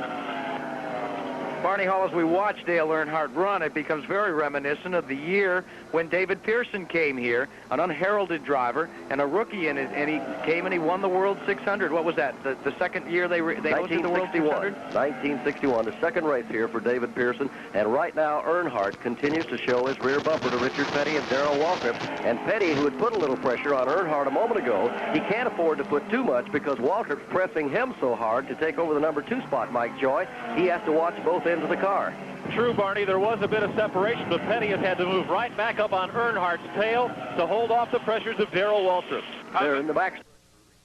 It's going to be Darrell Waltrip on the inside, sweeping convincingly underneath Richard Petty in the spot number 2. It's going to be that middle groove as they cut turns 3 and 4 right down the center. Identical lines back to the start. 1 lap down in 4th position is Cale Yarborough. Ricky Rudd holds on 2 laps down in 5th spot. 6th spot goes to Benny Parsons. Terry Labonte is 7th. 8th is Al Holbert. Then 3 laps down is Lenny Pond in 9th, and Jim Vandiver is 10th. The average speed, Barney Hall, 132.365 miles per hour. Well, when they dropped the green to put them back to racing racing speed a moment ago after the 8th caution flag of the afternoon. There were 21 cars who took the green, so we have lost, 19 cars this afternoon. The attrition rate beginning to tell. We're far past halfway home. 275 laps are complete of the 400-lap World 600 this afternoon. Here's Earnhardt. Now, Petty tried him for a while, tried to scoot around him, couldn't do it, settles for 3rd position for the moment. Let's see what Waltrip can do with him down in the south end of the Speedway. Barney, all of the 3 of these cars have been running well up in the high lane. Only Neil Bonnet, when he was on the track, was able to run the low groove with any success. So I don't think a move will be made here at this end of the track. They've been single file through here the last 5 or 10 laps. But I'll tell you, here in turns 3 and 4 is indeed an area that Darrell Waltrip has been bouncing around. He tries it again. In at turn 3, he tries to tuck himself underneath Dale Earnhardt. This time, Waltrip has some running room. He pulls alongside, door handle to door handle, but Earnhardt steps on the button again. Waltrip looks for the tube on the inside, and it's Cecil Gordon, one of the lap traffic cars, that pulls almost off onto the apron to give Waltrip room. They are hub-to-hub in 1. Dale Earnhardt tried to pull the box around Cecil Gordon, couldn't do it. But up in turn 2, Waltrip has to go to the high lane. And Earnhardt holds the lead off at turn 2 by 3 car lengths over Waltrip and Petty. Again, every time into turn 3, it's Darrell Waltrip looking to tuck himself underneath. This time, as they again split the turn right down the middle, it's Darrell Waltrip trying to peek down low. This time, there's no way to make a move, so he tucks himself again behind Earnhardt, and it's single file. A choo-choo train rumbles to the start-finish line again with Earnhardt in front. 2nd place to Darrell Waltrip. Richard Petty is in 3rd. Then 1 lap down is Cale Yarborough, and he's beginning to be closed by Benny Parsons, who was in the 4th spot. But remember, Parsons is 2 laps down. In the 5th position is, check that, in 6th position, they're now posting Ricky Rudd. Lenny Pond would be shown in 7th. And Barney Hall, you had a chance to ask Darrell Waltrip, with the World 600, is there a point in the race where you begin to feel worn out? Well, what I find in any long race, Barney, is a deal where if you're in the race, it doesn't seem that long. If you're right up there racing with the lead, and your car's running pretty good, and everything's going kind of routine, the race doesn't seem 600 miles long. If your car's handling bad and you're struggling and you're not really racing anybody, you're just kind of riding around, and 200 miles is too far. The voice of Darrell Waltrip, who applies a little pressure to the rookie driver, Dale Earnhardt. Can't do a thing with him, and he just, for the moment, comes out of the throttle and rides about 2 car lengths back as they work the number 3 turn with Earnhardt in front, Waltrip riding 2nd, Petty is 3rd. Now, those 3 are in the lead lap, but as Jackie Root told you a moment ago, Cale Yarborough is 4th, but he is a lap off the pace. The 5th place car is 2 laps down, Benny Parsons. They're back in 1. Dale Earnhardt leads them again into turn 1, and as we said, Barney, all 3 of these cars are running up near the top of the racetrack. Waltrip tried Earnhardt twice at this end, got down to the bottom going in, but had to go up and hunt for the high lane to come off the turn. And Earnhardt is able to pick his own groove, but he's staying up near the high side of the racetrack. Down the back straightaway, Richard Petty has been trying to make a move to close it on Darrell Waltrip, but in turn number 3, Waltrip again dives down low. They float back up into the groove at single file off the 4th turn. Well, we've talked about how handling is so critical here at Charlotte Motor Speedway. This is definitely a handling racetrack. And Ned Jarrett, even if you don't have the horsepower, but the car is working, you could be a little bit short and do just what Earnhardt's doing this afternoon. Yes, you can, Barney. As the track gets slicker and slicker, the handling characteristics of the car come more and more into play. And the car of Earnhardt seems to be working so well here today. You know, they were disappointed with the way that the car qualified on Wednesday. They didn't make the field that first day, but they went to work on it, then came back and qualified at over 160 miles an hour, only the 2nd car to post a time of more than 160 miles an hour. And in practice runs since then, he has really been showing his strength. Barney, the Lenny Pond's car coming through turn 3 and 4, the right fender area fluffing in the wind, and we see the black flag as we look back to your position being displayed. Consultation flag has been displayed to Lenny Pond of the Ken Cole mining efforts as they go into turn 1. For those of you that have just joined us here on the American Broadcasting Company's coverage of the World 600, at the drop of the green flag, it was Richard Petty battling with Buddy Baker, Donnie Allison, Dale Earnhardt. We've got a challenge for the lead, Jackie, in turn number 4. Darrell Waltrip does go underneath Dale Earnhardt, and it's going to be a track race to the line. Here they come. Exactly a dead heat at the stripe, but at the line it will be Earnhardt by just about a half a car length, and they're not cracking the throttle in 1. And the question is, can Waltrip stay on the bottom of the racetrack? No, he has to back out of it, swing back up in the high groove at turn 1 and run second. So out of turn 2, it is Earnhardt, Waltrip, and Petty. As we were saying in the early going, it was a seesaw for the front 10 positions, but then things began to settle down after a couple of caution periods, and all of a sudden Lenny Pond at the 110th lap found himself leading over Richard Petty, Darrell Waltrip, Dale Earnhardt, and Neil Bonnet. Then, of course, Allison and Baker were KO'd from competition. They were the two of the front runners to be first retirees. Bonnet then continued to lead from the 120th to the 140th circuit when Darrell Waltrip became your new leader. Joe Milliken led for a while at the 150th circuit, and then it was Waltrip and Petty and Bonnet and Dale Earnhardt and Bobby Allison, as well as Benny Parsons seesawing back and forth right up until about the halfway mark. At 210 laps, it became a Dale Earnhardt show with Neil Bonnet in close pursuit until Bonnet retired later in the race with engine problems. From then on, since the 250th circuit to now, the 283rd, it has been the Dale Earnhardt show with Richard Petty running in close pursuit, Darrell Waltrip as well. They continue to black flag Lenny Pond's car, trying to get him off the racetrack. As we said, there's a huge piece of sheet metal flapping in the breeze up in that right front fender area. Bobby Allison, Benny Parsons, and Cale Yarborough back off and let him go because it continues to dangle out there as they work turn 1 again. Pond's car staying in front of that one group of machinery. When he was involved in the crash up in turn 4 early in the race, it damaged the right side of the car, and now the welds on that fender have broken loose, allowing it to flap around. Bobby Allison will try to go by him in the backstretch, but won't want to get too close. 284 laps are in the book here at Charlotte Motor Speedway. Earnhardt leads, Waltrip second, Petty is third. From Charlotte Motor Speedway, this is the MRN Broadcasting Company.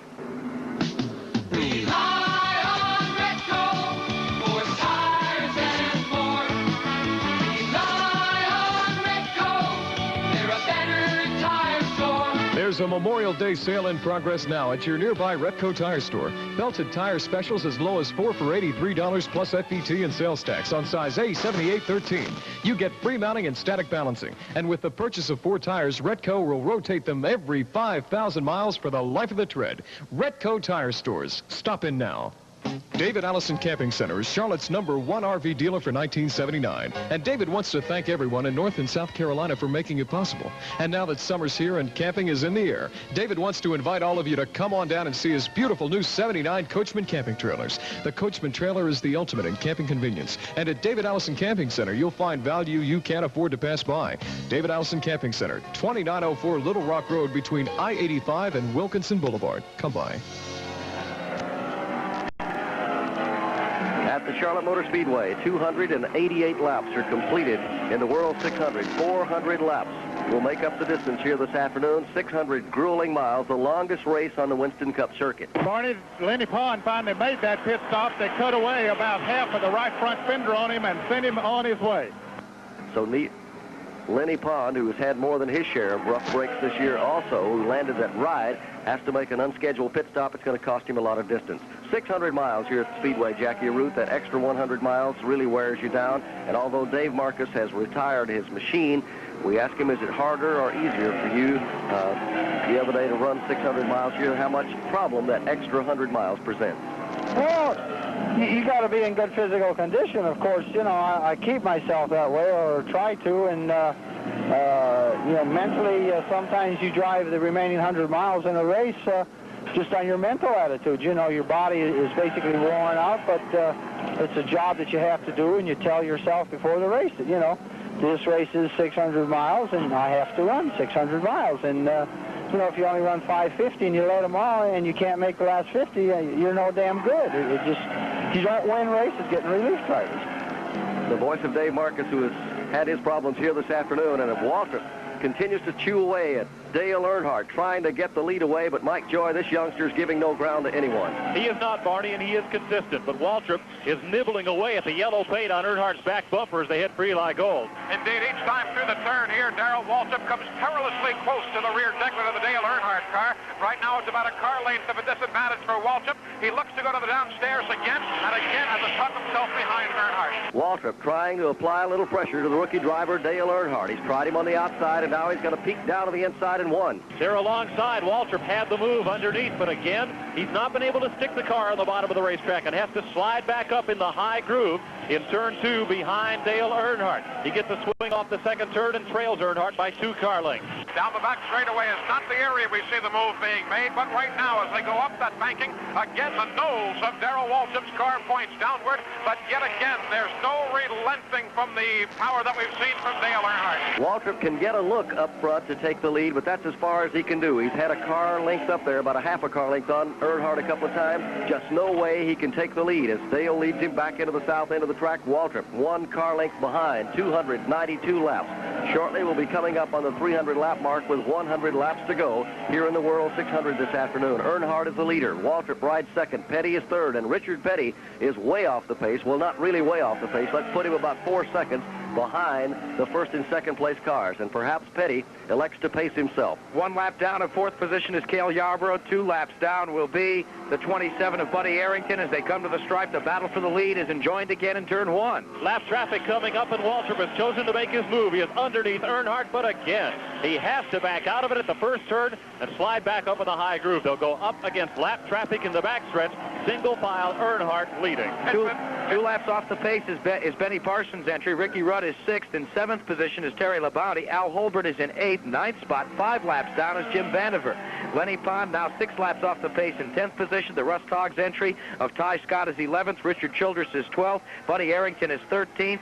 Grant Adcox and the Adcox Kirby Chevrolet is 14th, and J.D. McDuffie is 15th, Barney. Well, that battle continues, and Waltrip has taken the lead from Dale Earnhardt in front of Mike Joy. Waltrip made the move while they lapped D.K. Ulrich, and it gave him the lead. He could not beat Earnhardt into turn 1 when they were running side by side. Had to use the lap traffic, and as they move past Buddy Arrington in the backstretch, Waltrip leads Earnhardt by a car length. And now Dale Earnhardt trying to make a move, but Darrell Waltrip pointed down low, and it's interesting if we can point out here that Darrell Waltrip the last few times by has been experimenting. Where could he make his move to get by Dale Earnhardt and race for the line?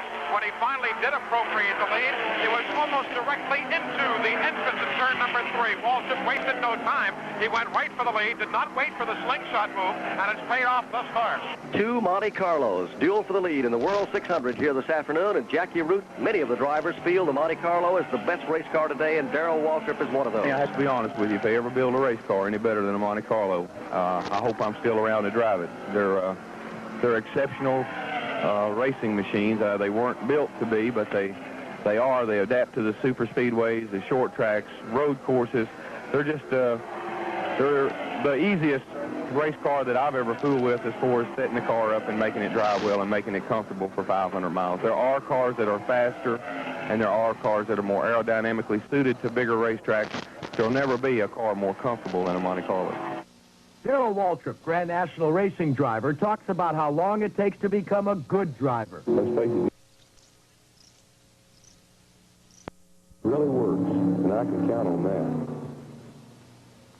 Introducing new Busch Beer with a bold new mountain on the outside and a brand new beer on the inside.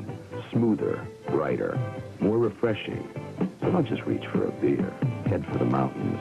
Busch. Head for the mountains of Busch. Reach out and you'll be here. Just reach out and you'll be here.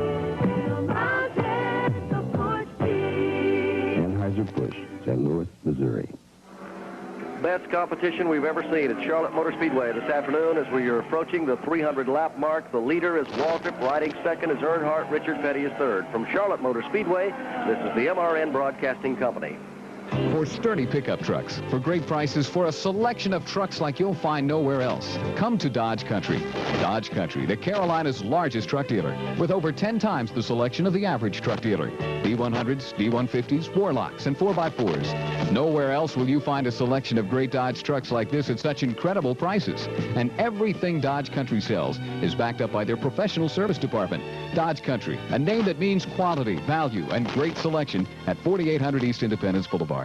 It's a Memorial Day sale going on now at your nearby Retco Tire store. You'll find belted tire specials like the A7813 for as low as $83 plus FET and sales tax. These tires feature fiberglass cord belts and 2 polyester cord body plies for strength, stability, and a comfortable ride. And you get free mounting, static balancing, and free rotation every 5,000 miles for the life of the tread with every set of 4 tires you purchase. Retco Tire stores, 3 convenient locations in Charlotte, also Maiden, Shelby, and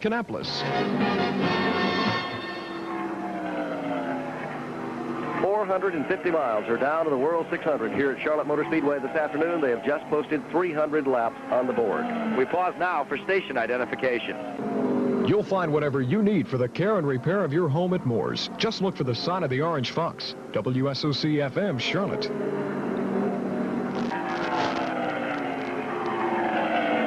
.301 laps are now complete in the World 600, and we were talking about the Goodies Headache Award, and my vote went to Dave Marcus. Who were you picking? You know, Barney, I'm just not sure yet. I think the fella, I'm going to wait and see. If Dale Earnhardt does not win this thing after the way he's run, I would cast my ballot for Dale Earnhardt if I had a ballot. $250 being posted by the Goodies Headache people for the man that experiences the biggest headache. If he does win, I think I might just cast it for Jake Elder, because he's got to have a huge headache sitting on pit road. You've heard him tell Ned Jarrett, he's not at all happy with the way Earnhardt's driving this race. Jackie, I'm standing by with Buddy Parrott. Buddy, the car seems to be running better now than it did before. Did you do something on that last pit stop? Well, Ned, we just put on 4 different tires. Not different tires. They're 37s, 38s, Goodyear recommendation. But the set we had on before, the stagger must have been a little different or wrong in it, and it made the car push real bad.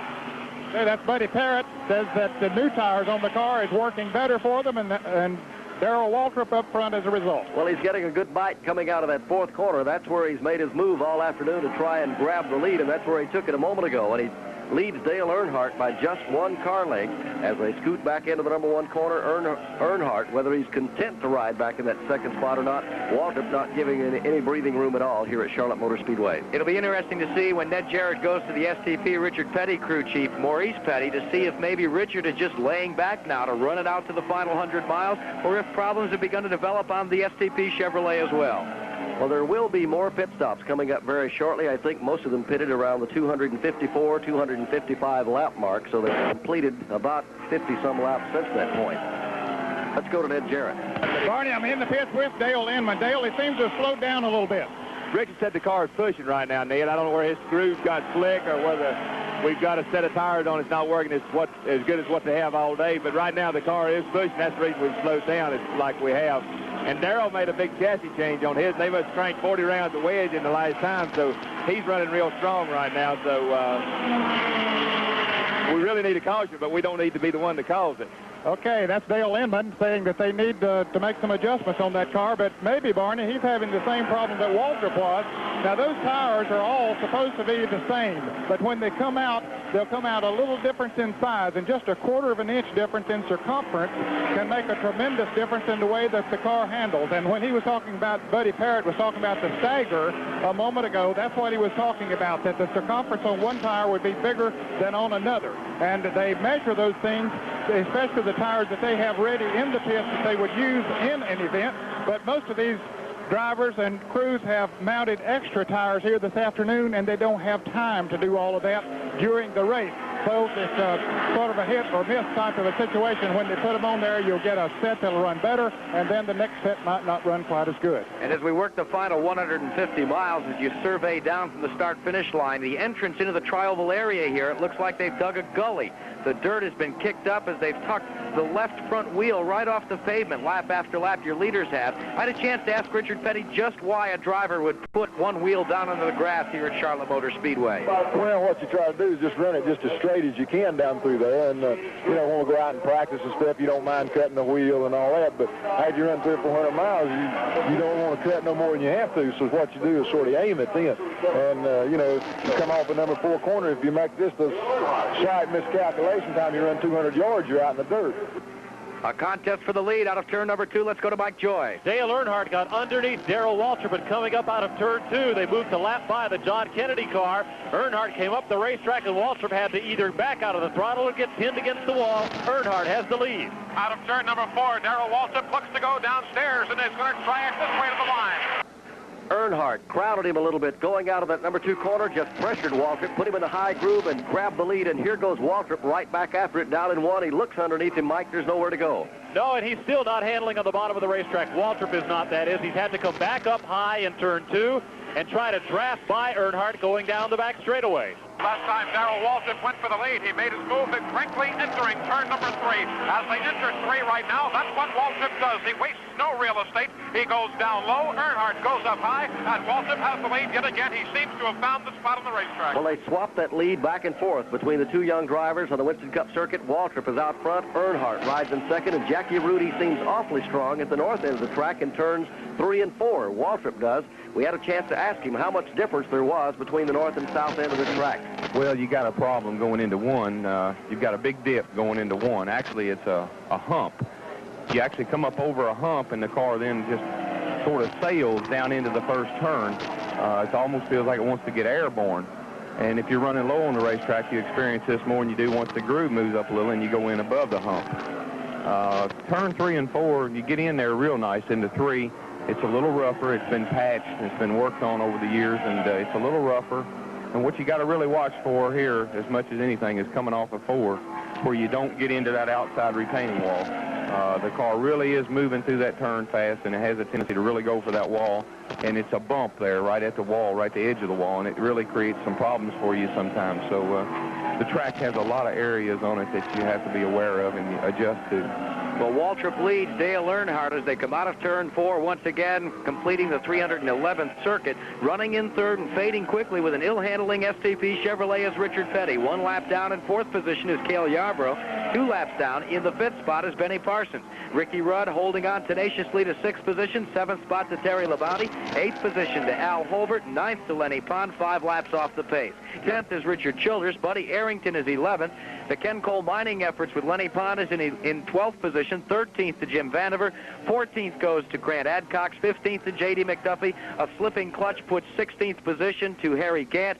Tommy Gale is running in the 17th spot. 18th belongs to Blackie Wangerin. Dick May is 19th. 20th is Cecil Gordon. D.K. Ulrich is 21st. Frank Warren is 22nd. And Bobby Allison, with an ailing engine after exchanging one already, is running in the 23rd spot. Average speed 135.699 miles per hour. Harry Gant limping off that turn 3 and 4 area again. He just made a quick pit stop, but evidently the clutch problems that have beset him, and he brings the automobile back to the head of pit row and back down to a rust again. Harry Gant trying to nurse his car onto pit road on a tough break after a strong run here for him this afternoon. 336 laps complete in the 400-lap World 600, and it looks like Darrell Waltrip will go the distance. You heard Ned Jarrett talking with his crew chief, Buddy Parrott, a moment ago, and he said very positively Jackie Ruth they could go. A quick calculation here in the tower would have given them 68 laps to run when they made that last pit stop. That's 102 miles. Ned, that's stretching a tank of fuel. It is really stretching it, Barney, and I just checked with Dale Inman, the crew chief on Richard Petty's car,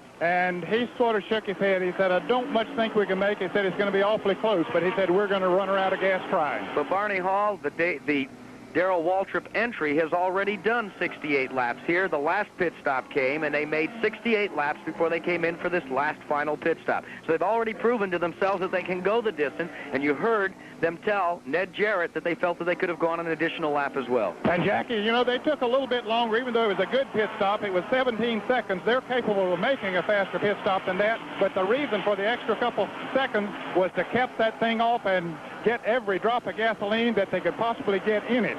I'd like to keep the mic for just a second as Harry Gant has just rolled the Race Hill Farm Chevrolet into the garage area. Harry, what happened to the car?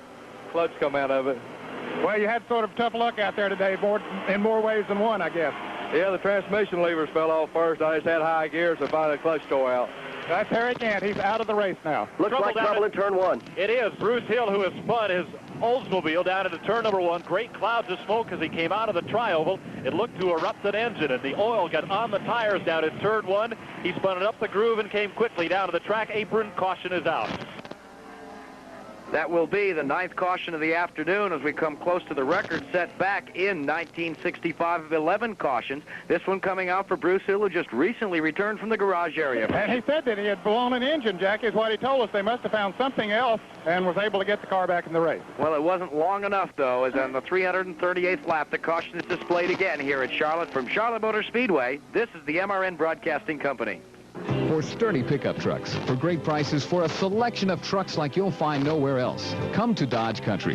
Dodge Country, the Carolina's largest truck dealer, with over 10 times the selection of the average truck dealer. D100s, D150s, Warlocks, and 4x4s. Nowhere else will you find a selection of great Dodge trucks like this at such incredible prices. And everything Dodge Country sells is backed up by their professional service department. Dodge Country, a name that means quality, value, and great selection at 4800 East Independence Boulevard. It's a Memorial Day sale going on now at your nearby Retco Tire store. You'll find belted tire specials like the A7813 for as low as $83 plus FET and sales tax. These tires feature fiberglass cord belts and 2 polyester cord body plies for strength, stability, and a comfortable ride. And you get free mounting, static balancing, and free rotation every 5,000 miles for the life of the tread with every set of 4 tires you purchase. Retco Tire stores, 3 convenient locations in Charlotte, also Maiden, Shelby, and Kannapolis. Well, everything has changed so quickly here at Charlotte Motor Speedway with 60 laps remaining in the World 600 this afternoon. A moment ago, it looked like Waltrip was going to try and stretch his fuel. He had about a 8-9 second lead over Earnhardt. Jackie, that went right out the window in a hurry. Now this caution flag that has come out when Bruce Hill apparently lost an engine or something and spun the car down in turn number 1 is going to bunch him right up again. And this will be the break for the Richard Petty efforts as well as the Dale Earnhardt efforts, as now both have been on pit road. They're exchanging gasoline, topping off the tanks, but they're also taking on new rubber as well. Darrell Waltrip coming up behind the safety car here, the 1979 Dodge Magnum. He will be listed as your leader. Earnhardt will hold on to second, and Petty will be third. And a special call should go to one of the drivers that is being posted in the top 10 all afternoon. And for that story, let's go to Mike Joy. Al Holbert, former Camel GT, which is now the Winston GT Series champion, was a protege of the late Mark Donahue, and Holbert has come up through the sports car ranks and just 2 years ago came into stock car racing. This is the best he's ever run in a Winston Cup car on an oval track super speedway such as Charlotte. He's running, I believe you said, in the 7th position, and that's been the best afternoon of his stock car career. Seems fitting that Holbert would perform so well here because this is indeed the same place where he made his Winston Cup Grand National debut in one of the companion cars, a team car to Harry Hyde several years back when he was the Camel GT champion for the International Motorsports Association. Well, they can definitely go the distance now, Jackie Root. 341 laps complete, 59 laps to go, just a little less than 90 miles remaining in the World 600 here this afternoon. They've all been in the pits, topped those tanks to go the distance, and this is the situation. The leader right now is Waltrip. Riding second is Earnhardt. Richard Petty is third, and those 3 cars are in the same lap. In 4th position is Cale Yarborough. He's 2 laps down, and riding 5th, also 2 laps off the pace, is Benny Parsons. But this is the thing that separates the men from the boys, the final 100 miles of competition in the World 600. And for Darrell Waltrip, I wonder if it bothers him to go an extra 100 miles. Well, what makes you sick is if you're leading the race at 500 miles and then you're not at 600. That's the biggest thing. They pay you good to run the race, you know. They pay you... This is the second highest paying race on the circuit, and of course it's the longest race on the circuit, so maybe it ought to pay the most. But nevertheless, it's tradition, and being a young race car driver, I'd just as soon to go on with the tradition as to change it. Well, he's carrying on the tradition, trying to become a repeat winner. He's the 1978 World 600 victor. Dale Earnhardt runs in second. Richard Petty is third. Now being posted 2 laps down in 4th spot is Cale Yarborough. Benny Parsons is 5th. Terry LeBounty is 6th. 7th is Al Holbert. In 8th spot is Ricky Rudd. Richard Childress is in 9th position. Lenny Pond in 10th. 11th spot goes to Jim Vandiver. Ty Scott, a call should go to him as well in 12th position with the Harry Hyde Russ Toggs efforts. The Reed Trailer Sales Special for Buddy Arrington is being posted in 13th. Grant Adcox with a strong run in 14th spot, and J.D. McDuffie's Bailey Excavating Special, that Chevrolet, still runs in the 15th spot with the average speed 135.729 miles per hour. Well, you're talking about Ty Scott. There's a couple of cars in the field today that are Holloman and Moody suddenly getting back into racing, Jackie Ruth. They're beginning to build a lot of race cars. Banjo Matthews, who builds almost all the cars on the Winston Cup circuit, but that car is a Holloman and Moody car here for Ty Scott, and it's run well here this afternoon, and they're beginning to build even more, we understand. Well, Ty Scott as well is beginning to pay his dues as a race car driver. He said that he had to be one of those learned race car drivers, as Junior Johnson once referred to some of the drivers on the circuit. Ty was the terror of the dirt tracks. He'd never seen an asphalt track before he came to Daytona International Speedway to run in a Daytona 500, but he's paid his dues, and he's beginning to show some promise under the tutelage of one Harry Hyde. Pace car begins to build some distance between himself and Darrell Waltrip on the high side in turn number 3.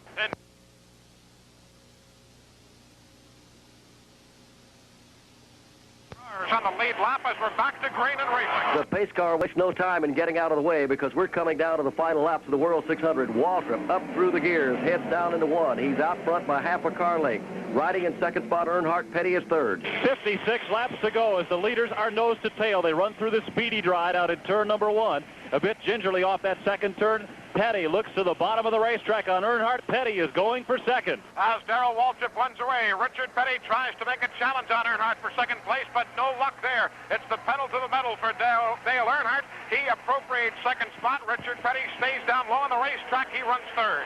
Right now, as they come back to the line, Waltrip stretches his lead. He's 15 car lengths ahead of the rookie driver Earnhardt, but Richard Petty is working on Dale Earnhardt for that second spot. Petty went to the outside out of the trioval. Earnhardt came up to cover the spot. At turn 1, all 3 leaders come in the high groove. Waltrip swings it down low out of turn 2. They are single file. Waltrip leads by 10 car lengths. Will Richard Petty try a move this time as he closes in again on Dale Earnhardt? Nothing happens this time down the back chute and up to turn number 3. It's going to be Waltrip hanging down low on the racetrack as she's been working well down there despite everybody else floating up in the groove just a bit. Well, they have been at it for just about 4 hours here at the Charlotte Motor Speedway in the World 600. Waltrip make that 8 car lengths this time.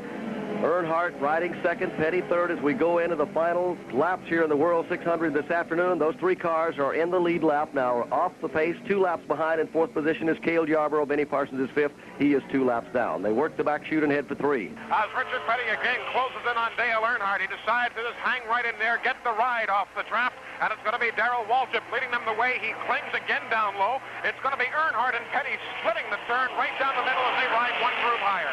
Across the start-finish line, Waltrip looks awfully strong as we get down to the fading miles in the World 600. Ned Jarrett, I think Dale Inman told you they looked like they cranked in 40 rounds of wedge in the car. Whatever they did, it's working. Yes, it is, Barney. They did not do anything to the STP Chevrolet excepting put on 4 new tires and fill it up with gasoline. I was a little surprised, but I guess they figured that putting on a new set of tires, maybe they'd hit the right combination with it. Well, Petty tries for a challenge for second place. He goes down low on Dale Earnhardt, and Richard Petty, is he going to step on the button? He does. Coming off number 4 turn, it's going to be a drag race. Well, Jackie, they can't afford to race door to door very long because if they do, Waltrip will stretch his lead even further. Well, they've got to deal the cards out, though, in this last 100 miles, and Darrell Waltrip holds the deck as they go to turn 1. All this speedy dry at turn 1 has not helped Petty. It's taken the high groove away where that oil dry has settled. He's been having to run a little lower than he would have liked to before the caution, and he stays on the bumper of Earnhardt. Despite being the 2-car draft with Earnhardt and Petty, Darrell Waltrip, by virtue of being able to run so far down on the racetrack, is maintaining his advantage right now. As Waltrip moves around some race traffic going by Tommy Gale, it's Earnhardt running second, Petty running third. As they dropped the green and went back to green a moment ago, there were 22 cars running on the speedway going into this last 70 miles of the World 600. It's Waltrip all the way right now. He's 25 car lengths ahead of Earnhardt. Riding third is Richard Petty as they try to overhaul the leader, Darrell Waltrip, down the backstretch and heading for Eli Gold. Darrell Waltrip returned this trick last year as he won his first and only race here at the Charlotte Motor Speedway. He again takes the lower side through. Dale Earnhardt looking for his first win at Charlotte, and Richard Petty looking for his 4th. That's the running order. The Monte Carlo, the Gatorade Chevrolet of Darrell Waltrip. A Chevrolet has won the World 600 only twice in its history here. It won the opening event in 1960, and Waltrip put a Chevrolet in victory lane here last year. Introducing new Busch Beer, with a bold new mountain on the outside and a bright new taste on the inside. So don't just reach for a beer. Head for the mountains. Busch. Head for the mountains of Busch. Reach out and you'll be here. Just reach out and you'll be here in the mountains of Busch. Anheuser-Busch, St. Louis, Missouri. Have you ever wondered what they call that silver tape you see all over the place in the NASCAR Grand National Championship circuit? Well, its name is Arno, A-R-N-O. And Arno silver duct tape is the quick, dependable way pit crews insulate, mend, cushion, even securely hold gauges and tubing in place. You ought to have a roll handy in your toolkit, too. Arno makes a lot more than tape for racing. You'll find color-matching repair tapes, customizing tapes, as well as masking tape. The next time you're shopping for automotive supplies, look for the Arno display and the tape that goes 190 miles per hour. Well, they say it's a handling racetrack, and right now Darrell Waltrip has found the handle on the Gatorade car, and he's beginning to take the groove down a little bit, and that would indicate that the car is working better than anybody else, Mike Joy. He is moving down about half a lane here in turn 1, Barney, while Earnhardt and Petty are still running way up in the higher groove, a half to a full lane higher than Waltrip is at this end of the racetrack. Barney, let's recap for you again the 18 cars that are out of this event. Ron Hutcherson, Chuck Bound, Dick Brooks with a crash, Bill Elliott with engine problems, as well as Donnie Allison and Buddy Baker, Travis Tiller encountering engine problems, Connie Saylor with a wreck in turn number 4, a rear end going loose on Skip Manning's King's Inn Special, Cuckoo Marlin out with valve problems, Bobby Fischer crashing badly in turn 1, James Hilton with engine problems, same for Glenn Jarrett, Bill Dennis with engine problems, as well as Joe Milliken. Neil Bonnet having a valve go loose on the Purolator Mercury. Also out is Dave Marcus with engine problems. And then the spin, after coming back out for several laps, Bruce Hill is the 18th car out of the race. They're still trying to overhaul Darrell Waltrip's Gatorade car. Here he comes out of turn number 4. Not much change in the interval between first and second position on the top rookie driver here, Dale Earnhardt. What a performance this youngster has displayed here this afternoon. Richard Petty just tucks in the draft as they try to overhaul him down in turn 1. It's not a very tight draft that he's working, Barney. Petty stays either higher or lower than Dale Earnhardt. He's not locked onto his bumper and just seems to be running where the car is most comfortable at this point in the race. 354 laps are in the record book of the 400 this afternoon and the World 600. From Charlotte Motor Speedway, this is the MRN Broadcasting Company. Many compact drivers, it's all waiting for you now in the exciting new Combi Camp fold-down travel trailer. David Allison Camping Center has the perfect way for your family to discover the countryside this summer. The Combi Camp tows easily behind the largest or smallest of cars because total weight is just 520 pounds.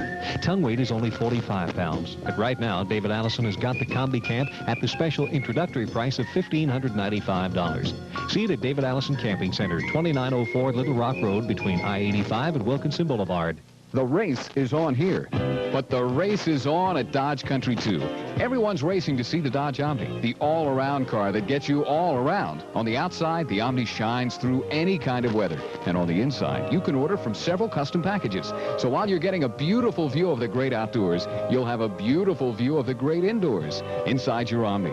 The little car that packs a lot of gear. See the Omni to believe it.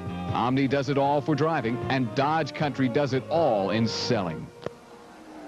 At the Charlotte Motor Speedway, 356 laps are complete in the World 600. 400 laps will make up the race this afternoon. It's right now Darrell Waltrip showing the way, and Jackie, they can't seem to gain any ground on him. It is unbelievable. Darrell Waltrip just laid back until the end. Dale Earnhardt steadfastly now in the second position. Running in third is Richard Petty, and he is glued to the rear deck lid of the rookie Earnhardt.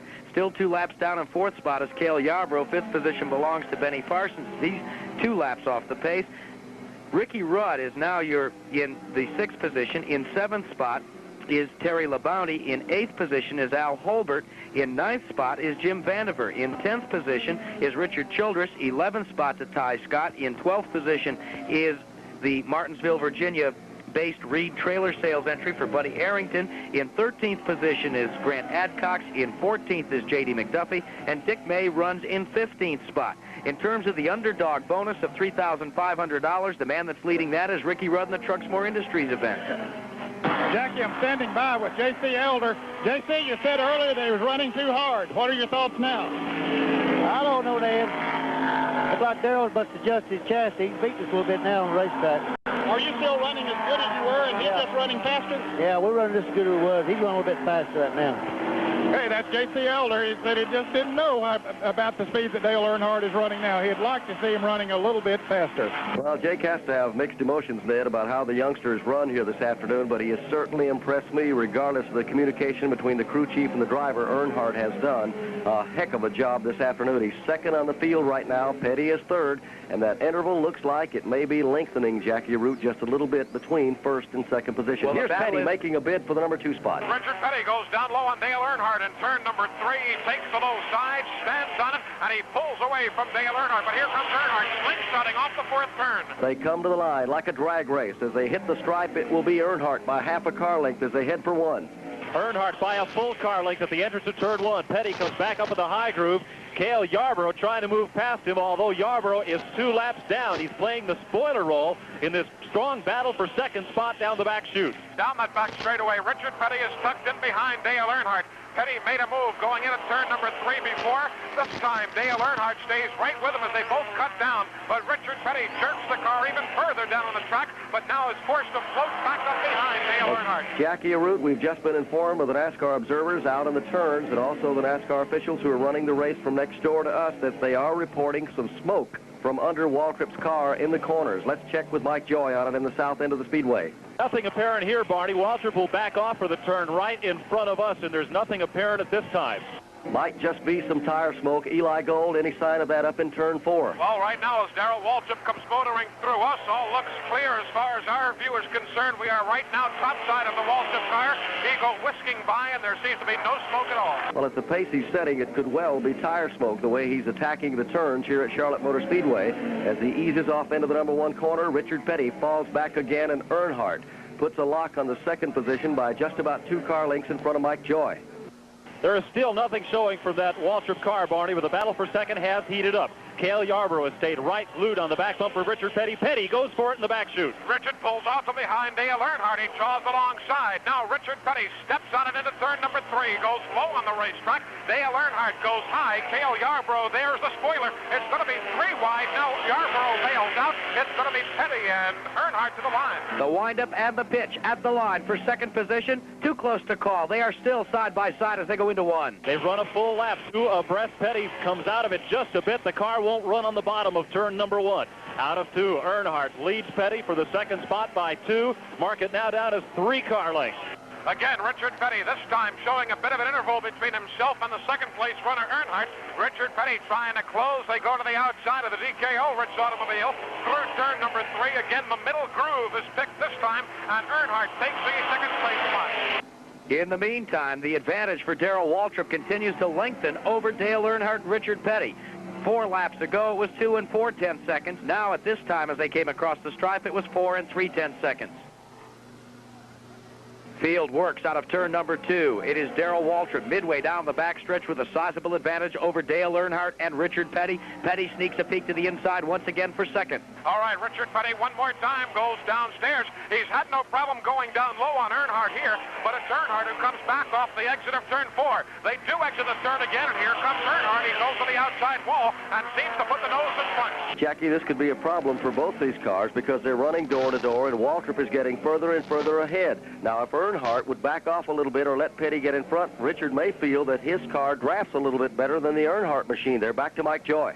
Petty stays glued to the bottom of the racetrack. This time he comes off turn 2, dead even with Dale Earnhardt, and Yarborough makes it 3 wide. Cale does make it 3 abreast as they go up the banking of number 3. Yarborough backing off as Earnhardt goes high. Richard Petty goes low. Again, this time it's the nose to nose as they come off the number 4 corner in a dead heat. Well, here come the fans to their feet again. Richard Petty, Dale Earnhardt, a rookie and one of the veterans, go at it at the Charlotte Motor Speedway. In the World 600, that's for second position, and Waltrip continues to pull away. They're back to Mike Joy. They were just about 3 wide going into turn 1, and Yarborough had to back out of the throttle. Petty is on the low side of the racetrack. Earnhardt up high near the wall. This time off turn 2, Petty leads Earnhardt for second spot by a full car length. It's amazing as we're 367 laps in, the fans are still up and down their seats applauding the show we see right here. This time through turn number 3, Richard Petty has a half car length of advantage over Dale Earnhardt. Cale Yarborough making it a 3-car draft. It'll be Petty leading them out of the 4th turn. And Eli, the fans might be up and down, but one lady is very calm here in the pit area, and that's Stevie Waltrip, the wife of Darrell. Stevie, you look very calm as you sit here and watch Darrell circle the track.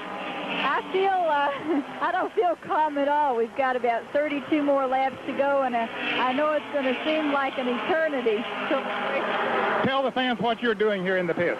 I'm recording lap speeds and continuous time, what we do under a pit stop, 2 pits and win and gas mileage. So she's got a pretty good job here, and she does it well. But Marty Hall, this jousting for second position has been very costly for both Petty and Earnhardt. Now the separation between Waltrip and your second and third is 6 seconds flat. He is indeed pulling away, Jackie Root, but anything could happen in Winston Cup racing, as it usually does. We've seen from year to year on the circuit. Right now, 368 laps are complete of the 400 here this afternoon. The battle for the second spot. Waltrip continues to pad his lead up in 3 and 4. Richard Petty has moved around, the rookie driver now, Earnhardt, and for the moment, Dale seems content to ride in the draft, and perhaps that's what Richard wanted. He felt like maybe that his car would be able to draft a little bit better than Earnhardt's machine. Cale Yarborough tucked his nose up there a moment ago and gave them both a scare. Now Earnhardt goes after Petty in 1. Earnhardt will not stay single file to try to tack down Waltrip. Earnhardt's on the bottom this time with Petty up high near the wall. In turn 2, it's Petty by half a car length. Here goes Yarborough looking for the 3-wide run down the backstretch again. It is the role reversal this time. Dale Earnhardt on the inside. He tries to work his way by Richard Petty, puts himself a half car length to the advantage. It's going to be glued down low. Earnhardt flipping back up in front of Richard Petty, and Earnhardt appropriates the spot coming from 4. Earnhardt not giving any ground to anyone, although it may be costing them some time on the leader. There's no doubt about that. Richard Petty takes the outside groove. Earnhardt down on the inside to Mike Joy. Petty stays high in turn number 1. Earnhardt comes up in the high groove. Petty jumps right down to the bottom of the racetrack. A move by Petty we haven't seen this afternoon, and he gets the second spot. Richard Petty keeps motoring down the back chute as they work their way up to turn number 3. Dale Earnhardt comes right back and goes door handle to door handle. Earnhardt takes the high side. Petty going the low side, and Earnhardt goes sky high. Richard Petty has the positioning off the number 4 corner. An unbelievable race in the World 600 here at Charlotte Motor Speedway as Richard Petty and Dale Earnhardt hammer and tong at each other back in turn number 1. Petty just determined to get up into that number 2 spot and try to gain some distance on leader Darrell Waltrip. Waltrip shoots down the backstretch. He has almost a full straightaway over the second-place car, Richard Petty. Earnhardt is 3rd. In 4th position is Cale Yarborough. He is 2 laps down, and 5th is Benny Parsons, also 2 laps off the pace. Leader is in 4. Waltrip works our way by. Again, no smoke showing from that 88 automobile. Your 2nd and 3rd place runners come out single file. Richard Petty, then Earnhardt, and Cale Yarborough. 27 laps remaining in the World 600 this afternoon, and Mike Joy, it looks like Darrell Waltrip is home free if nothing happens.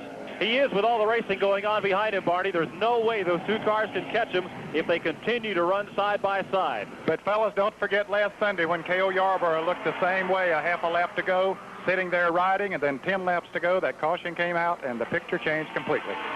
It did that, Ned, up at Dover, Delaware last weekend, and we were speculating up there that Cale Yarborough was home free if everything would kind of stick together. The situation changed with just 8 miles to go. Here comes Waltrip heading back into turn number 1 as he continues to pull away from Richard Petty and Dale Earnhardt. And now Petty has about a 4-car length advantage over the 3rd-place machine. And he's lengthened it to 6 6/10 seconds. That's the lead that Darrell Waltrip enjoys as he goes midway down the backstretch. It's certainly not going to be conservative the way you talk about Dale Earnhardt driving through turns 3 and 4 the last few times around. He's again been bobbing each way, trying to shoot and slingshot to the high side of Richard Petty. Now as they work their way through the turns again, they take the middle groove, and this time Earnhardt goes the conservative way, tucked in behind Richard. Here comes Petty. He'll be pulling up on the bumper of Buddy Arrington's car out of Martinsville, Virginia. Earnhardt 2 car lengths back. Ned Jarrett, your impressions of Earnhardt this afternoon. He's made some good moves, but he may also have the lack of experience might have hurt him a little bit also. Well, certainly he's driven a fantastic race, Barney, and really it's hard to drive 400 laps, 600 miles on a track of this sort and not get out of kilter a little bit somewhere along the way. He's made some very good moves here this afternoon, and he's run the wheels off of that car, so to speak. But with that chassis change that Waltrip made, it seems like it's really working for him. But Earnhardt has done a fantastic job, and considering the fact that he is a rookie on this circuit, well, you got to hand it to him. He's one of the real comers. And, Barney, let's not forget the fact that 300 miles was already beneath the belt of Darrell Waltrip before he even took the command to fire engines on the Gatorade Chevrolet. So when it comes to a yeoman's effort in World 600 weekend, it has to go to Darrell Waltrip thus far. He's got close to 900 miles of competition beneath his belt. Well, I think he talked to Ned this morning on pit road, at best I remember, just before we started the race this afternoon and our broadcast came on the air. And Ned, he said he was a little bit tired, but he would get pumped up as the race progressed. Yes, he did. In fact, he said he was a little bit sore, Barney. They do use a lot of muscles in driving a race car for any distance, and particularly 300 miles and then 600 miles. You got that battle back for second in turn 1. It is Dale Earnhardt underneath Richard Petty at turn 1. Earnhardt makes it stick on the bottom of the racetrack. Petty, though, in the high groove can get a better jump off the turn, but they are dead even. coming out of turn 2, whistling down the backstretch side by side. Those cars rolling as one as they work it down the back, shooting up to turn number 3. It's Earnhardt on the inside. He goes to the low side, sticking low there. Richard Petty to the high side. Now Petty watching as Earnhardt floats back up into the middle groove, and Petty maintains his third place position. Here they come to the line. Earnhardt takes over the number 2 spot. Petty back to third, and Cale Yarborough has a bird's eye view of all of it. He tried to ride the draft around to get underneath Richard Petty. They're back in 1. Out of the trioval, Petty looks to the inside. He's back way up in the high groove. Will he slam down under Earnhardt again? He's trying it out of turn number 2. He pulls up to the rear bumper and rear quarter panel now of Earnhardt's car. Richard Petty trying to get that spot back on the inside. He's drawn half a car length back. Now he's dead even.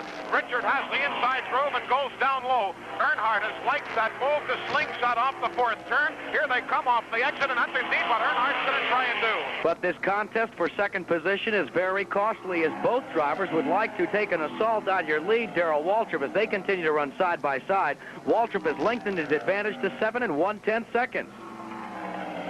Down the back chute, the leader, Waltrip, going up into the number 3 corner. He continues to pad his lead here this afternoon. 378 laps are in the book right now as we're getting 22 laps to go. Waltrip out of turn number 4, moves around Ty Scott's automobile.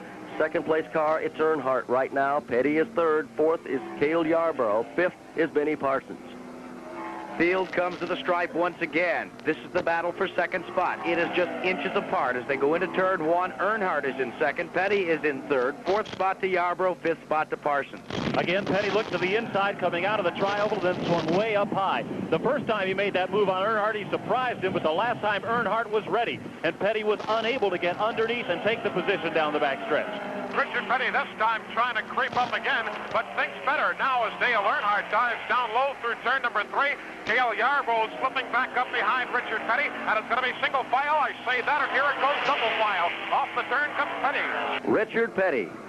Dead heat at the start-finish line for that number 2 spot as he and Earnhardt race as hard as I've ever seen anybody drive here at the track. To Mike Joy. They are still dead even between turns 1 and 2. Petty on the bottom of the racetrack, Earnhardt up high. They come out of turn 2. They have not changed. It's as if they're welded together door to door. Indeed, as Richard Petty holds the office on the inside, Richard has made the move here, and he's going to dive down low again. But Dale Earnhardt, who works well in the higher groove, stays right with him. They go side by side. Earnhardt to the high side. He'll try the slingshot, and he'll pull it again. Darrell Waltrip is in the lead, but nobody's looking at Waltrip right now. They're looking at Richard Petty and Dale Earnhardt. The rookie and the veteran hammer at each other for that number 2 spot like it's the last lap. And Mike Joy, as they come back to you, if it comes down to a shootout on that final lap between these two for that second position, who do you think will get it?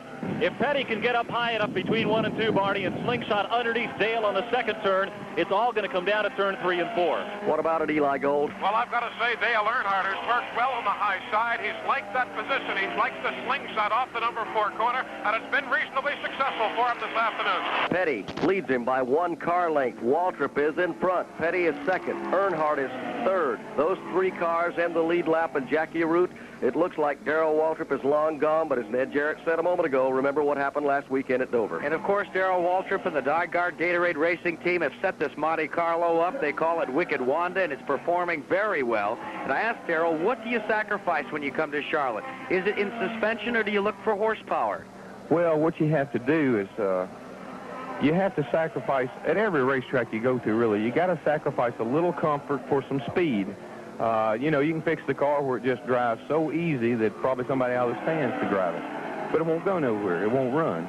So you have to sacrifice in the comfort department sometimes to make it go fast. And really the competition dictates whether you need to do that or not. If you're beating everybody pretty bad on Saturday afternoon, your last practice run, if the car feels super good and you're beating everybody 2 or 3 tenths, then you don't bother it. But if you're 2 or 3 tenths off the pace, then you got to work on it, and even if it doesn't feel real good, that's what you got to go with. Well, Earnhardt has just moved into that 2nd spot. Richard Petty goes right back after him out of that 4th position.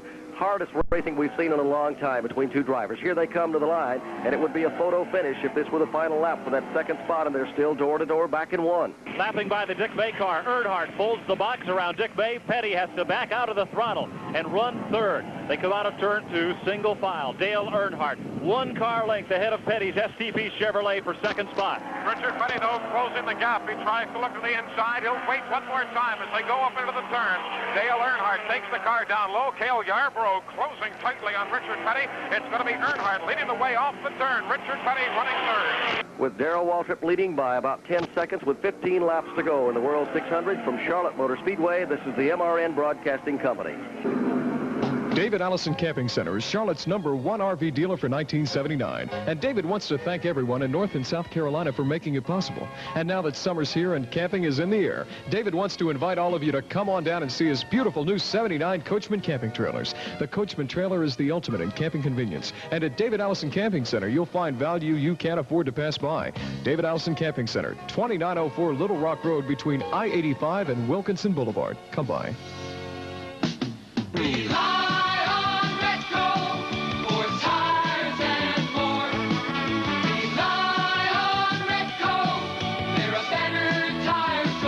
There's a Memorial Day sale in progress now at your nearby Retco Tire Store. Belted tire specials as low as 4 for $83 plus FBT and sales tax on size A7813. You get free mounting and static balancing. And with the purchase of 4 tires, Retco will rotate them every 5,000 miles for the life of the tread. Retco Tire Stores. Stop in now. 387 laps are in the record book for the World 600 at Charlotte Motor Speedway. Richard Petty, Dale Earnhardt have the crowd on their feet lap after lap, and they've changed that second position, Mike Joy, about, well, almost every time around. And this must be frustrating, Barney. If those 2 drivers could link up in a draft, they'd stand a much better chance of catching Darrell Waltrip. But Petty right now is running third, 1 car length back of Earnhart. In the meantime, Darrell Waltrip has already gathered in the lap leader, the Napa Charger Awards, to the tune of $5,000. He has 8.5 second separation between himself and the Osterlin crew in the Sears Craftsman Pit Crew Contest. After 10 stops, he leads that. So Buddy Parrott and the crew have done their homework on pit road as well, and they lead this World 600. 388 laps being posted here at Charlotte Motor Speedway. That means there are 12 laps remaining in the World 600 at Charlotte. With over 130,000 race fans, Bruton Smith, the president of the track, announced this afternoon in pre-race activity it was the largest crowd in the history of the Speedway, and if the figures are correct, it would be the largest crowd for a sporting event in North Carolina. Here comes the battle for the second spot, and that's what everyone is watching, with Waltrip out front. And back, still charging in for that #2 spot. Richard Petty took a peek there. No place to go as they work back to Mike Joy. Dale Earnhardt, though, Barney, has shown that he can race with anybody this afternoon. And his line through turn 1 and 2 has not changed, I would say, a foot either way in the last 200 laps. Petty trails him by a car length off the second turn. As Richard Petty works it down the backstretch now, he and Dale Earnhardt again a bit of flip-flopping in turns number 3 and 4. Either time it's high or low. They show no preference except Earnhardt, who likes the slingshot off the high groove. This time they make the middle cut right through the turn. Richard Petty angling inside, cutting through with Cale Yarborough right on his tail. As they come across the line, 10 laps to go. Darrell Waltrip is the leader with 10 laps remaining in the World 600 here this afternoon. 390 laps are on the board. Still in second spot is Earnhardt. Third is Richard Petty. He's a half a car length back. Those 3 are in the lead lap. In fourth position, it's Cale Yarborough, 2 laps off the pace. Fifth is Benny Parsons. He is also 2 laps down. Running in the 6th position would be the Ricky Rudd automobile. Terry Labonte would be 7th, 8th, Al Holbert, 9th to Lenny Pond, Richard Childress in 10th, Ty Scott in 11th, 12th to Grant Adcox, 13th to Buddy Arrington, 14th to J.D. McDuffie. Running 15th would be Dick May. In 16th position, although he's gone out of the race, is Jim Vandiver. In 17th is Tommy Gale. He is also retired from the event, so they look to move up would be Cecil Gordon in 18th position, D.K. Ulrich in 19th position, Blackie Rangren in 20th, 21st to Frank Warren, and Bobby Allison with a new engine is running 22nd. Here's go Richard Petty. He's trying to make the second place charge into turn number 3. Petty going down low. Dale Earnhardt has the rear end kicked out just a bit, and Richard Petty has the spot coming through. And this time we see Dale Earnhardt unable to slingshot up off that number 4 turn. Possibly Richard Petty just second things out to the last lap. Well, Mike Joy, you predicted that Richard Petty could make his move coming into 3 and 4, get underneath him, and possibly sew up that second position if they continue to run this way. He just did it coming out of that corner.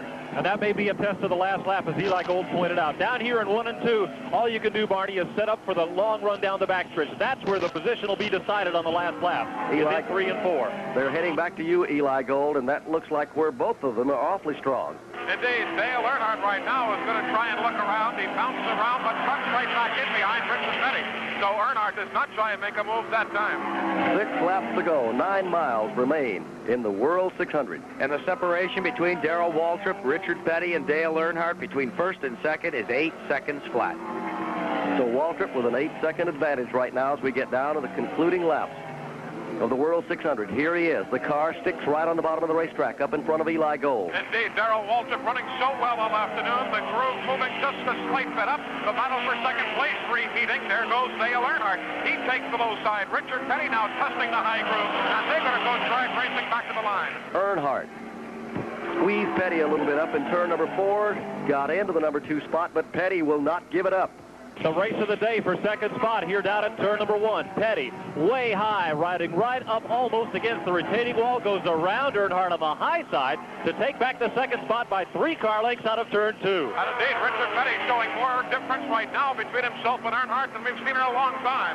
Into turn number 3, Richard Petty diving that automobile nicely down low. And both he and Dale Earnhardt hold it downstairs. Off the turn, it's going to be Petty with a half-car length advantage. 5 laps remaining in the World 600 here at Charlotte Motor Speedway. Waltrip is your leader. Petty right now is second.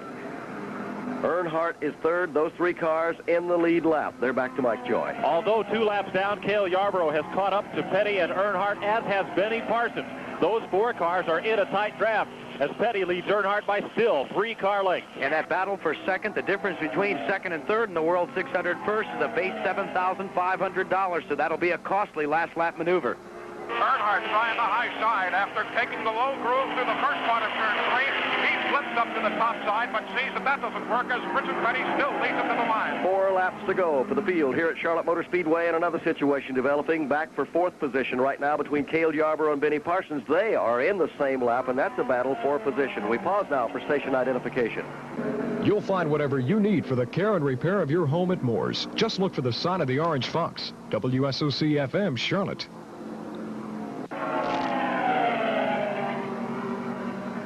Field works the 4th corner. Here comes the leader across the stripe with 3 laps to go for Darrell Waltrip as he shoots down into the number 1 corner. But here's what everybody is watching. Richard Petty, Dale Earnhardt. Then a battle for 4th spot could be shaping up between Cale Yarborough and Benny Parsons. They're back in 1. And that 4th place battle could well get in the way of the slug out for second here as we come down to the last laps.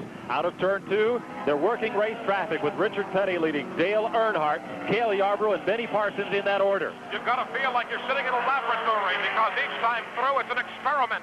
This time, Richard Petty in that battle for second and third with Earnhardt takes the identical groove, splitting things down the middle. Cale Yarborough and Benny Parsons tucked in as well, so no variation. Lap traffic ahead of Richard Petty as he swings out around J.D. McDuffie and will be running up on Al Hobart as they work turn 1. Here goes Earnhardt down to the inside. He fakes the move inside, the moves back up. Barney, I've run out of cliches, except to say that Winston Cup racing is the most exciting sport anywhere, and they're proving that right now. As Petty and Earnhardt battle out of turn 2, they're still single file. They may stay that way to the last lap. Indeed, nobody making a charge right here. I think everybody's done all the work they want to do. They're going to wait for that last lap and let all the cards sit on the table. Here comes Waltrip to the stripe, and it will be white flag for Darrell Waltrip in the Gatorade Chevrolet as he swings across the line. Here comes Richard Petty and Earnhardt. Let's go to Mike Joy. Waltrip swings out of turn 1, and nobody is watching. Eyes glued on Richard Petty and Dale Earnhardt. Petty is very high in turn number 1 this last time around. Earnhardt sneaks a peek down low. Petty comes down to cover the spot. They open up a margin on Yarborough and Parsons. They are nose to tail halfway down the backstretch for second spot. The battle now, second place as Earnhardt goes to the inside of Richard Petty. Earnhardt goes down underneath. He's got second place, but let's not count out Richard Petty. He goes underneath Dale Earnhardt and reappropriates second spot. Checkered flag for Darrell Waltrip, but here comes the battle for second. Petty gets it coming out of the 4th corner, and he will finish in the number 2 position. Earnhardt will run 3rd. Cale will run 4th, and Benny Parsons will finish 5th. What a World 600 here at Charlotte Motor Speedway, Jack Yaroot. The 1979 World 600 is now history, and the winner is Darrell Waltrip. Now here's some current news involving you. More and more, you're buying gasoline according to price rather than brand. Nothing wrong with that if you know what you're getting, but millions of gallons of gasoline are sold daily without enough detergent additive to keep your carburetor as clean as it could be. New STP gas treatment improves the cleaning power of gasolines, leaded or unleaded. Pour a can of new STP gas treatment in with a full tank of gas, and it goes to work cleaning the carburetor. New STP gas treatment helps keep carburetors clean, too. New STP gas treatment also helps fight rust in the fuel system and helps keep intake valves and intake manifolds clean. So the next time you pump in the gas, dump in a can of new STP gas treatment. Because if you want to be sure these days, you've got to do it yourself. A couple of awards that have been given out, Barney Hall. The Goodies Headache Award is your vote went to Dave Marcus. Well, the press in attendance downstairs in this massive press box above the Charlotte Motor Speedway start-finish line have awarded it to Marcus. The Curtis Turner Memorial Achievement Award goes to your third-place finisher, Dale Earnhardt. Earnhardt will take the Curtis Turner Memorial Award and gather in third position. We'll give you a rundown of the World 600 finish as well as other great reports from motorsports events around the country as part of the Simonized World Racing Scoreboard. We'll also be going to Victory Lane to talk to a very jubilant Dyguard Gatorade Racing Team crew. They've scored the hat trick this weekend. They won the Sundrop 300 yesterday, and 900 miles later they go to Victory Lane in the World 600 as well. From Charlotte Motor Speedway, this is the MRN Broadcasting Company. For sturdy pickup trucks, for great prices, for a selection of trucks like you'll find nowhere else, come to Dodge Country. Dodge Country, the Carolina's largest truck dealer, with over 10 times the selection of the average truck dealer. D100s, D150s, Warlocks, and 4x4s. Nowhere else will you find a selection of great Dodge trucks like this at such incredible prices. And everything Dodge Country sells is backed up by their professional service department. Dodge Country, a name that means quality, value, and great selection at 4800 East Independence Boulevard. It's a Memorial Day sale going on now at your nearby Retco Tire store. You'll find belted tire specials like the A7813 for as low as $83 plus FET and sales tax. These tires feature fiberglass cord belts and 2 polyester cord body plies for strength, stability, and a comfortable ride. And you get free mounting, static balancing, and free rotation every 5,000 miles for the life of the tread with every set of 4 tires you purchase. Retco Tire stores, 3 convenient locations in Charlotte, also Maiden, Shelby, and Kannapolis.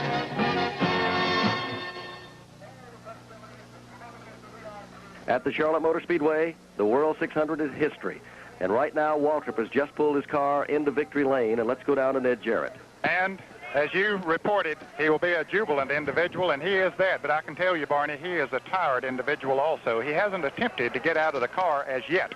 He just wants to get dried off. He wants to relax for just a moment because he has worked hard out there this afternoon. And Jim Gardner, the president of Dyguard, is standing by. Jim, he pulled a hat trick here this weekend at Charlotte Motor Speedway, winning 2 big ones. All right, Dyguard, people are very happy. Darrell, I'm sure, is very happy, and I hope we continue this and win the national championship. Well, it seems like that this team is really getting it all together now. We feel like we are. We're attuned to what we need to do, and I think we're going to do it. That's Jim Gardner, the president of Dyguard. I'm going to go back to you for just a second, Barney. Well, we saw a little bit of everything in this World 600 here this afternoon, and Dale Earnhardt, who ended up in 3rd position after leading quite a bit of the race today. Richard Petty, haven't seen that kind of racing in a long, long time, all afternoon. Barney, the win, if it had gone to Dale Earnhardt, would have been a storybook ending. But the run to the finish line, first for Dale Earnhardt and Richard Petty, with Petty beating him out at the line, but then that battle between Benny Parsons and Cale Yarborough for the 4th position. We tended to neglect that near the final moments because there was just so much going on. And the 135,000-plus fans that have flocked to the Charlotte Motor Speedway were treated to what has to be the most historic World 600 that has ever been witnessed here at Charlotte Motor Speedway. Well, it has to be a very satisfying weekend for winner Darrell Waltrip. Yesterday afternoon, as Jim Gardner just pointed out down in Victory Lane, he won the Sundrop 300. You'll have full results of that race very shortly here on the Simonized Scoreboard. Festivities continue down in Victory Lane. Let's go back to Ned Jarrett. Well, Barney, Darrell Waltrip has yet to attempt to crawl out of the car. I think he wants to get himself pretty. He's been brushing his hair, and he's been washing his face, and more than that, resting. What is he doing in there, Buddy Parrott? Well, like you said, he's trying to pretty himself up, you know. Well, he wants to look good for the cameras. Yeah, the TV people here and all these movie stars and everything out here. And, of course, you look pretty when you came in Victory Lane with that big smile on your face. Well, I'm going to tell you what, I can't believe it, you know, to win back-to-back World 600s.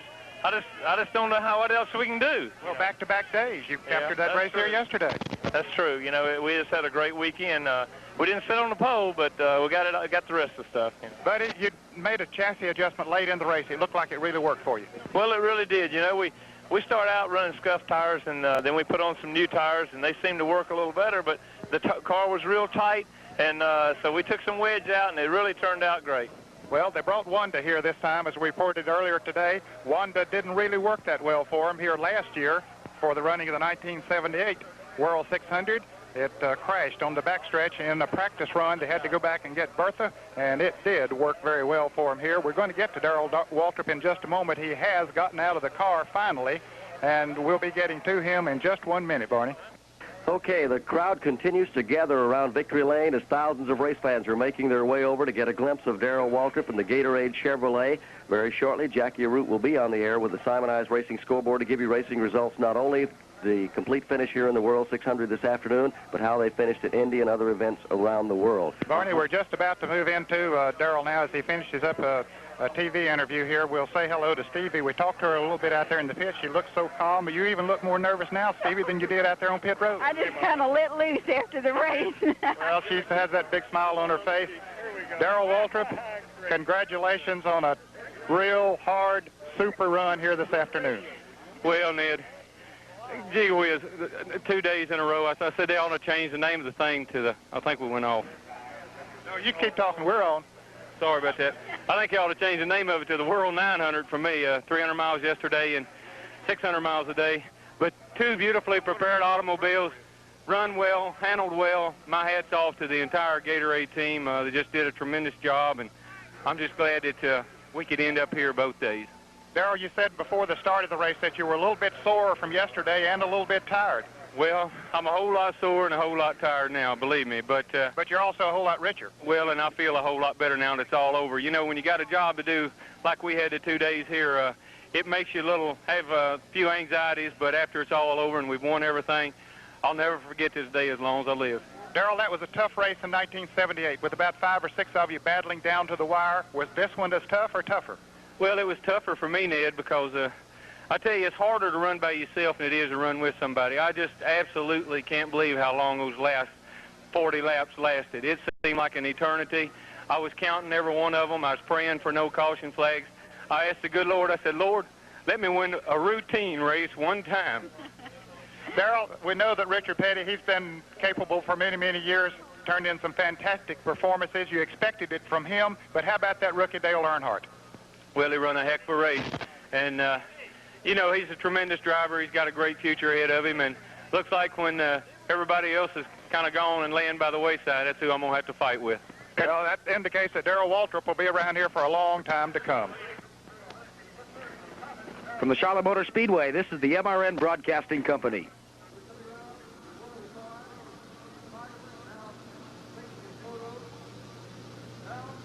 You know, there's one place left where you can get a good meal that's really inexpensive, and that's Shoney's Big Boy Restaurant. And right now, they're offering to you the May Steak Special. That's right, you'll get Shoney's. You includes 19 salad favorites, crisp green lettuce, chilled vegetables, a variety of delicious condiments, and topping everything off, your choice of tangy dressings. Shoney's Big Boy Restaurants and the May Steak Special.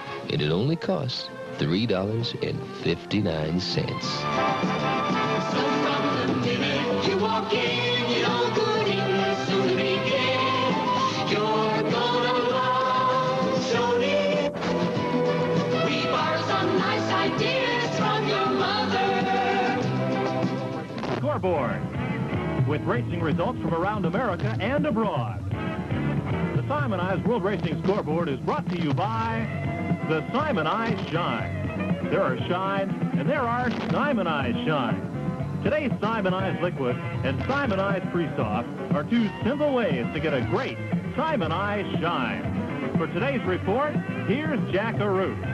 Well, there's been racing action aplenty all over the United States of America and also across the continent in Europe as well. We'll be giving you all that coverage here on part of the Simonized World Racing Scoreboard. In the state of Virginia, the Winston Racing Series got up hot and heavy this past weekend, and our trackside correspondent Skip Potter fills us in. Winston Series late model sportsman racing last night in Virginia at the Old Dominion Speedway in Manassas. Dickie Boswell earned his first win of 1979. Bobby Valentine finished in second place. Jack Bland was third, and Wyman Buell was fourth. At the Langley Speedway last night, Tommy Ellis grabbed his fourth win of the season there in Hampton, but right to the finish line, a woman by the name of Diane Teal pressed for a close second place. Wayne Patterson finished in third. Friday night's racing at the Franklin County Speedway rained out, and the Southside Speedway had no racing schedule. Salem, Ralph Brinkley, and Alfred Hill each won 25-lap feature modified events. This is Jack Terry reporting from North Carolina. Here at the Charlotte Motor Speedway yesterday afternoon, there was some history in the making. They had a special race, and Mike Joy was there. Yesterday, Sundrop 300 here at the Charlotte Motor Speedway pitted NASCAR's late model sportsman short track cars, the Novas, Venturas, and Omegas against the sleek, slippery Firebirds and Camaros of the NASCAR Grand American Circuit, with engine restrictor plates to equalize the difference. But in the end, it was the driving talent of NASCAR Grand National star Darrell Waltrip that took home the $13,000 first prize. Pole sitter was Alabama 300 winner John Anderson in the Drame Racing Engines Camaro at 162.9 miles per hour. Harry Gadd in a Firebird, as was Rusty Wallace, provided much of the early race competition, along with the Novas of Waltrip and Jack Ingram and Dave Marcus. But Marcus got caught a lap down, and Ingram failed to finish, and when it came down to 10 laps to go, the battle was between Waltrip's Nova and Anderson's Camaro. Going into the first turn with just a few laps to go, Anderson was on the low side of Waltrip. They entered the turn side by side, and Anderson's Camaro, which had begun to handle skittishly, was unable to hold the low groove, and he spun, clearing the way for Waltrip to waltz to victory and take home the $13,000 first prize. Anderson recovered from the spin to finish second and earned $9,000. Rusty Wallace's Firebird was third. The Nova of Dave Marcus finished in the fourth spot, while Morgan Shepherd was fifth in a Ventura, ahead of Richard Childress, Gene Glover, Jimmy Hensley, J.D. McDuffie, and Mike Riley finishing in the 10th spot. Rain KO'd the racing action at the Spencer.